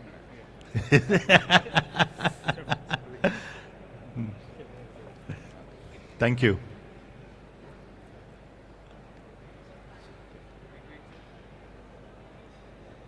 Thank you. Thank you so much, sir. All right. So, friends, now moving ahead, we will have our panel discussion. So what is left over? Okay. So now we also have another one. Don't go away anywhere. We will have our another demonstration. That's going to be by Chef Raju, who's from Hyderabad. And he has appeared in ETV. So we have a celebrity chef over here. And his topic is, he's going to tell us more about lentil steamed dumplings. Papula Aviri Kudumulu. Okay, I hope I pronounced correct. But yes, all the lovers of lentils, this is something really different, something new. And it's going to be Chef Raju who's going to be presenting himself. So he's all set. Another 5 minutes and we'll be starting the live demonstration. Post that, at the panel discussion area, we have one more panel discussion which will continue from 4:15. So that is also very interesting because we're going to talk about the organizational strategies to meet new aspirants in hospitality. So all our students, mentors, and of course the chef out here, it's going to be very helpful for all of you to attend this panel discussion. So next 1 2 hours, stay with us, learn with us. This is all brought to you by our organizer, Bliss Events, who is organizing this 3rd edition for all the food lovers out here. And I hope you guys are enjoying. Since morning we had 3 live demonstration of 3 different products, recipes. And we had 1 panel discussion where our expert chefs shared their thoughts with us. And now this is going to be the last demonstration of the day. The event continues for next 2 days and we have an agenda for next 2 days also. But right now we have Chef Raju who's going to take it over and he's starting our next demonstration. Let me also remind you all that we're here for next 2 days and there are various things lined up over here. And like Mr. Dinesh, our chef Dinesh said, listening can bring you more medicinal or more information and that can help you in your life. So make sure that you be a part of all the things happening here and explore the new opportunities coming to your way.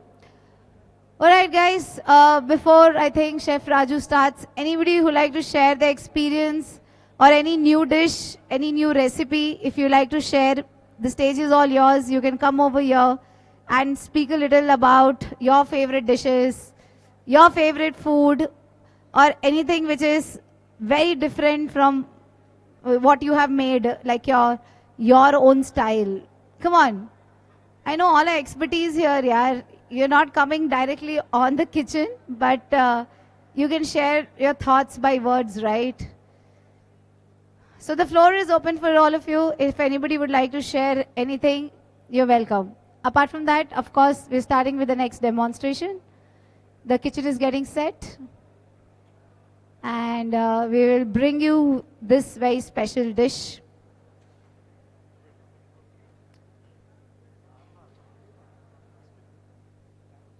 Yeah.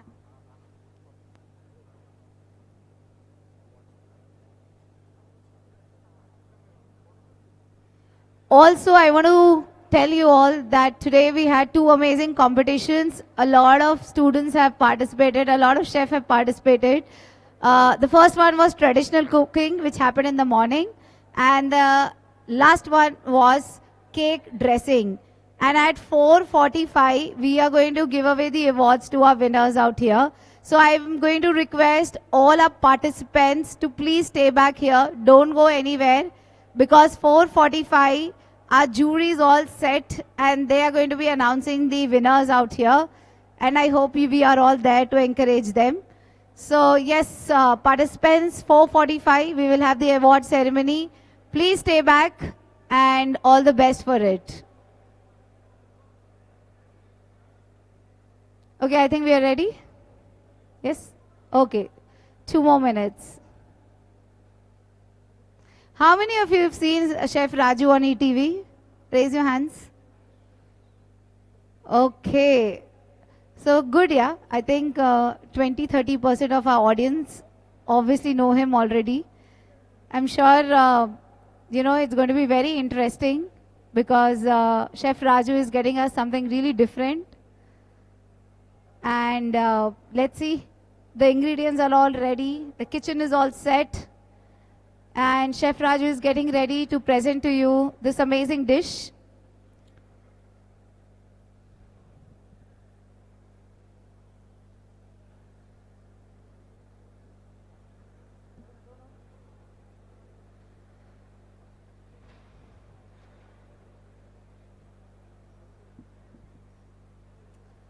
Of course, like it is said, cooking is an art. And I think all our chef is delivering it really well.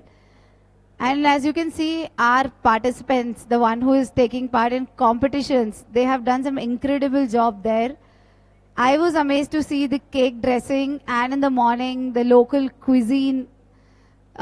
They made it amazing. They presented it amazing. And I'm sure all of us here are experiencing something new.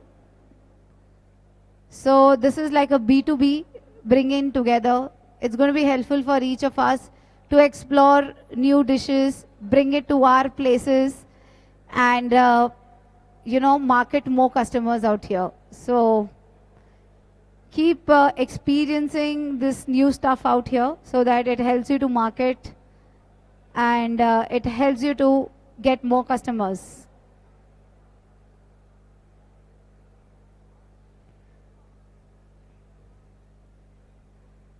Okay, I think we're all set. Done?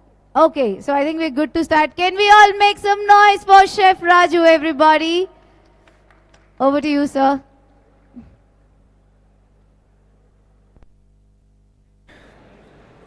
Check, check, 1, 2, 3. So, good evening to all. So చాలా తక్కువ చేతులు పైకి లేసాయి. నేను ఎవరో తెలుసా అంటే ఇంటికి వచ్చి అందరికి చెప్పాలా? ఓకే రైట్, 2 చేతులు లేసాయి. ఓకే, సో నా గెటప్ వేరేగా ఉంటుంది టీవీలో. సో ఇక్కడ నేను జస్ట్ సెటప్ మొత్తం డిఫరెంట్గా ఉంటుంది కాబట్టి ఎక్కువ మంది నన్ను ఇలా ఐడెంటిఫై చేయలేరు. My self chef Raju, ETV celebrity chef. Still 17 years నుంచి నేను ఈటీవీలోనే వర్క్ చేస్తున్నాను. టిల్ ద డేట్ 3000 అంటే last week 3500 episodes completed. Okay, so మెయిన్గా ఫోకస్ చేసేది ఈజీ కుకింగ్ నా మెథడ్లో. ఇంట్లో ఉండే house hold things, general, common, middle class, lower middle class, వీళ్ళని మెయిన్గా బేస్ చేసుకుంటాను. ओके, बुरा नहीं मानना, मैं इंग्लिश या उर्दू में नहीं बोल रहा हूँ, बस लोकल हूँ, तेलुगु में बात करूँगा, मैं तेलुगु में ही बोल दूँगा. ఓకే, సో ఈరోజు చేసేది నేను చాలా ఈజీ, అంటే మామూలుగా ఇంట్లో మనం రెగ్యులర్గా చేసుకునే what it is call dumpling mean కుడుములు టైప్లో చేస్తున్నాను, బట్ కొంచెం హెల్దీగా ప్రజెంట్ చేస్తున్నాను. నవే డేస్ పిల్లలందరూ కూడా స్కూల్ వెళ్ళే వాళ్ళు ఈవినింగ్ స్నాక్స్ కావాలన్నా, లంచ్ బాక్స్ కావాలనుకున్నా కూడా కొంచెం హెల్దీగా ఎక్స్పెక్ట్ చేస్తారు మదర్స్. సో మెయిన్ వైల్ హోటల్స్లో కూడా సౌత్ ఇండియన్ మీద ఎక్కువగా ఈ మధ్య ఫోకస్ చేస్తున్నారు. ఎక్కడ పోయినా కానీ ఏషియన్ ఫుడ్స్ ఇదంతా కూడా ఎక్కువగా చూస్తున్నారు.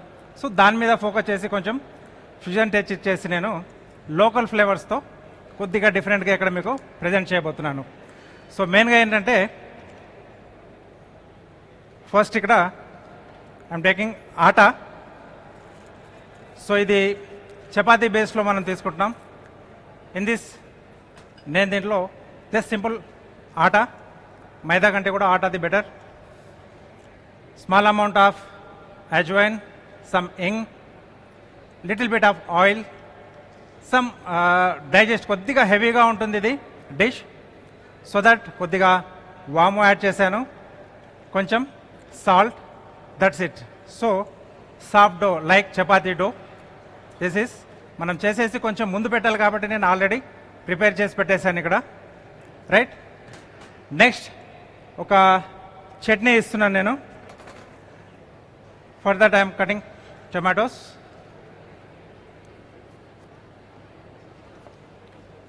సో డిప్పింగ్ కొంచెం పహాడీ టైప్ ఆన్లో ఉందా.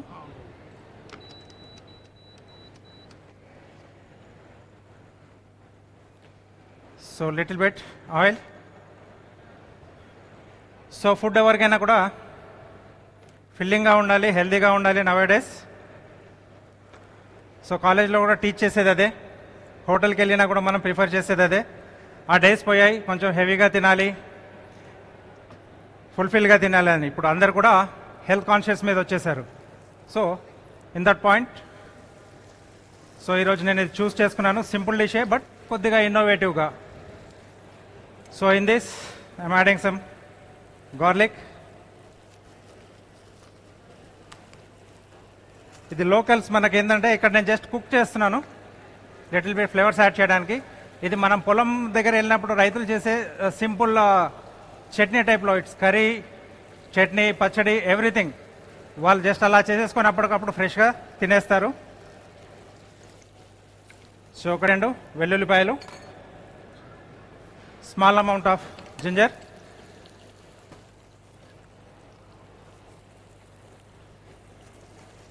జీరా, some green chillies. Okay, so స్లైట్గా కొద్దిగా ఆ smoky flavour.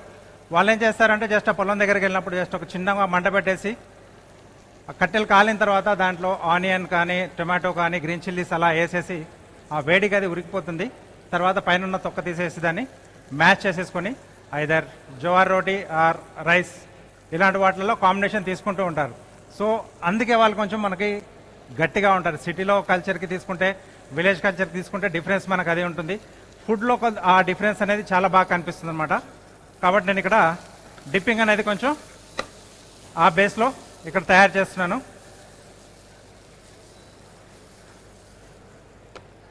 So here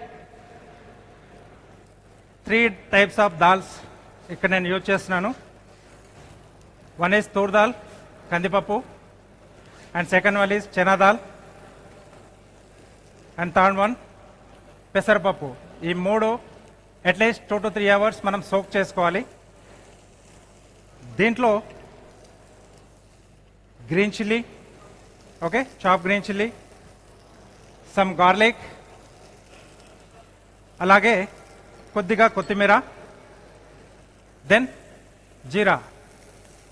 so ఇవేసి నానబెట్టిన వాటిని మనం గ్రైండింగ్ చేసేసుకుంటే ఒక పేస్ట్, కోర్స్ పేస్ట్ మనకు అనేది ఒకటి రెడీ చేసుకోవాలి. So this one is the paste. మరీ ఫైన్గా ఉండకూడదు, మరీ రఫ్గా ఉండకూడదు, ఎందుకంటే ఇది మనం స్టఫ్ చేసేసి కుకింగ్ వచ్చేసి స్టీమ్ మెథడ్లో చేస్తున్నాను నేను, రోల్ చేసేసి. నౌ ఇది ఇక్కడ అవుతూ ఉంటుంది.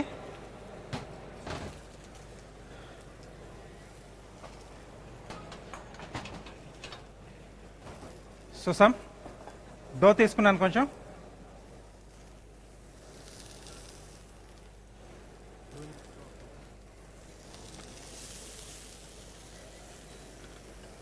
Small size chapati.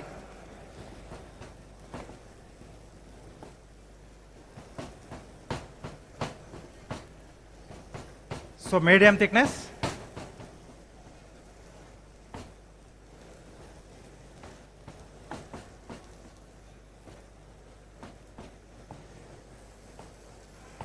సో ఈజీగా ఇది మనం ఈవినింగ్ టైంలో స్నాక్స్ చేసుకోవచ్చు. పార్టీ చేసుకోవాలనుకున్నప్పుడు కొంచెం హెల్దీ ఫుడ్ కాన్సెప్ట్ ఉంటే ఇది బాగా వర్కౌట్ అవుతుంది. కొద్దిగా డిఫరెంట్గా ఉంటుంది, టేస్ట్ వైజ్గా, లుక్ వైజ్గా, రైట్. సో దీనిపైన this dal mixture.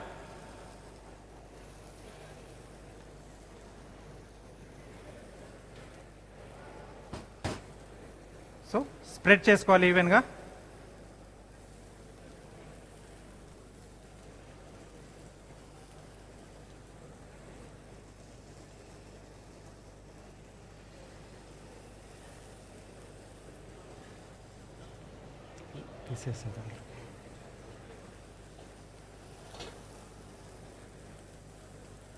Okay, even ఎక్కువగా థిక్నెస్ లేకుండా చూసుకోవాలి. Why? Because here we are using soak dal.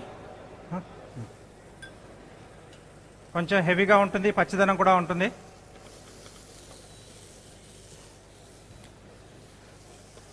So then this the stuffing is ready. So spring roll లాగా రోల్ చేసేసుకోవాలి, little bit tight. Okay, roll it like, stick very well.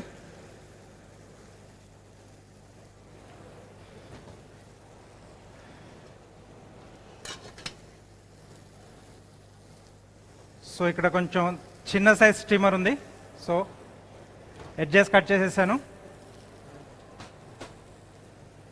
So like కొంచెం greasing చేసేసాను so that కింద stick కాకుండా మనకి.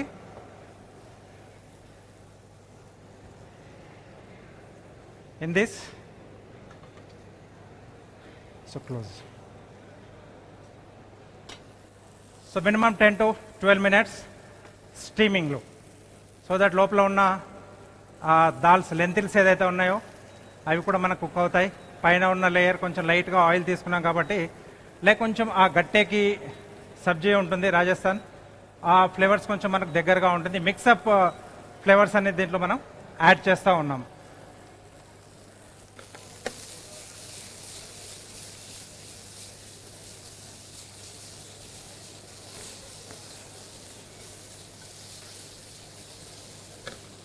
Okay, so tomatoes ready.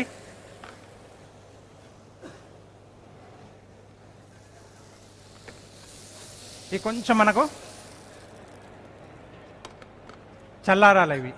So చల్లారిన తర్వాత పైన ఉన్న స్కిన్ అనేది మనం రిమూవ్ చేసేసుకొని దెన్ చట్నీ లాగా మనం దీన్ని ప్రిపేర్ చేసుకుంటాం. సో ఇక్కడ ఆల్రెడీ నేను కొంచెం ప్రిపేర్ చేసి పెట్టాను, ఎందుకంటే టైం కన్జంప్షన్ మనకి. సో నెక్స్ట్ ప్రోగ్రామ్స్ కూడా ఉన్నాయి కాబట్టి. So tomato, green chilli, garlic, ginger and jeera. So దీన్ని మనం మ్యాష్ చేసుకోవాలి.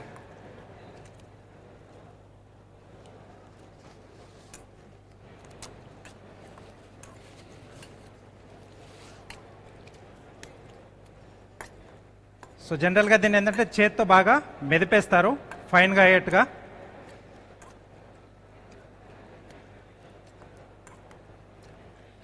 సో మిక్స్లో వేసుకుంటే ఏంటంటే మనకు ఫైన్గా పేస్ట్లా అయిపోతుంది అది. సో అలా రాకుండా కొద్దిగా రఫ్గా ఉండాలి, సో దట్ మనకు కొంచెం ఆ పీసెస్ లైట్గా తగులుతూ ఉంటే పంట కింద వచ్చినప్పుడు మనకు ఆ ఫీల్ అనేది ఫుల్గా ఉంటుంది. ఇంకా బెటర్గా రావాలనుకుంటే ఇందాక నేను స్టార్టింగ్లో చెప్పినట్టుగా జస్ట్ ఫైర్ వుడ్లో మనం కాలిన తర్వాత దాంట్లో వేస్తే ఆ స్మోకీ ఫ్లేవర్ ఉంటుంది న్యాచురల్గా.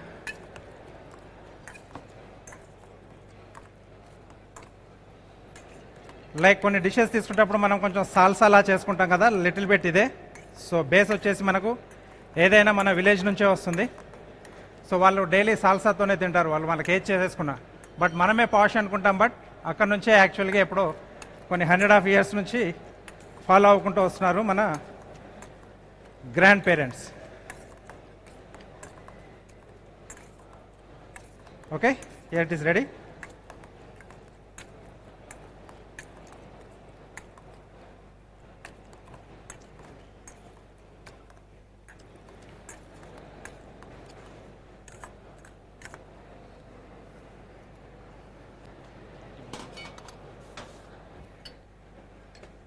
సో దీంట్లో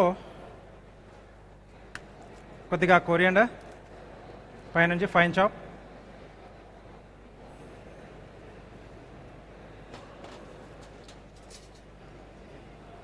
salt as per taste,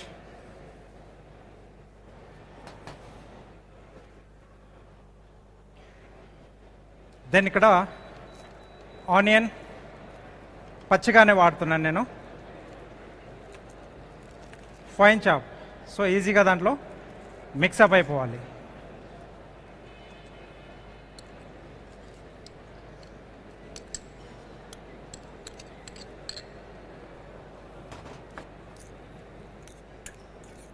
right, ఇది పుల్కా కానీ మనం ఇంట్లో ఎనీ రోటీ ఐటమ్స్, పూరి అన్నిటి కూడా కాంబినేషన్ బాగుంటుంది పిల్లలకి చేసేటప్పుడు.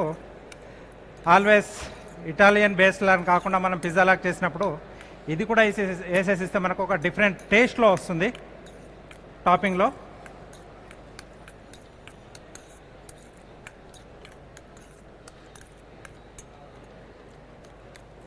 ఓకే,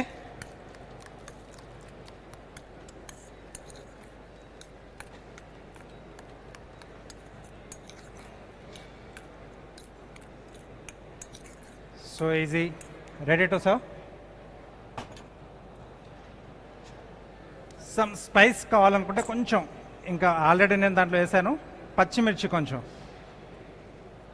స్పైసీ ఎక్కువగా ఇష్టపడే వాళ్ళకి. సో ఇప్పుడు అంతా కూడా చిల్లీ ఫ్లేక్స్ అని చెప్పేసి ప్రతి దాంట్లో యాడ్ చేస్తున్నారు, బట్ న్యాచురల్గా మనం రా చిల్లీస్ యాడ్ చేసుకునే ఆ ఫ్లేవర్ వేరేగా ఉంటుంది, ఆ ఘాటు వేరేగా ఉంటుంది. స్పైసీగా తినే వాళ్ళకి అది బాగా తెలుసు.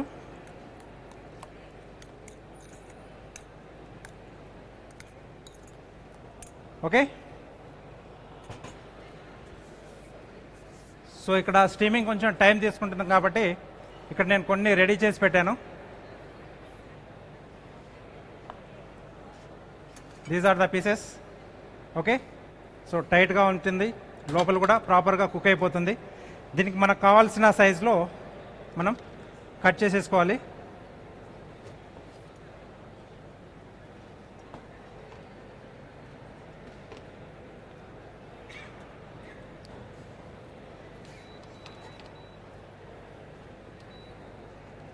సో ఇక్కడ దాల్ నేను తూర్ దాల్ అండ్ చెనా మూంగ్ యూజ్ చేశాను. దాని ప్లేస్లో మీరు మసూర్కి దాల్, రెడ్ దాల్ యూజ్ చేసుకోవచ్చు, లేదా హోల్ మూంగ్ చూజ్ చేసుకోవచ్చు, పెసర్లు. ఇంకొంచెం హెల్తీగా ఉంటుంది, అంటే స్కిన్గా మనం ఏదైతే తీసుకుంటామో స్కిన్లో ఉండే ఆ న్యూట్రిషనల్ వాల్యూస్ అన్ని కూడా దీంట్లో యాడ్ అవుతాయి.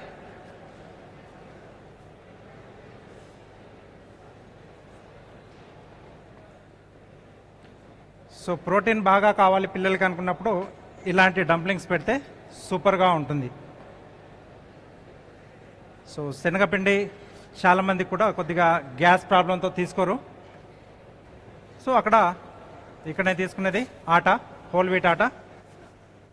Here some simple tempering this dumpling.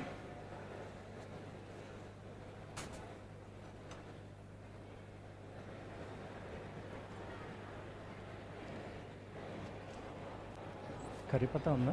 కరిపత్తా. So పైనుంచి కొంచెం మనకి ఫ్లేవర్స్ కొంచెం లైట్గా యాడ్ చేస్తున్నాం.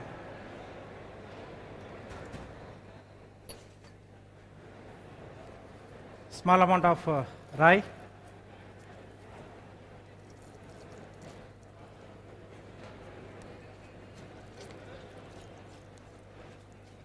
Okay,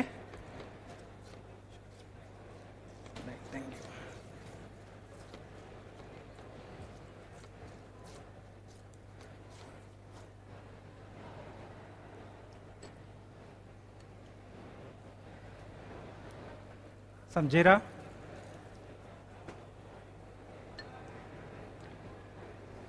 white till, sesame seeds. So generation మనకు మారుతూ ఉన్నప్పుడు డిష్లు కూడా చాలా మారుతూ ఉంటాయి, బట్ మనకు స్టార్టింగ్ నుంచి ఉన్న వెజిటేబుల్స్ సేమ్ అవే ఉన్నాయి, దాంట్లో పెద్దగా చేంజింగ్స్ ఏం రాదు. బట్ ఇలా ఎక్స్పెరిమెంట్ చేస్తూ వాటిని మనం డిషెస్లోనే కాంబినేషన్ మార్చుకుంటూ, ఫ్లేవర్స్ మార్చుకుంటూ చేస్తే కొత్త కొత్త డిషెస్ అన్ని కూడా ఇంట్లోనే క్రియేట్ చేసుకోవచ్చు. సో మా షో ద్వారా మేము ఎక్కువ చెప్పేది అదే.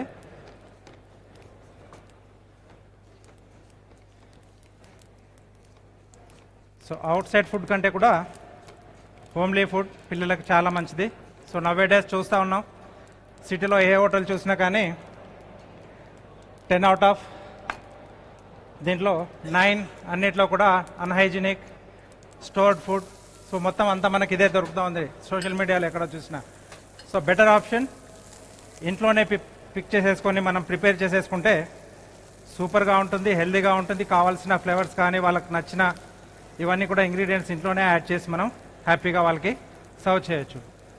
Some chopped green chilli and coriander వేసాను, small amount of hing. Okay, ఇది డైజెషన్ కూడా బాగా యూజ్ చేసి వస్తుంది. Ajwain and this one, some curry leaves.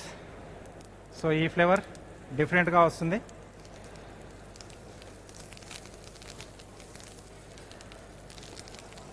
Okay, then steam dumplings.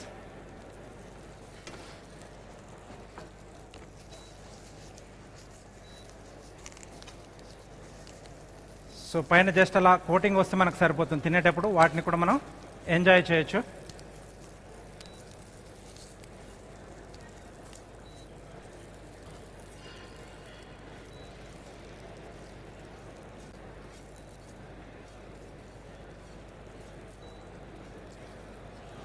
Okay? So, dish over. Stop this. So now, plating చేసేసుకుందాం.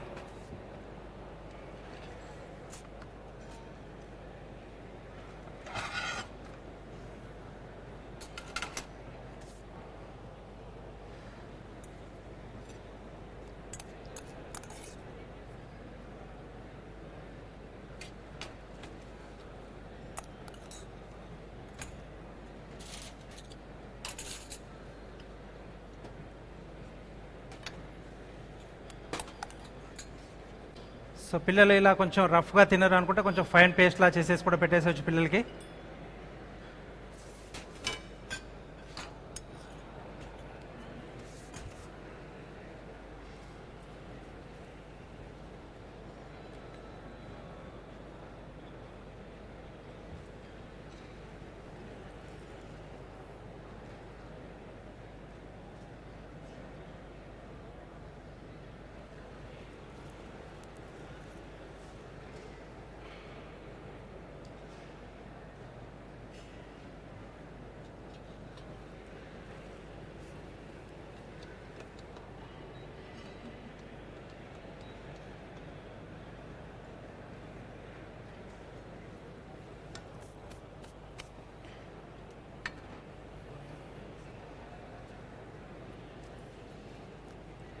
Small amount of coriander.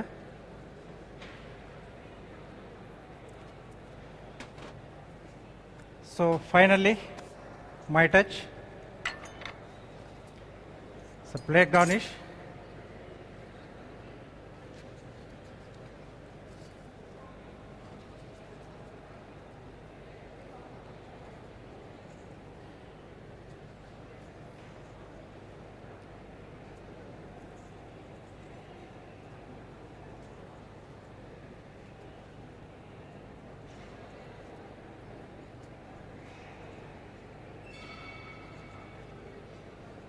So plate prepare చేయడం ఎంతో importance. So ఆ తర్వాత దాని ప్రెజెంటేషన్ అనేది కూడా చాలా మెయిన్.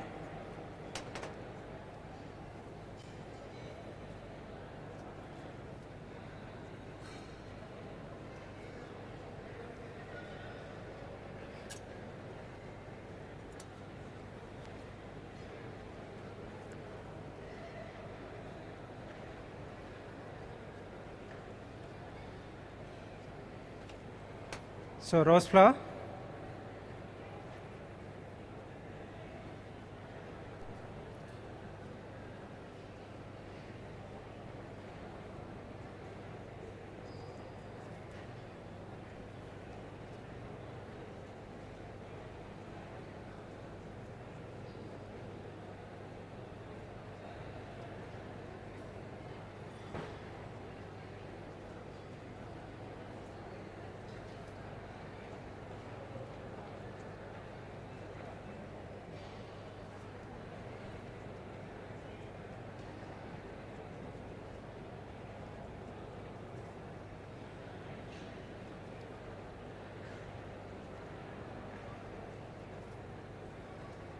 Okay everybody knows. बस ये बनाने के लिए నైఫ్ బాగా షార్ప్గా ఉండాలి. ఎందుకంటే మనం కొంచెం సాఫ్ట్గా ఉండే వెజిటేబుల్ ఫ్రూట్ కానీ తీసుకున్నప్పుడు ఈజీగా మూవ్ కావాలి.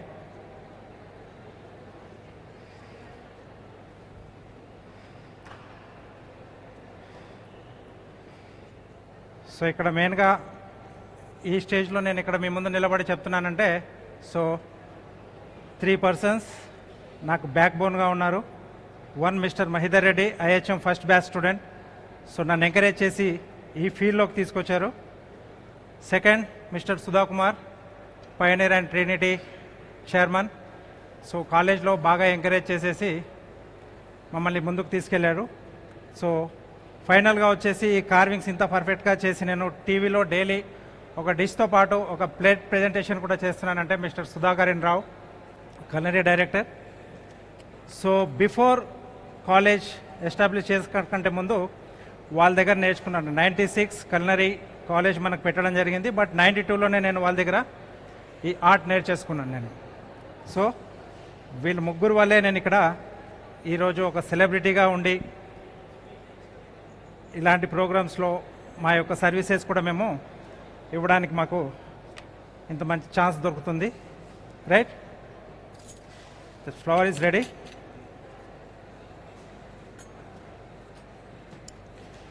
Wow, I think the dish is ready. Incredible presentation. Did you all like it? Yes, no? I bet you it's not easy to make it so fast. And the way Chef Raju has done it, he really deserves a round of applause, guys. Can we all make some noise for Chef Raju, everybody? And I'm sure the dish is ready for tasting. Yes. So, yes, all the ones.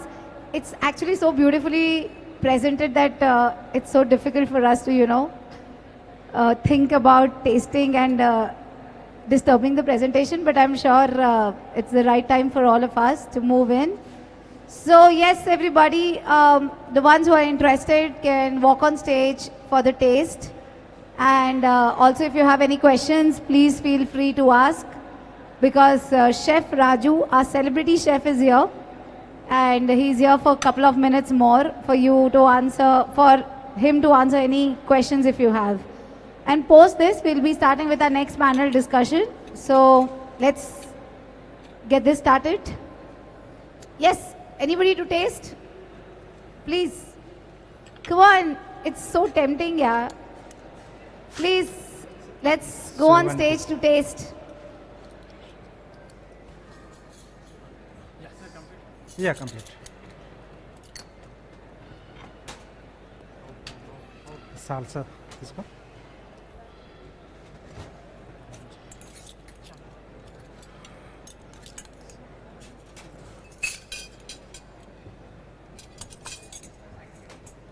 Come on, everybody, let's do this quickly. Anybody has any questions? Because we have to start panel discussion. In the interest of time, we will all be winding this very early, and then we will move for panel discussion. That's going to be our last panel discussion of the day. And we have a very interesting topic. We have an expert from the industry who's going to be taking the panel discussion, so don't miss that out.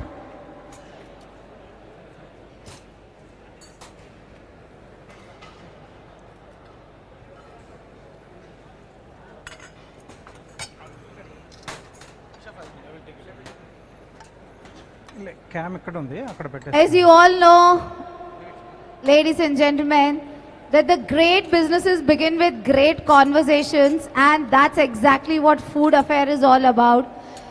And as an organizer, Bliss Events, we are very, very happy to bring you all this amazing chef out here.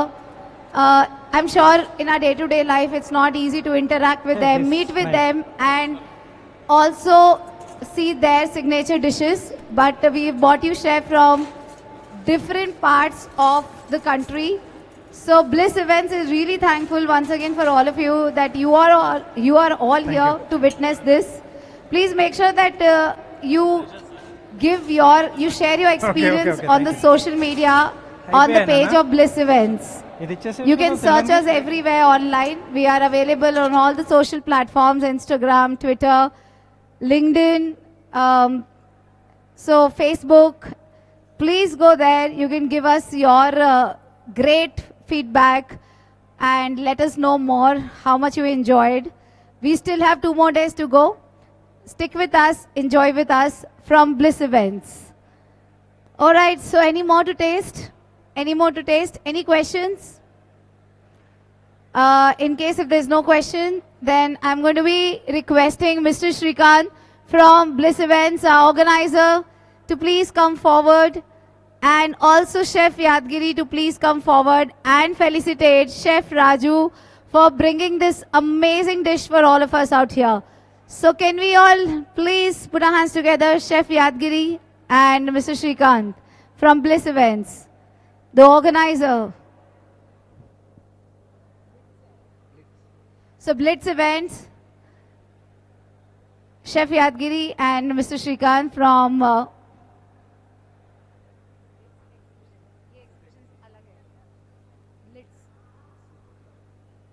Blitz Exhibitions Private Limited, Mr. Shrikant is also joining here.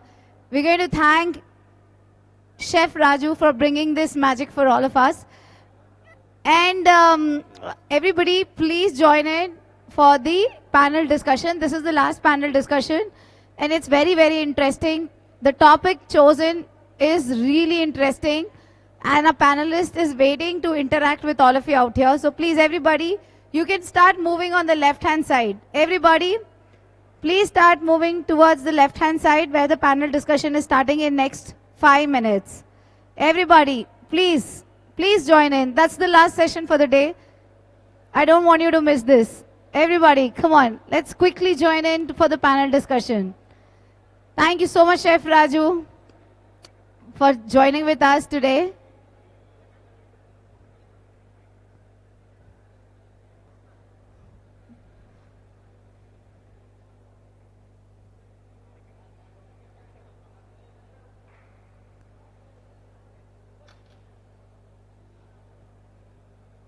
Thank you so much once again. From the entire team of Blitz Exhibitions, we thank you for joining with us today at Food Affair 2026.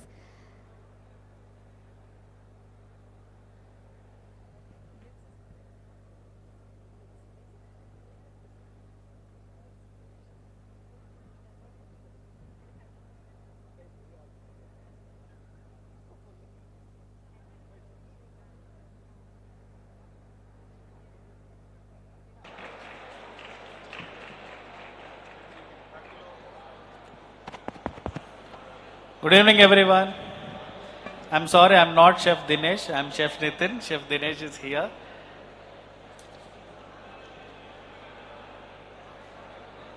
So I'm very happy to announce the today's second seminar of the topic Organizational Strategies to Meet New Aspirant Demands in the Hospitality Sector. So here we have eminent personalities in the HR department in Hyderabad, and today we are having Chef Dinesh, who is moderating the panel. And let me call one by one, and then please be seated. I'd like to invite Mr. S. Venugopal Rao, Associate Vice President of Pragati Resorts. Everybody have to.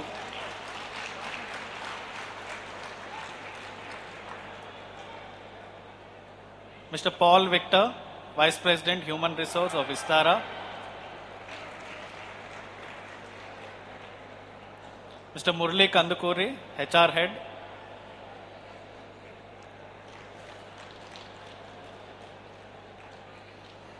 Mr. S.V. Satyam, Director, People and Culture, HICC Novotel. And his team, Ms. Anuradha Solanki, HR Manager, Novotel. And Ms. Rebecca Johnson, L&D Executive, Novotel.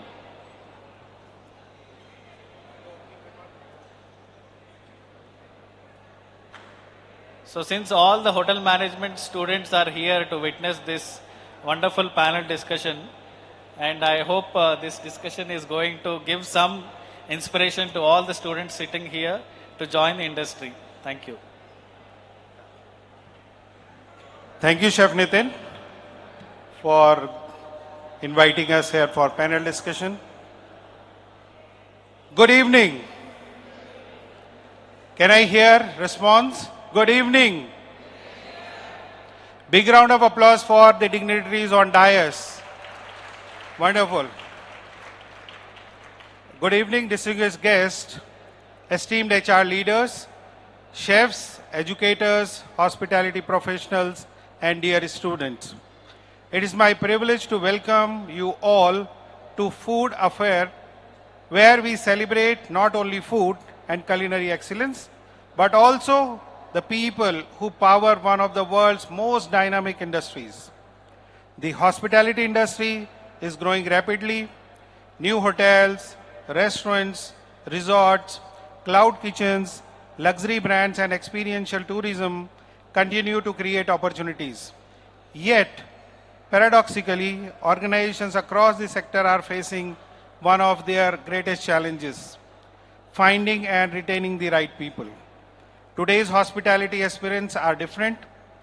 They seek meaningful careers, rapid learning, work-life balance, supportive leadership, technology-enabled workplaces, and opportunities for continuous growth. At the same time, organizations are searching for individuals who possess not only technical competence, but also adaptability, resilience, emotional intelligence, and a service mindset. This raises an important question. Is the talent changing faster than organizations? Or must organizations change faster to attract talent? To explore these questions, we are privileged to have with us an eminent panel of human resource leaders who collectively represent decades of experience in identifying, nurturing, and retaining hospitality professionals. So let's begin our discussion.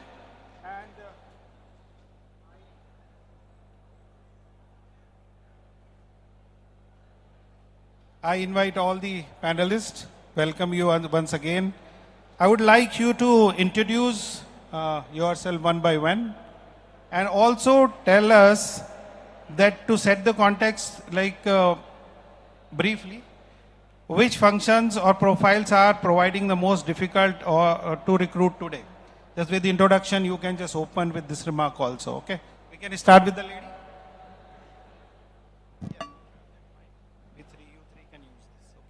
Hello, hello. Good evening, everyone. So my name is Anuradha Solanki, and I'm PNC manager at Novotel Hyderabad Convention Center. I'm feeling very grateful that I have been joined the panel discussion today. And coming to the question that it's really hard to find the talented people for our industry.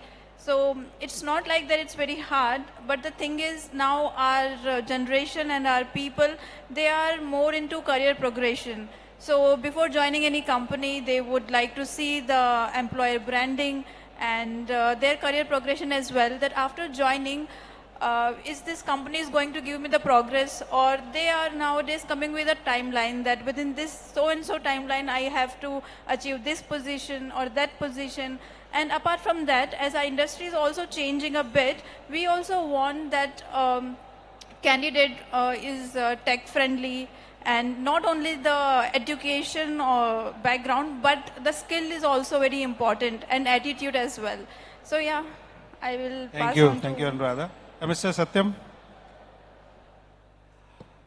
My name is Satyam. I am the Director of People and Culture. In Accor, we call it People and Culture Department. This is the HR department. So I am in this field for last 30 years. Out of 30 years, 20 years, I'm with Accor. That's Novotel Hyderabad Convention Center and Novotel Hyderabad Airport. Yep. So good to see all of you, with especially the uniform, looking bright with a bright smile, and happy to see you all. And then we are here to talk about a very good subject, building the future workforce, and also what are the question answers you have that we are there to address, because you are going to be a future leaders for all of us. Any questions? Yeah, I'll come to the questions. Let introduction round happen first. I think you can, yeah. Mr. Paul. Good evening. My name is Paul Victor. I'm heading Vice President of HR in Istara. That's one of the leading multi-brand diners company. Even I was in hotels. I've started my career with Oberoi's, then followed by Taj, Radisson. So this is my fourth company in 30 years of industry. So I was very happy to be here along with my HR team and colleagues. Thank you. I look forward to have a nice, fruitful discussion with you. Thank you. We can start with Rebecca, I think. Good evening, everyone. Can I hear something? At least we know you all are listening. HR for 33 years now. So I varied from different manufacturing industries to hospitality. My last assignment was Area Vice President HR in Maldives. So right now I'm in consulting, freelance consulting. So it's nice to interact with you, and we look forward for answering your questions. Mr. Venugopal. Yeah, first of all, sincere thanks to the organizers for having me here on this wonderful occasion. I'm really happy to see the theme of this event, the Chefs Association of Telangana and Andhra, which actually gives a very unite feeling. So yeah, we all enjoy the different cuisines. Of course, all Telugu speaking people are very good foodies. So this event definitely will give a curtain riser for many of the food lovers coming and exploring here, and also the hospitality professionals coming, sharing your thoughts and the learning things here. Yeah, I am Venugopal. I'm an ex-naval veteran. I served in the Indian Navy for 23 years, and I served on board naval warships, command headquarters, and naval headquarters. So this is my second career. I am associated with Pragati Group as a associate vice president, HR and business strategy. So I'm a very passionate HR professional. I have worked previously with two companies. One is Water Health International. That's also community water systems and all. So we developed a lot of innovative HR strategies there. And yeah, I also work with one agrotech company. So I come with a varied experience. And for the last 10 years, I have been associated with Pragati, and I am the part of the transformation of Pragati, what we see today. Thank you. So I'm definitely here to learn from the panelists, of course, and also from you. And happy to share my experiences. Thank you. Yeah, thank you. Thank you for introducing yourself. Before I ask another question, I request Chef Raju and chefs from Keta, please help me sending few people here. We have empty chairs, so people can come and sit here and reduce the noise level behind. Thank you. All students who are standing behind that, you can come forward. Okay, so let's get into the question round. It will be open question, and I would like all of you to share your views. Okay, so compared to 5 years ago, have you observed a significant change in the aspirations and expectations of candidates entering hospitality? What are the biggest shifts? So I think, Rebecca, you would like to? Okay. How many of you are on Instagram? Could you please raise your hand? Yeah. So most of them are on Instagram. So just like that, you want to post everything on Instagram, you want everything instant, and Snapchat, right? So the same way the career progression, everyone looks at in the same manner, that instantly you want everything. You have a timeline set. By this time, next year I have to be an assistant manager, then I have to be a manager, then I have to be a cluster, you get into different roles. You want to grow, everything seems to be instant. All of you have done your internship? Yes? So I'm just coming with some example that I see across every day during my, work experience. How many of you look at the watch when you have to go home after your day shift? During your internship, I'm speaking. Yes? What time does it see? I have my interns here, right here. So, a lot of times when you look at the clock, if you're really passionate about some things, if you really love doing something, and then you don't look at time. But what happens? We want everything, but you want something, you have to sacrifice something. So if you're really passionate about something, so not just instantly, but work towards it, and then you'll get to it. Make your idols that way, not just Instagram follows. How many of you are you all follow a lot of, food pages, influencers? How many of you want to be that? So for that, you have to have that kind of a, background and grow in that kind of experience. Learn from that and also work towards it. Not just looking at the clock, ma'am, mera shift khatam ho gaya, mujhe ghar jana hai. Or as soon as we tell them your shift begins at 7 a.m., they'll ask me, 7 a.m. to what time? Right? Have you all come across this? So they say 7 a.m. to? The shift doesn't end that way. So be more open towards it.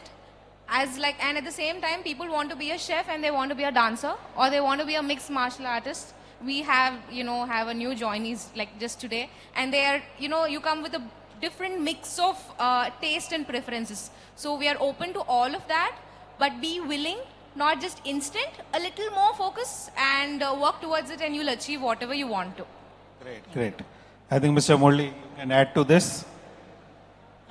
My assessment is a little different than, I'm not contemplating anything wrong about it, but the focus areas now, because 5 years after now and earlier, what is the difference between now and earlier 5 years back?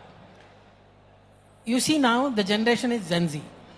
So they are intelligent, smart, tech savvy, and they want more. I mean, to add on, what is next for me? What is money is important first, then growth, and they're very impatient. So for them to grow in your career, you have to be patient. Like what he said, be patient. The growth will come. But yes, as we also organizations also are all changing. They are at focused towards your Gen Z kids who are coming up now. More focus is on their health and benefits. How do we bring the tech into your normal industry so that the growth is there for them.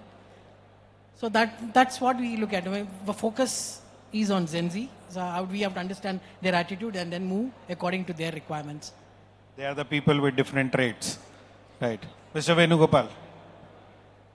Yeah, I'll be very precise on the last 5 years now.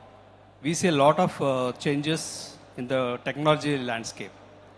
We see now the artificial intelligence coming up. Now, it is not just your educational skill. The knowledge, learning ability to cope up with the changing technology is the very most important thing. Even if I give my example of a Pragati, so we are about to deploy an AI agent for the sales, pre-sales, because we are getting a lot of calls, and at time when you get a lot of leads, it will sometimes they don't pick up, they don't. So it will be a lot of chunk leads will be there in the CRMs. So to churn out those CRMs, it's a difficult for the pre-sale callers calling again and again and all, because they will be getting very much demotivated. Now, when you deploy these AI technologies, that itself will keep engaging these leads and getting into conversation and churning out there. So we are seeing, actually we have already experimented this into our real estate operations, where we are seeing 15 to 20% of the productivity coming out from there, which we thought it is a lost leads. So similarly, in the hospitality also, when it comes to the sales, the experience of the customers now, it's a different, like, the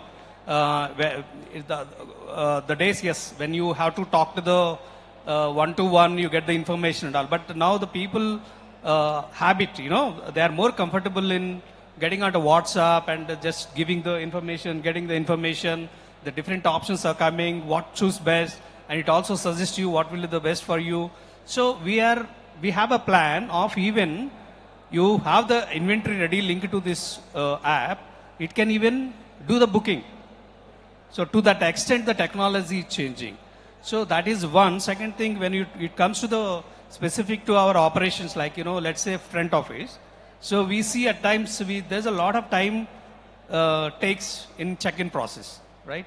Now we are developing technologies to check in, touchless. Like you can just have the QR and just go and do your QR, and then you are checked in. And you are also coming of facials.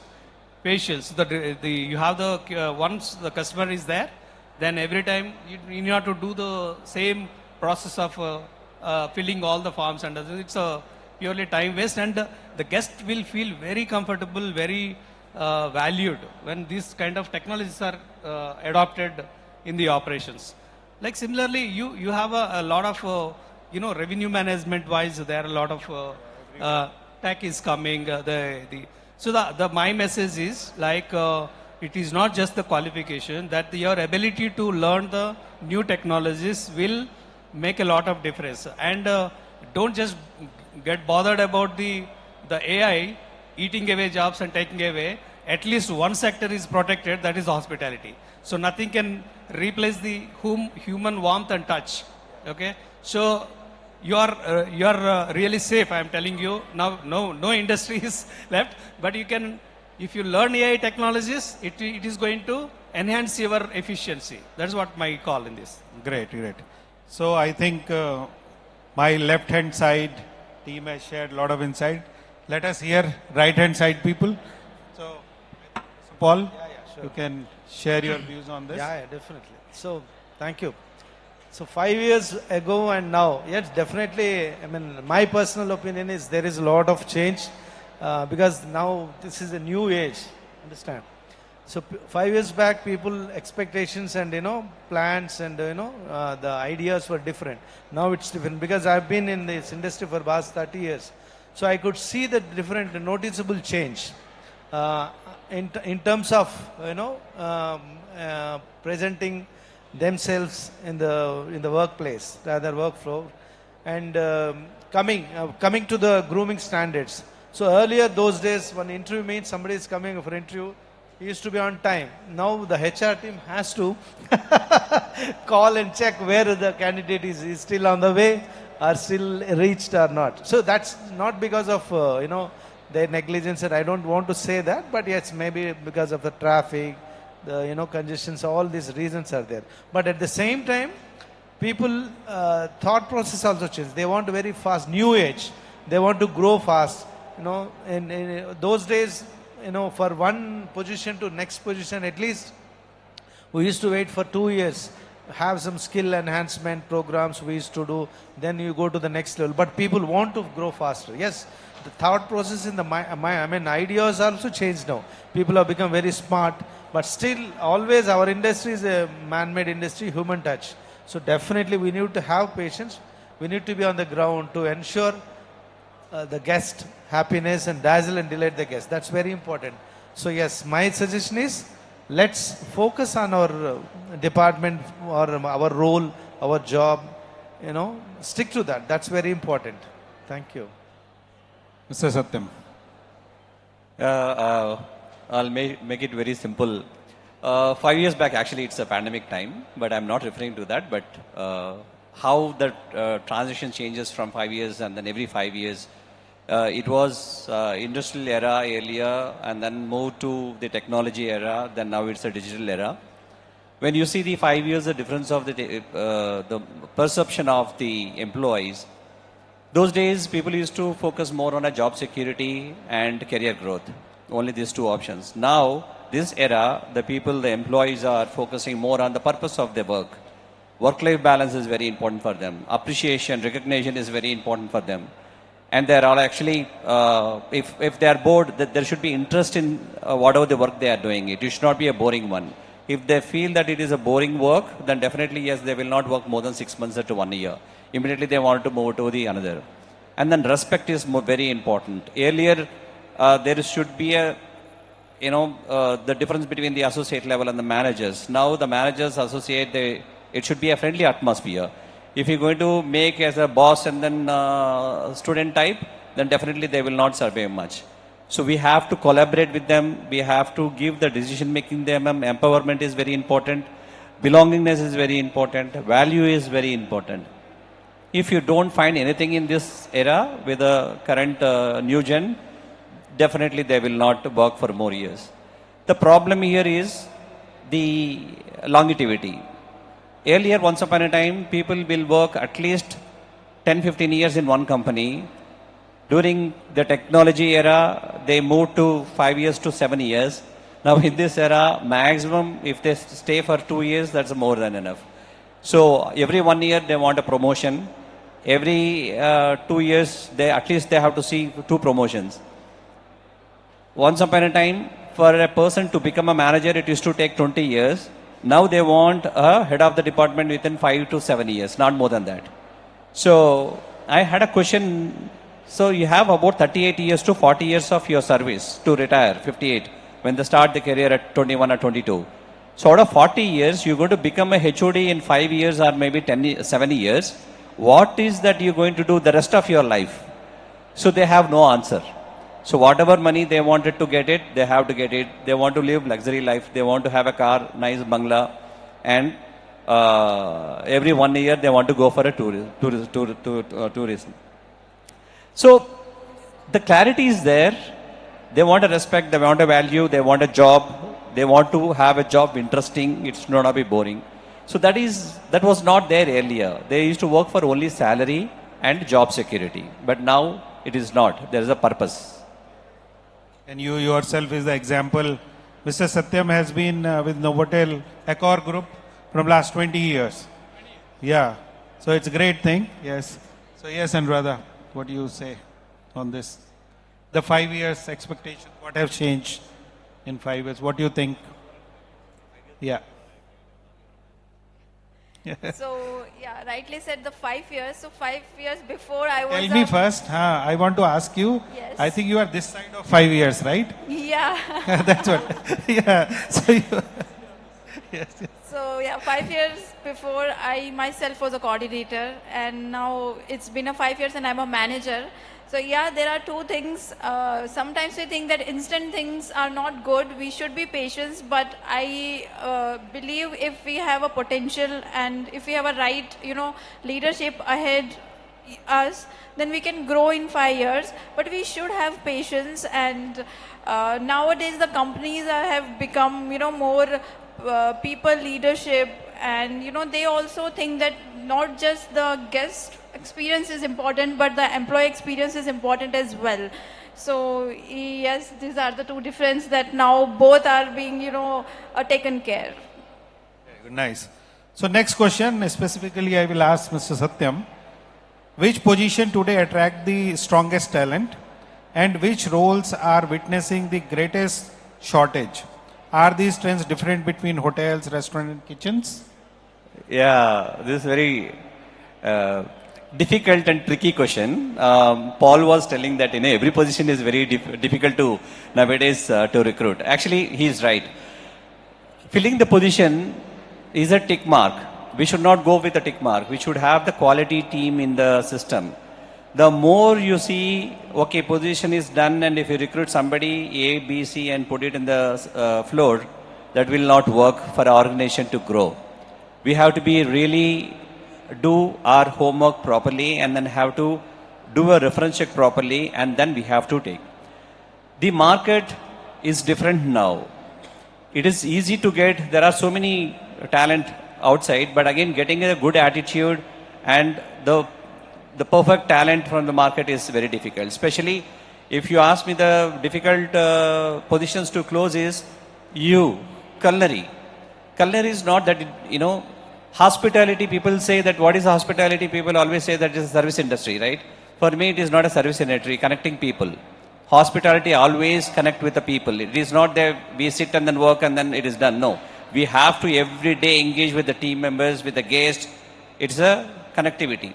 So how chefs are connecting? Chefs are connecting through your food. Whatever in the inside the kitchen, whatever you prepare, and it goes from your range to the table to the guest. So you are communicating through your food. And that communication is very clear. If a pinch of salt is less, they will identify, yes, the chef is bad.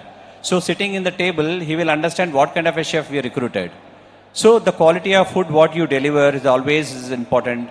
That's the only reason for another departments, we call them, interview, test them for half an hour and then take them. But chefs, apart from interview, we also call them for a trade test.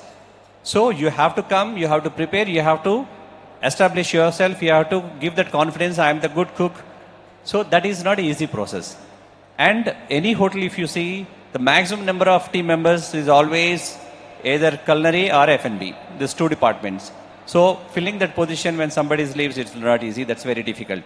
Of course, apart from that, we have the sales department, the revenue front.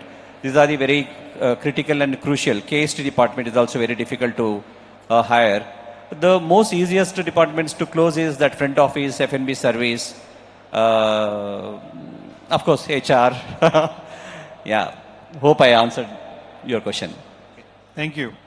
So, next question for L&D. Okay, so pass the mic to Rebecca. Tell me, Rebecca, beyond academic qualifications, what are the hard skills that hotels and professional kitchens now expect from fresh graduates on day one? Means how they should come prepared. Basic skills sometimes we forget. How many of y'all wish people at home, once you get up in the morning, you say, good morning? Do you all say, good morning, mama, good morning, papa? Do you all say this? No? No, right? So if you don't say at home, what can I expect that you'll say that to a guest or to a colleague? These are the basic things. Sometimes it so happens that we have to tell people, wish people, greet people, have a smile. have a good positive attitude, have a good body language, the way you walk, the way you talk, your overall personality matters.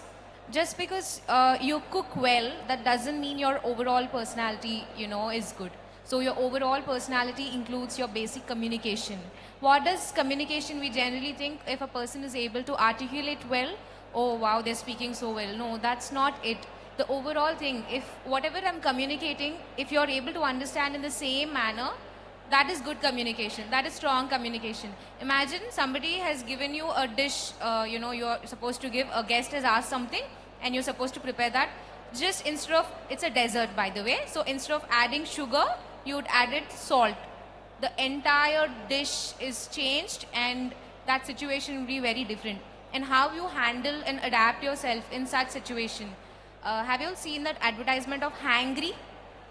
When people are hungry and angry, they get really angry, right? So we have to be very calm under such situation where you've added salt instead of, a sweetener into a dessert. So how well you handle, how you be calm. So basic skills, strong foundation. So keep your communication very well, your overall personality very well, and also be calm under any hard situation. You can't go and say the guest, oh, you don't have a taste. You don't know this is how a biryani is supposed to be made, or this is how the taste is. You have to handle the situation very calmly. So keep your basics very strong. That will help you move ahead further. I think. Great, Rebecca. Yes. You have given very good example. I think let's have a big round of applause for you people. Big round, bigger one. That you have been very patient listener, and I hope you are listening, not sleeping. Ek baar aur. जोर से. Very good, nice. So my next question to Mr. Paul Victor. Sir, tell me, hospitality has always been considered a people business.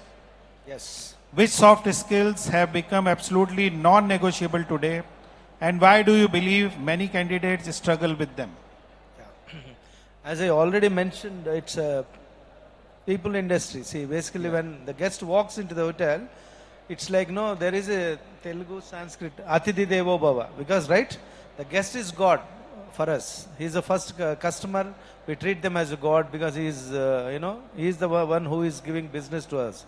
So every department, it's not that only one department, front office, or from the moment they enter, right from the security till you check out from front office, every department has to contribute their role to make it. So very essential. It is, I feel this industry should have passion. For example, kitchen, it's an art. Cooking is an art. It's craft. You need to have the passion to, even we can cook, but I can't make a food like you because you have that passion and skill. So every department has to have the skill. That's very important. More than the skill, you should have the passion to learn, to make the guest dazzle and delight. That's very important. Whether it is 10 years back or tomorrow, today, future years also, we have to be like that. Everyone should have the passion because this industry we have chosen. It's not that we have just, walk in because 3 years or 4 years diploma or degree we spend, and we come with the passion to serve the guest and to make this. Though once upon a time it used to be a glamorous industry after the movies and all. But, hotel industry is a glamorous industry. Still, I feel, it has that glamour. So stick to your roles and maintain that passion and give your best. I feel that. Great. Thank you. So once you have passion, I think everything align very well. You become punctual, you are energetic, you are involved, engrossed, and I think you don't waste time and you are very focused also. So thank you, Mr. Paul, for this answer. Now, next question to Mr. Mulli. If you were to describe the ideal hospitality professional of the future, what qualities, mindset and competencies would define the individual? Like ideal hospitality, hotel or hospitality personality, how you describe? A person, hello. Yeah. An ideal person for hospitality industries, again, starts with what Paul said, passion to work in the industry. That's one. That brings you, how do you change your behavioral aspects? Main is behavioral aspects. How you communicate, how you respect each other, your focus areas of, hospitality is not just guests coming in, taking care of it, but everything aspect, because it's not only guest. For us, like when we talk about HR, it is our internal employees are our guests. So we take care of them very well. That's how we look at. So an ideal person should be a person who communicates well, carries him or her very well, and very, very passionate about the work that they are doing in the particular department, and always eager to learn. Main this thing is learning. You come with, straight out of the college, you have some basic skills, but when you come, you start learning the nuances of the industry. How do you cope up? Yes, the work hours are more, yes, but that's the learning process. You keep your focus or your thought process saying that I am here to learn. The first couple of years after the college is extension of your college. Think that you are here for 2 more years in college.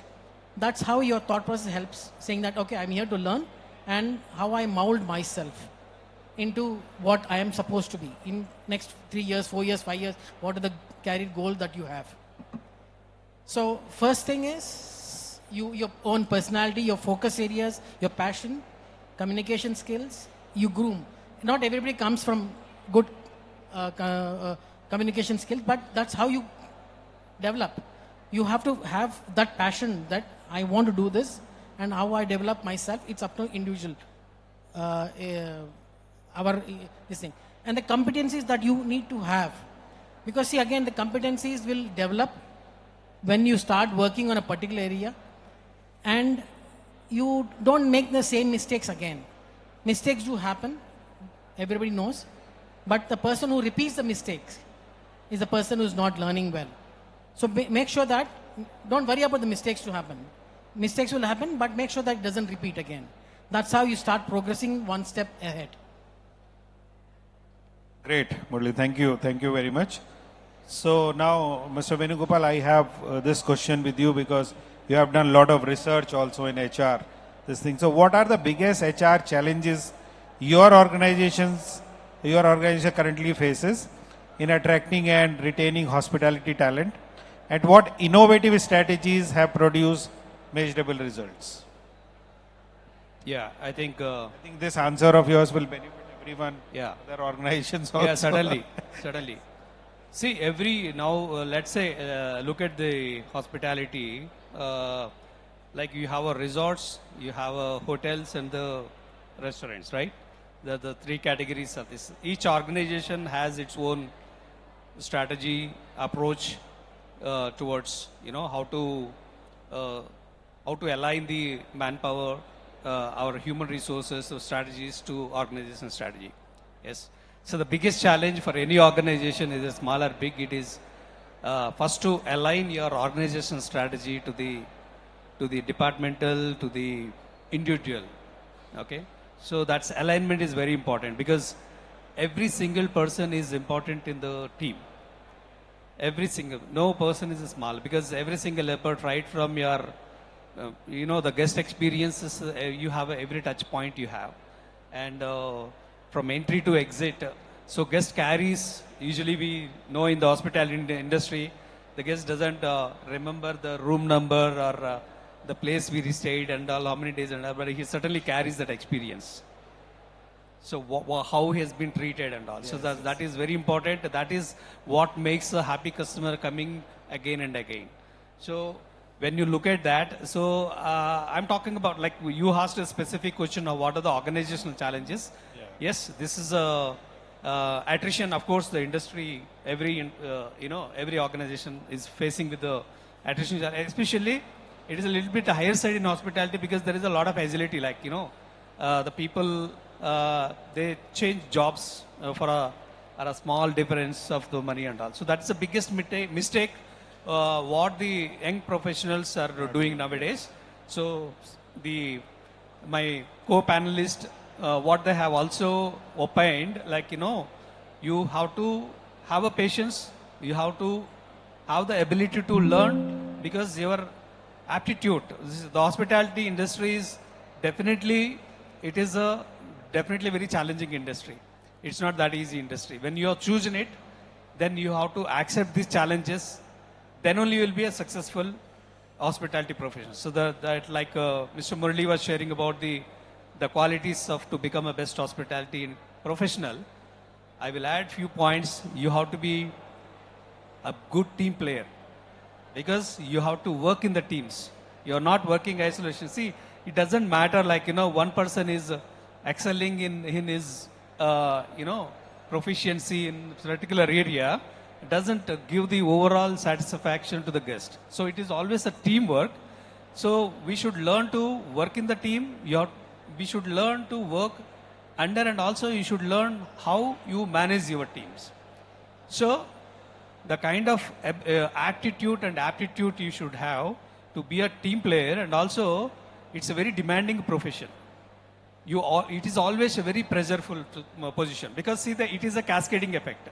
When you have a attrition issue, obviously you are falling short of manpower, right? It's the biggest challenge in the hospitality for HR is to get a right manpower. Okay? So the best strategy for me, for organizations to adopt is the retention strategies. Rather than filling the vacancies, हाथ पैर मार के किसी ना किसी को लाके बिठा के वो that doesn't give actually a good HR perspective. But sometimes see, work demands that you need to have someone, then they get it out. But the best strategy for the HRs is how conducive the work environment you can create, how you can make that engagement. So that preparedness will make definitely. That comes your process. HR has to have a process. Your selection process has to be foolproof. You have to have a proper interview system where you select the right candidate and also with the right pay. Okay. Absolutely. So Yes. the always the pressureful situation for the HR department, you are given a little budget and you have to get a person in that with that abilities and all. That's very difficult. But that is the challenge. Within the given resources, how do you make that? Then as a HR professionals, it's our responsibility to prepare the organization to provide all these basic comforts for the employees and that work-life balance. Yes, that is very important. How you can make that work-life balance, especially for the properties like us. We are remotely placed. Yeah. So everybody wants to in the city, Resorts. everybody wants to, have a good time. But yes, but definitely there are a lot of properties which are remote and which has a very great potential to learn many things because you get an opportunity to work in a big property and you'll get a good exposure because you work in a small restaurants or small hotels and all. If you want to grow in your hospitality profession, you have to come out of that comfort and have to take up the challenging roles. Then only you'll be able to be a successful hospitality professional. So coming to that, see, one thing organization strategies, what makes important is a proper performance management system for the organization. Because unless you have the criteria of your measuring the performance of your employees and assessing them and rewarding them, so the engagement will be very difficult. So we need to have a very foolproof and fail-proof performance management system with a lot of transparency. So the HR department is very, very crucial in ensuring these things. They should be very bold enough to talk to the management and also ensure the assurance is given to the employees and the HODs. You build a lot of confidence. Then that will make a very good engagement tool. That is one. And also the comfortness of nowadays the employees. Your well-being is very important, your engagement and your learning and development opportunity. How the organizations are taking care of your growth. Because that is where most people are interested to stick on to the organization when you are caring for their career progression. You are catering for them, to giving them opportunities to learn new skills. So that has to be an organization culture. So then only the successful organization can be built, and you can see a lot of potential. You can bring out the best of the employees in your organization. Yeah. Thank you. Thank you. So I take cues from this answer and I go to Lady HR. That is like hospitality often promotes itself as a people first industry. Yet employee attrition remains one of its biggest concern. Are we expecting young professionals to adapt to an outdated work culture instead of redesigning workplaces around the realities of today's workforce? So, you can give example what Accor is doing actually. So that will be the best. Yeah. So Accor is a people-oriented brand, and I would say that when it comes to the workplace I am at Novotel Hyderabad, so I was here a year before, but I have gone to Bangalore. It's again an Accor brand, and then I've come back. So Accor takes care of employee very well. It's just like that I have told you before, not just the guest, but it takes care of the employees. So we have our own, designed facilities for the employees, like reward and recognition, and we have our own platform, learning platform, where we encourage a check-in conversation. It's not like that once in a year when the appraisals are happening, we are asking employee, what did you do the entire year? No, we have a half-yearly check-in conversation where we set our expectations to the employee, and employee also gives the feedback where an employee is feeling, anywhere that is getting stuck in something, or he wants to give a feedback that can improve our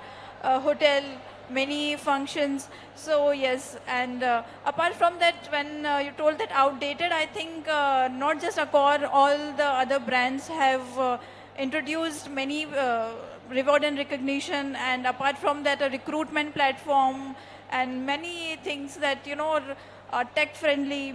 So yes. Okay, thank you. Yeah, mic has come in the right hands, but I have another question for you, Satyam.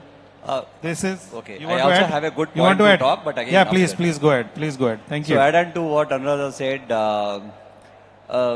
the culture transformation, is it what are the norms of the organization should be followed, or we have to change the hotel policies, procedures based on the new generation? If you ask me, yes, we are changing from what it was to what it is now. Earlier, once upon a time, shaving is must. Tattoo should not be visible. And there are so many, restrictions when employee comes. But now we are allowing French beard, we are allowing beard, we are allowing tattoos, because that's how the new generation wanted. They wanted to be themselves. They don't want to be, based on the so many restrictions. If you say that these are the restrictions, then they say that, okay, I don't want to join, because they have other opportunity lined up. And that's the only reason when the hospitality is so strict on their standards, grooming standards especially, they are actually leaving this and then going to the software. Software, they can have a casual wear, they can have a casual shoes, they can have a beard, they can go the way they are. So they are getting attracted because of the pay, and then because of the way they look, they wanted to leave themselves. Even so the we are shorts. also, it is important. Even the shorts. Yeah, many shorts also. So we are changing the trend as per the new generation requirement. Yeah, I am ready for other question. So next question for you. Tell us, where should hospitality organizations look for talent today beyond traditional hotel management institutes? Are there new talent pools or unconventional recruitment channels that deserve greater attention? Very interesting question. It is actually, when you see traditional way of recruitment is now it is completely different. For example, that few months back, a few years back, when I was in NHA, we used to call for a interview. When the candidate come for an interview, I used to say that, okay, come, let's have a walk. I want to show you the property around. So I used to take the person to a swimming pool side, and then to the rooms and the lobby, and while having a casual talk, and then he used to casually talk whatever he knows, and he used to, when we used to come back to the department, I used to ask, I used to say that, okay, you are selected. Sir, when is the interview? Interview is done.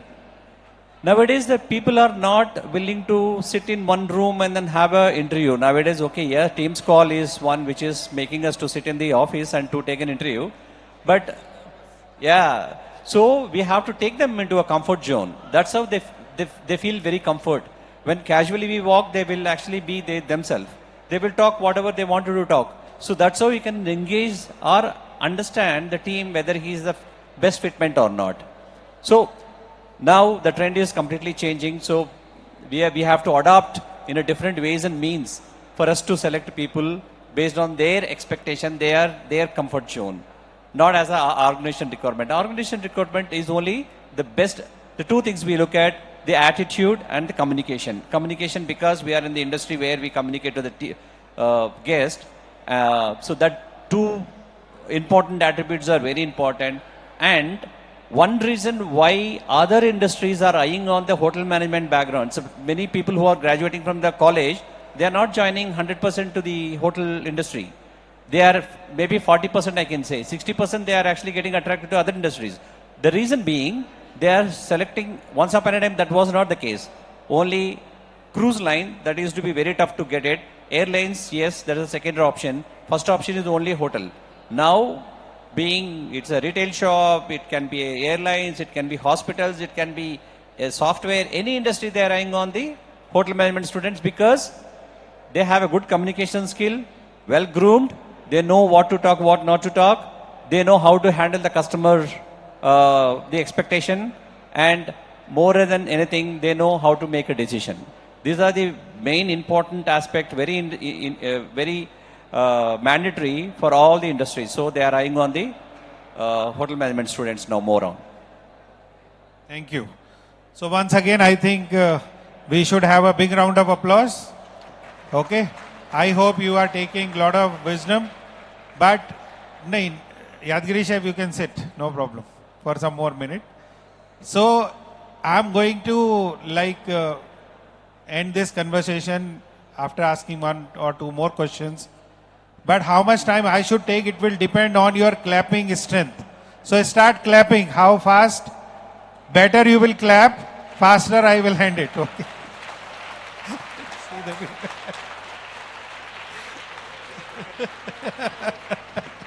Okay. So my dear friends, these panel people who are from hotels, I think very soon you are going to face them. Okay. And I request all people sitting here, ask questions from this only. Okay. Whatever question we are discussing, you should ask these questions only. So just 2-3 more questions, very important. And I think you must listen. As I mentioned before, listening is equal to blessings of God. Who listens properly, they grow in life. You can test it. Okay. So my next question to Mr. Paul. Do you believe that there should be very close interaction between industry and academia? Yes.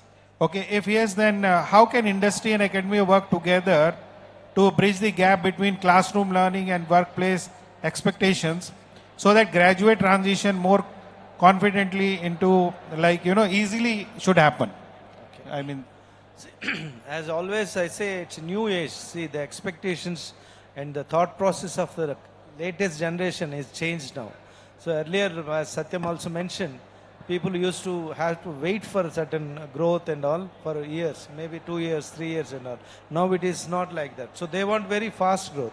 So as a company also, we have to definitely adopt to the new, trend, and we have to change. I feel that personally, companies should also do it. In fact, I have done it in my company because I am thankful to the management for considering my request. So what my perception was, when I am interviewing a candidate, I will see his skills first, his communication and his attitude and discipline, whether he has time, he is really keen to understand the job role and want to really grow. So I'll ask him what's his plan in case if he's getting into a job role, whether he is joining as a commie one.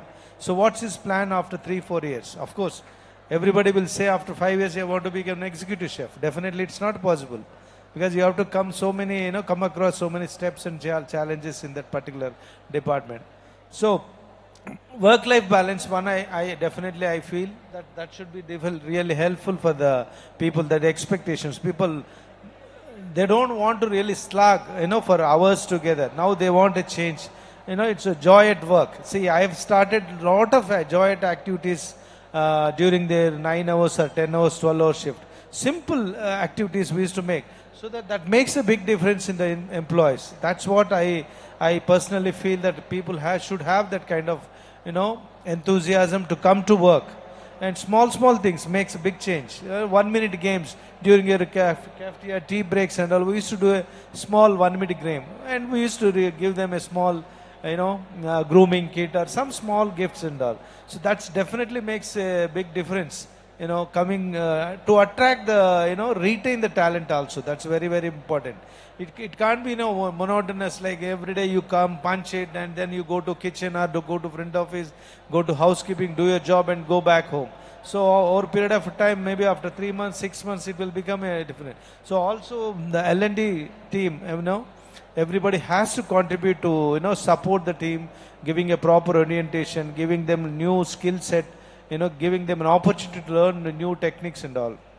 That's very, very important. So these kind of changes definitely I want to see in other departments, and every industry has to definitely to attract the talent and retain the talent, I feel, Dinesh. Thank you. Thank you, Mr. Paul. So now here we come to our last question, but I would like to hear a brief answer from all of you. We'll start with Rebecca again.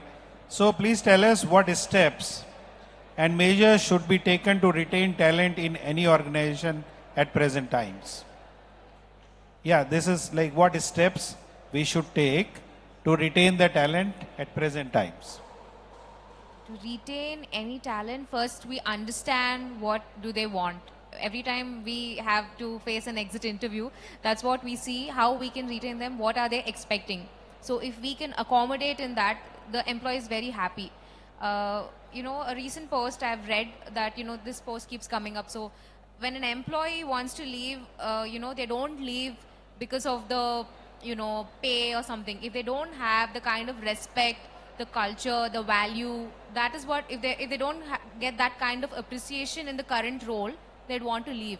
So the first thing, the basic little things from the organization perspective that we do, we always try and encourage them in whatever. Maybe it can be a hobby. Maybe they want to go for swimming. Maybe they want to go for jogging. Maybe they want to go play pickleball. Whatever it is, we encourage them.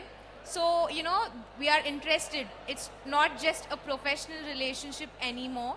You want to know if they're interested to do something, and we encourage them in that also. So the employee feels comfortable in opening up as to what they want to do or, share. If they want to grow, we can, of course, hospitality industry is growing very crazy. If you can just look at it, in every city, there's so many brands, so many hotels opening, new hotels openings. So if there's a vacancy right then and there in the respective property, they will be retained. Otherwise, we'll definitely send you to another sister property where you stay with the brand, or you go to another brand. You'll remember that that person made me smile, or he gave me that opportunity to, grow and stay with the organization. They start to become an example. So you be the change that you want to do. So we try and understand what they want to do so that we can retain and give them the immediate best possible solution we can. Great. Mr. Murli. To add on what she said, retention is most key thing in the industry. How do we retain? When I go back to my work days and I tell what we used to do is, we used to do a cross-functional training. Like, for example, housekeeping guy, if you see a promising guy who's interested, his job gets boring. He or she gets boring doing the same thing day in, day out. So we used to do a cross-functional training into front office or F&B service if they are interested. So on off days, if they are ready to come, or on a day where there's no work in the department, take out the 3-4 hours, put them in that functional area, train them, so that in a period of time, in 6 months' time, they grasp and then get into that. So what happens is, when there's an opportunity arises, a person from housekeeping wants to move front office, they can.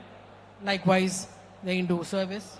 So identifying those areas where it's possible, like the HR guy into finance, finance guy into HR. So those things can be done so that we retain the talent within the company. Yes, the brands have a leverage where they can go to other units as a task force, learn or give their whatever the person has learned can go into the shoes when there's a vacancy, before they fill up, they go into as a task force and do that. So that it's a different environment. And to the point, Yeah. because So they really clapped very well. Yeah. So I would see any attrition is attributed to HR, right? So I would say, like, there are different people who are responsible for this, right? First is the candidate itself. Like you have to be well aware about the company and the job you are applying for. And the HR process has to be seamless to selection process, I mean to say. And then your induction and training should be seamless. So once it is done, then the employees, whatever the KRAs, whatever is the deliverables, and then what is the benefit structure and all, that has to be properly explained. That creates an engagement for them. And then the managers, like generally we say that the people leave, they don't leave company, they leave the manager, right? So how do you prepare your teams? How do you prepare your departmental heads to handle the new employees and adopt to this work and also take care of their aspirations, right? And yes, at the same time, there's a responsibility of HR and the training departments to see that this employee is, inducted properly and he's been learning things, and is there any challenges? And there should be some platform where the employee has the platform to come and say, express himself, what he's feeling about, good, bad about it, so that there will be a corrective action, and then we can make efforts to retire. Okay? Having said that, then it comes to the definitely the organization culture. That is grossly the companies, like it is a set of belief system that management and the top leadership and all. Their values and all. That Yes. Yes. Okay. So, and most important thing for HR departments, what I say, you capture the exit interviews and make the assessment of that. It's not just a formality, it is a very good input for the HRs to understand what are the triggers why the employees is leaving, and that you have to do after the full and final settlement is done, not before that. Then you will get a very genuine feedback about the company, about the job, about the manager, whatever they feel good and bad. That becomes a very good input for the department to work out, and also if required to talk to the management where the areas we are lacking and all that. These are very practical insights that I have. Thank you. Thank you. Yeah, Mr. Paul. Retention. See, I feel retention is the reflection of recruitment. See, why people leave, when we are recruiting, we give a lot of promises. We'll give them an individual development plans, growth plans. We'll show them the rosy picture. After 1 year or 2 years, you will become that. So, when we promise as a HR, definitely we should stick to that. We should give them all the chances or opportunities for them to prove. So according to me, what now the new generation or any employee expects, good package, good facilities, basics only they ask. So definitely a company definitely should understand and provide that. What I feel is doing a lot of wellness programs for them, giving some medical camps or insurance facilities, retention bonus. So I've started a policy when I was in North India. So any employee joins, we used to show in the CTC as a retention bonus. So once he completes 18 months, he is eligible certain decent amount. So obviously that will be motivation or an attraction for him to stay at least 18 months in a company, looking forward for that good decent amount after once he completes his 2 years or to 1.5 years service of it. So these are the basics we have to definitely, we should ensure to make it a point to retain the employee.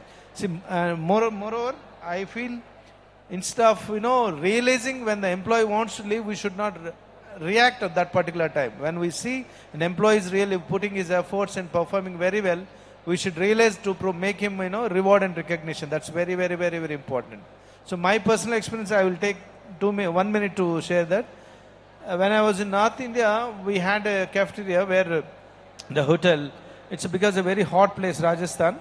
So we used to, have a lot of, kind of suffocation when we go to the cafeteria during lunchtime and all. Even the chefs used to struggle. So I've done certain, kind of food festival, and we invited the owner of the company, and we definitely made him understand what is the difficulty there. The moment he understand the problem, he allowed me to renovate the cafeteria. You won't believe that cafeteria has become one of the restaurants of the hotel. Complete AC, air conditioned, complete, the decor is changed. So that is the way, most of the people felt very happy, and they have given, a lot of, appreciation to the HR department. So small things definitely will make a big results, and we can definitely take care of the employees for a longer service with the company and organization. I feel I'm done. Thank you. Great. Yeah, Mr. Satyam. Add to this. Attraction and retaining, these two are very important, very crucial nowadays. First thing, if you ask me, retaining team, there are simple things. It's not, people think there's a rocket science, but it's not a rocket science, but people don't focus on it. First thing, respect the team, value them. Second, develop them, train them, make them understand, get them to a next level. Third thing, work-life balance. Try and make them work probably 9.5 hours, not more than that. Eventually, the hotel industry have a bad reputation in the market. The only reason is long working hours. That's only one reason. When I was asking the students in one of my guest lecture, the reason they said is that it is too long working hours in the hotel industry, so we are migrating to other industry. That's how tomorrow in future we are going to bleed. The hotel industry without hotel management college students, we're going to bleed definitely. So that we have to attract the team, we have to ensure that our employees work productively 9.5 hours, not more than that. Once we do, then everybody automatically will come and then join the hotel industry. That's a primary focus. Second thing is, as I said, the value, respect. Third is the development. These three, if you take care, definitely yes. The work-life balance, what I am saying, if they want to leave or wanted to have a weekly off, we should not be asking why you want to take. What is the reason? How important it is for you to take a weekly off or probably a leave. They can, nowadays, they can go, they don't need not to go anywhere. They need not to travel anywhere. I am sitting at home. I am sleeping whole day. I want to date. I want to go for a movie. I want to do anything. Now this generation, if you give that, decision of taking their weekly off when they wanted to have a break, definitely we have to allow. That's how people will respect to stay back with us. Yeah, that's a brief note from my side. Great. Yes, Anuradha, you can also add some quick points. I totally agreed with my co-panelists. Only one thing I want to add is a strong welcome experience can add in, both retention and attraction for the candidates. So when we are, giving the offer letter and asking them to join, and then what comes after 1 month, the joining date comes, we are taking a joining formality, they are going to the department, induction is happening. But before they are joining, if we are giving them continuous call, if we are asking them, how are you coming to Hyderabad, do you know anyone, where you would like to stay, we provide hotel accommodation for a certain time period. So all these things makes them comfortable, and one connect happens between employee and employer both before even joining. So this personalized experience can, add on. They will promote our hotel to their friends that I am going to join Novotel and they are taking care before I have joined. So yes, a welcome experience matters a lot. And for retention and internal transfer, where we have, like, if employee is interested and our hotel is near a hometown, we always should, promote or help the employee in that thing. And apart from that, reward and recognition, employees should feel celebrated. It should not like that, oh, I have to go to hotel again. No, it should be like every day a person should have a happy feeling going to the workplace. Yeah, that's from me. Okay, great. So all of you have been great. Okay, thank you very much. And you want to ask question? Okay. So, yeah, we can take up few questions. Priyanka, can you help me? Thank you. Check. Who's the first one? I'm sorry, I'm a little late, but I had one lingering question all through my the recent past. I think for all the esteemed panelists on the dais. See, I think we are facing a challenge with the newcomers. You know, we are probably 2 decades old, and our experience of growth was totally different than what currently these boys or girls want to go through.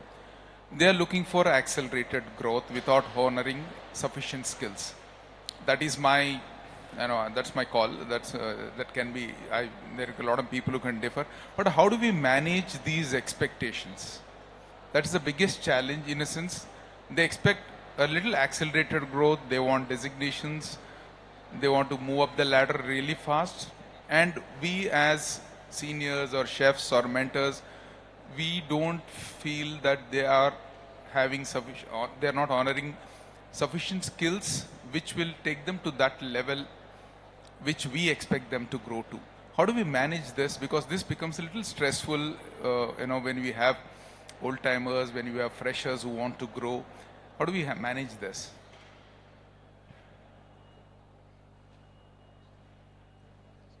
This was one of the points we discussed in initial questions. So, yeah, as you rightly said, this is one of the biggest challenge if you ask me. As I was telling that earlier, they expect promotion once in 3 years or 4 years, once upon a time. Now every year they want it. Once they complete, they're literally waiting for that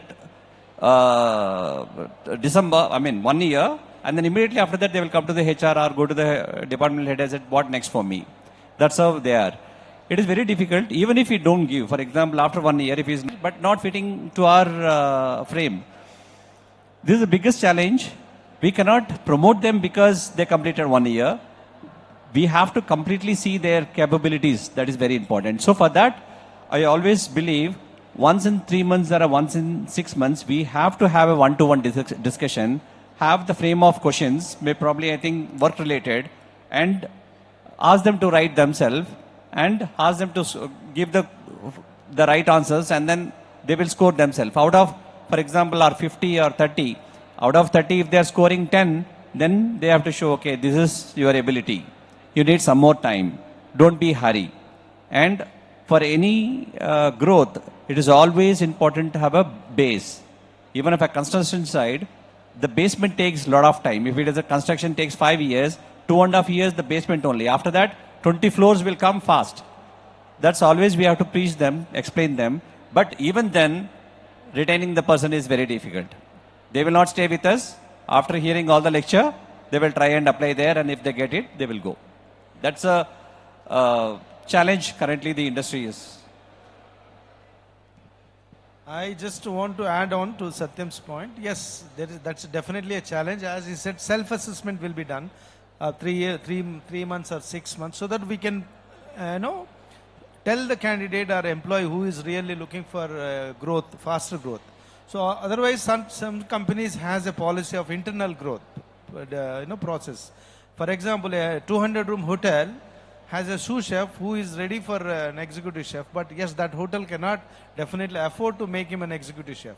Maybe they will, internally, they will think in the same group, maybe they will look for a 60-room hotel where he can be an executive chef or head chef for that hotel. In case, if he's really capable to hold that position or handle that role, definitely that can be possible. In that way, the challenges can be resolved for good candidates, good performers. Sir, Venugopal sir, one thing. There is no parity of designations across hotels and restaurants. That's the biggest challenge, a CDP in a hotel vis-a-vis a CDP or an executive chef in a restaurant. There's no parity of designation. Designation doesn't cost money, neither it costs any education, and neither it costs any training. So if hotels have some kind of an equilibrium of giving away designations, that is what the rest of the industry will follow. And that's what my take is, because we see either boys looking for the girls, or they're looking for the designations. They're not necessarily salaries, but remuneration is one point. But there is no parity in an executive chef position in restaurants or in hotels. How do we manage that? Murli, would you like to answer? I think in the same city, different companies, it is different. That also. Chef, to answer your question, there will be this parity cannot be maintained because see what happens is in a luxury hotel, a chef de partie has a better role to play than a chef de partie in a restaurant or a single standalone restaurant hotel. But what if the individual compares, saying that the standalone hotel is giving me sous chef and you're still giving me chef de partie? So it's in the individual competence. A person has to understand himself. Working for a bigger company, larger company with a brand, I'm a chef de partie, but I have a lot of learnings to learn in this brand or a larger company. If I go as a sous chef to a smaller company where my limited learning is limited and the responsibilities are more, it is an individual to understand where he stands. And for us, to make him understand that is important. Because what happens is, now I'm also coming back to your earlier question.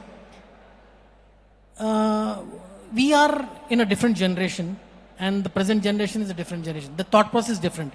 We said we struggled hard to come to the position that we are in. But they don't want to struggle. They don't want quick money, quick, everything wants them quick.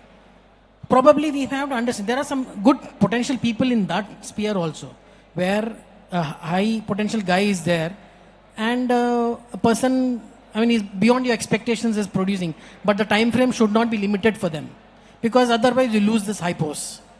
So probably we may have to somewhere get into their shoes, empathize, understand from their context. If you have a right candidate, if he fits into the position with lesser experience, from my take is we should.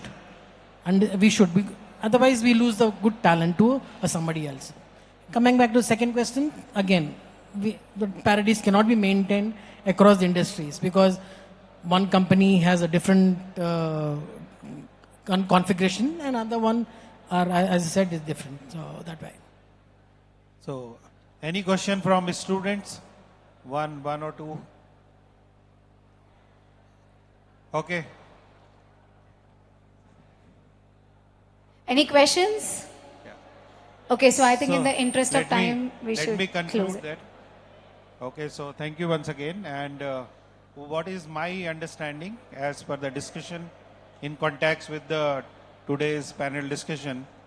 So there are two sides of the same coin. One side is the employees, where like what is happening in, I think, most of the families and in the organizations, there are 3 and 4 generations are together, right?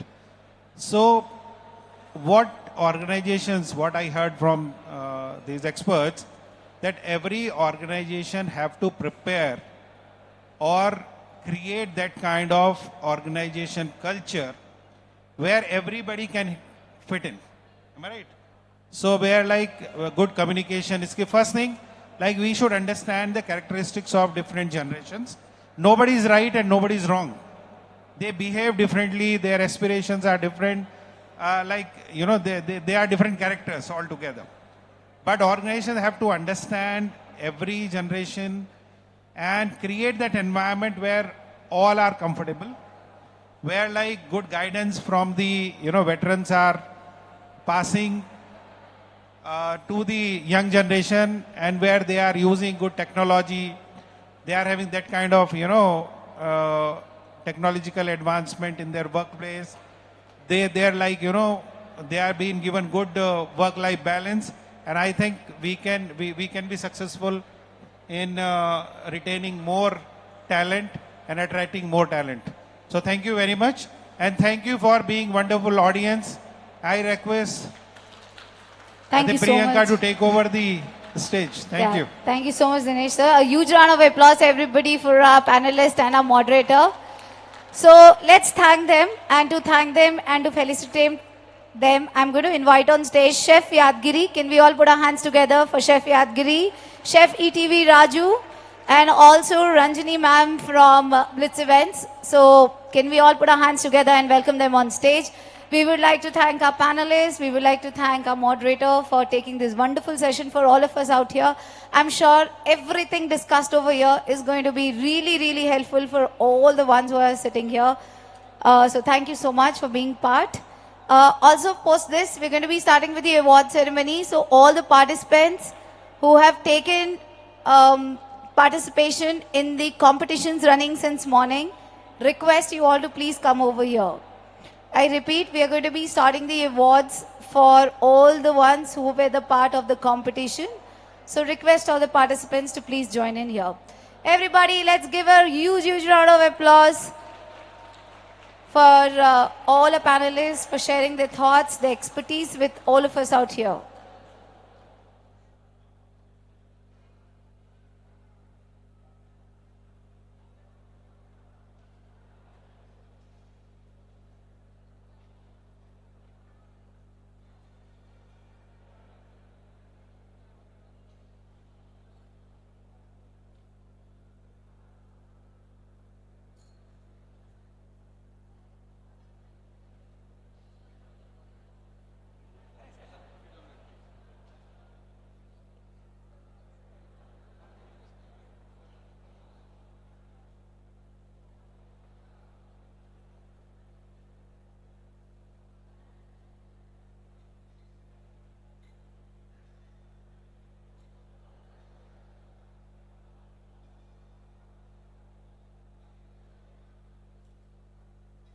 Come on, everybody, let's put our hands together.